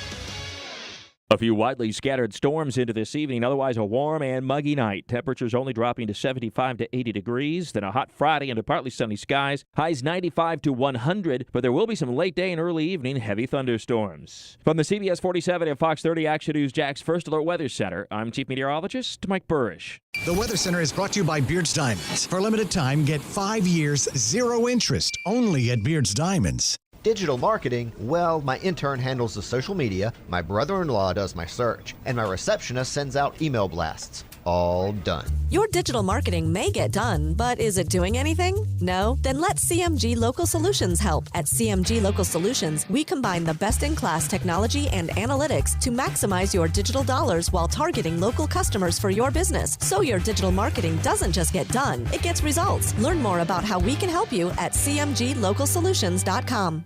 UNCF salutes HBCUs. Each year, UNCF awards more than 10,000 scholarships and helps 60,000 students build better futures. Go to uncf.org right now to donate. Remember, a mind is a terrible thing to waste. UNCF salutes HBCUs, historically black colleges and universities. Recent data shows 39% of students who enrolled in HBCUs in the fall did not return to college the following year, due in part to lack of financial resources. Financial assistance can make the difference between a student dropping out of college or graduating. HBCUs matter. Go to uncf.org now to donate and build better futures for African American students. Remember, a mind is a terrible thing to waste. Nobody should be hurt by someone they love. If you're experiencing domestic violence, Hubbard House is here for you. Call the 24-hour hotline at 904-354-3114 to speak with a caring advocate about the life-saving, life-changing resources available for you. All services are free and confidential for survivors in Duval and Baker counties. When history repeats itself, so does care. Since 1945, when the original care package inspired a spirit of shared humanity around the world, care has seen war and famine, pandemics, and natural disasters. But we've also seen the power of hope and resilience. Now, care works in over 110 countries, reaching over 170 million people. But we need you to help everyone reach their full potential. Join at care.org. Are you stressed out trying to create the right digital marketing? You need to contact Cox Media Group Local Solutions, Jacksonville. April Davis here. They've been helping businesses for more than 10 years, so they can help you market across social media, search engines, display ads, Amazon, and more. If you need expert digital advice, make sure you call the experts helping businesses with digital marketing for a decade at 904-454-2648. Keyword April. Call 904-454-2648. Keyword April. Every business seeks an advantage, whether it's having the best location, hiring top talent, or spotting trends before they happen. And now, the United States Postal Service can give your business a new advantage. Introducing USPS Ground Advantage. Reliable and affordable 2 to 5 day package shipping. It's the advantage you need at the price you want. Get the Ground Advantage at USPS.com/advantage. The United States Postal Service, delivering for America. Hold up, you're using Swiffer Power Mop?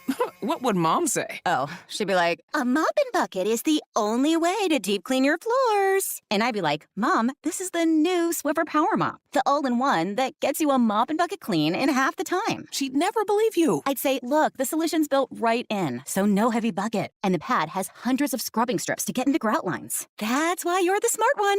Really? What? Mom said it. The new Swiffer Power Mop. Don't mop harder, mop smarter. Hey, it's Brent Mortno from Action Sports Jacks. Did you know you can watch our radio show? Yeah, video of a radio show. Just search ESPN 690 Jacks on Facebook, YouTube, and Twitter. Or follow me on Twitter at Brent A.S. Jacks. Watch the show live weekdays from 3 p.m. until 6 p.m. or listen on ESPN 690.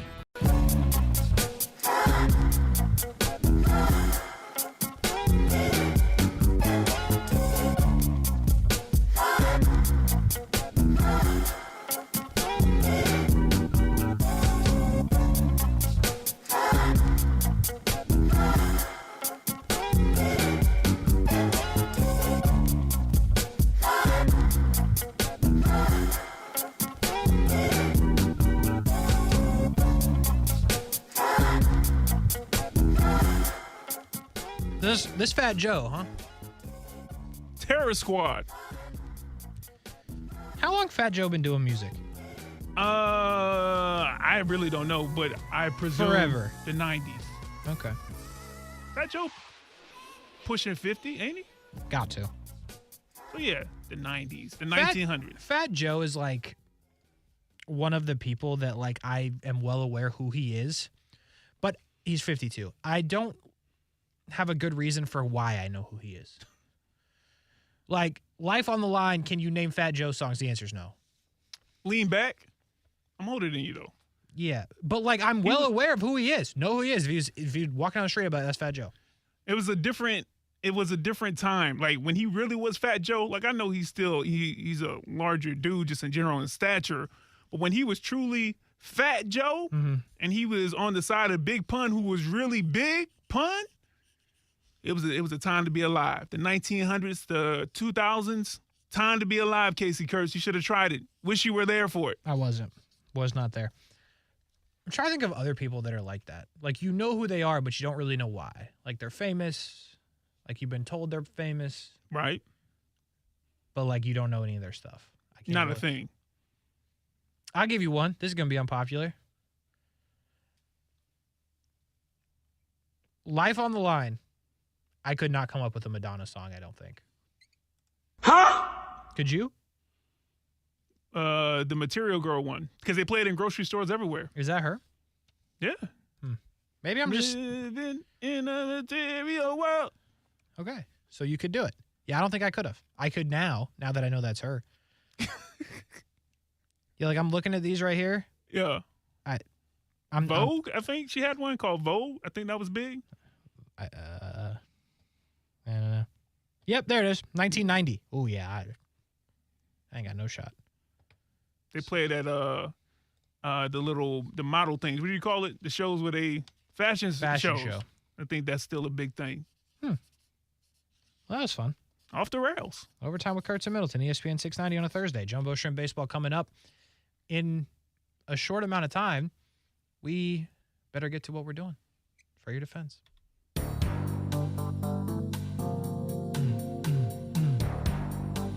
I'll give you another one. This music just thought of it. Yeah. Go ahead. Ice-T. I know Ice-T. I mean, that's super before. But, like, here's why I know Ice-T from the show. Yeah. It's a generational thing, I'm sure. Okay. I can't quite name you. I have to sit down and think about an Ice-T song. I'm pretty positive that before, like, I knew he was on the show, I'd be like, yeah, Ice-T, familiar with him, could pick him out in the grocery store. But I don't know why. This is a thing. I know this is a thing for more than just me. It has to be. It has to be. You looking up Ice-T songs? Yeah, I'm like, I know. You just got to listen to something. 65 years old. Ice-T is aging 65? well. Because I wouldn't have pegged him for that. 6 in the morning. That came out in 1986. Oh, Cop Killer. Never mind. Well, I was -11. Whoa. Let's move on. I was reading down the list, and that's one of them. I was -11 years old. That's crazy. All right. Holy smokes. We should move on. For your defense. By the way, it's like 13 minutes for Jumbo Shrimp Baseball. I know earlier I quoted it as in some time, but it's 13 minutes. We move on. Here we go. Yeah. Starting with your first client, Kasey. Here we go. Doing too much in the second degree. Defend your client. NBA 2K. Oh. For their rating system, where they have the very tall and we think talented Victor Wembanyama as an 84 overall, Kasey Kurtz, which is the highest rating as a rookie ever received in the game's history. To give it some context, the greatest to ever play the sport, LeBron Raymond James Sr., was rated at a 78. Please defend NBA 2K with their lofty rating of Wemby, which puts him into the same on-par circle with Jamal Murray, Rudy Gobert, Paolo Banchero, and Jordan Poole, just to name a few guys who were going into last season's game at an 84. I get you. And go. Listen, technology is better than it's ever been. Scouting, better than it's ever been. So this is a generational prospect. We have to show him his respect. If we had this amount of scouting when LeBron Ramon James Sr. was coming out and was coming into the game and into the league, we would have put him as like an 89. You know what I'm saying? We would have had the right respect. The problem is we couldn't do that back in the dark ages before there was electricity. Now, this is a good game. It works pretty properly. It's got a good story mode, which is a career mode at the same time. It's very interesting. You get attached to these storylines. Next thing you know, that 1 year in the game, your best friend was dying in the game, and then your player had to rebound. It was a whole crazy thing. But the point of the story is, athletes are better, players are better, our scouting is better. We got to show respect if he is generational. Okay. Oh, wow. I mean, order in the court, man. You got multiple clients. We got 4 minutes left. I don't actually believe any of that at all. I think this is a bit reckless. I mean, they might need to go back and re-rate players then. Like the common numbers, like 78 to 82 as a rookie. And even as the first pick. All right, sorry. As the first pick, yeah. Because I'm like, man, that's wild. I will say this much. He looks great. 84. You know how much he gonna be a cheat code in the VC game. you need in order to, I mean, he's messing up all kinds of builds and whatnot. Yeah. It's like, no. There's really guys out there 7'5", I guess 230 that can shoot the three and handle the ball well. You can't, how scum it's gonna be when you're playing people in like my park and they're just Wembanyama 5 times. I'm just gonna stay away.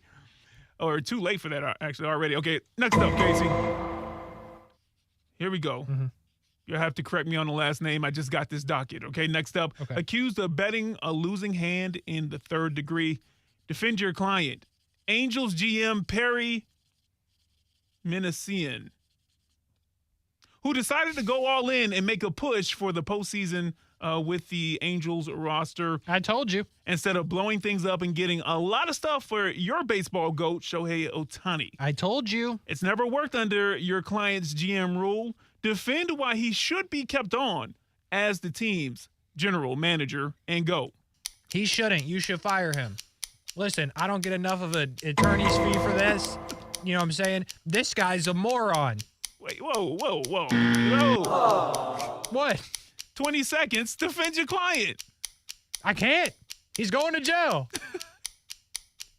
I can't defend stupidity, Brian. Okay. I've had a lot of stupid clients in my day. This is top-notch stupidity. You traded for mid players. Order in the court. You traded for mid players that you thought was going to make this whole thing better. It didn't. Shocker. And Shohei Ohtani's just like, yeah, this gives me more fuel to leave for free. Bunch of bums up there. Boy, I might be a public defender. Yeah. This guy's guilty, Your Honor. Kasey in court being like, nah, he guilty. Nah, he did it. Let me tell you what he told me. Yeah. All the attorney-client privilege. Let's see, Kasey. Next up, here we go. Defend your client. From the world of TikTok, by the way. Defend your client who is accused of not being afraid of confrontation in the second degree. I like this guy already. She I like her already. Shared a viral video on TikTok about a table of customers who were already stayed 45 minutes after closing. She then, in turn, on the video, started vacuuming, hitting their table and their feet on purpose, to which disrespect ensued both ways, which ultimately turned into a mini brawl. Defend your client's actions that were meant to get customers out of the building after closing and go. Okay, so we got hours on the door, right? What does it say? Does it say 9 p.m.? You done at 9 p.m. You call it. I might give you till 9:05. Okay, because you got a heart. Best case scenario, I give you till 9:07. At 9:10, there ain't nobody in here. All right? And if you're going to be in here, you're going to be all reckless. You're going to sit there and do this whole thing because you ain't eating no more. We ain't refilling your drinks. We haven't refilled your drinks since 8:45. You know what I'm saying? Yeah. You've been thirsty for an hour. We ain't doing nothing about that. Sorry, not sorry. I feel like you're just warming up. You want me to run it back one more time? Yeah, a little bit because, listen, we ain't filling up your drinks. You just sitting there. We going home. Yeah. I just work here. This is the epitome of I just work here. I don't own this place. I don't do none of that. I don't. I make server money. I'm making like $4 an hour. I know you ungrateful bums ain't gonna tip. I've seen this movie play out before. Y'all ain't gonna tip me more than 10%. So yeah, I'm gonna vacuum your stuff. Your shoes better be tied, or we getting your laces up in there. I'm gonna start clearing your table. Yeah, let's go. You need me to pull that chair out for you? Should I get your coat out the room? Man, get on out of here. People are ungrateful, man. People are ungrateful. I'm trying to imagine Kasey at Auntie Anne's? the couple of food places that you told me that you worked at. People staying past the closing time. Boy, let them people still be in Insomnia Cookies. I'll start throwing cookies. That'd be impressive Like if a they frisbee. stayed after Insomnia Cookies closing, because They were open till like 3 a.m. Like, dude, you won't have anywhere else to be. Nowhere. Interesting. Wild. That'll do it, huh? That's it for your defense, Kasey. Or the show in general. Yeah, Anyway. the show. On a Thursday, Jumbo Shrimp Baseball's up next. For Brian Middleton, I'm Kasey Kurtz. Have a great night, everybody. I want to eat a spicy chicken in my Tesla. Is it too much to ask? I'm Mark Anajar.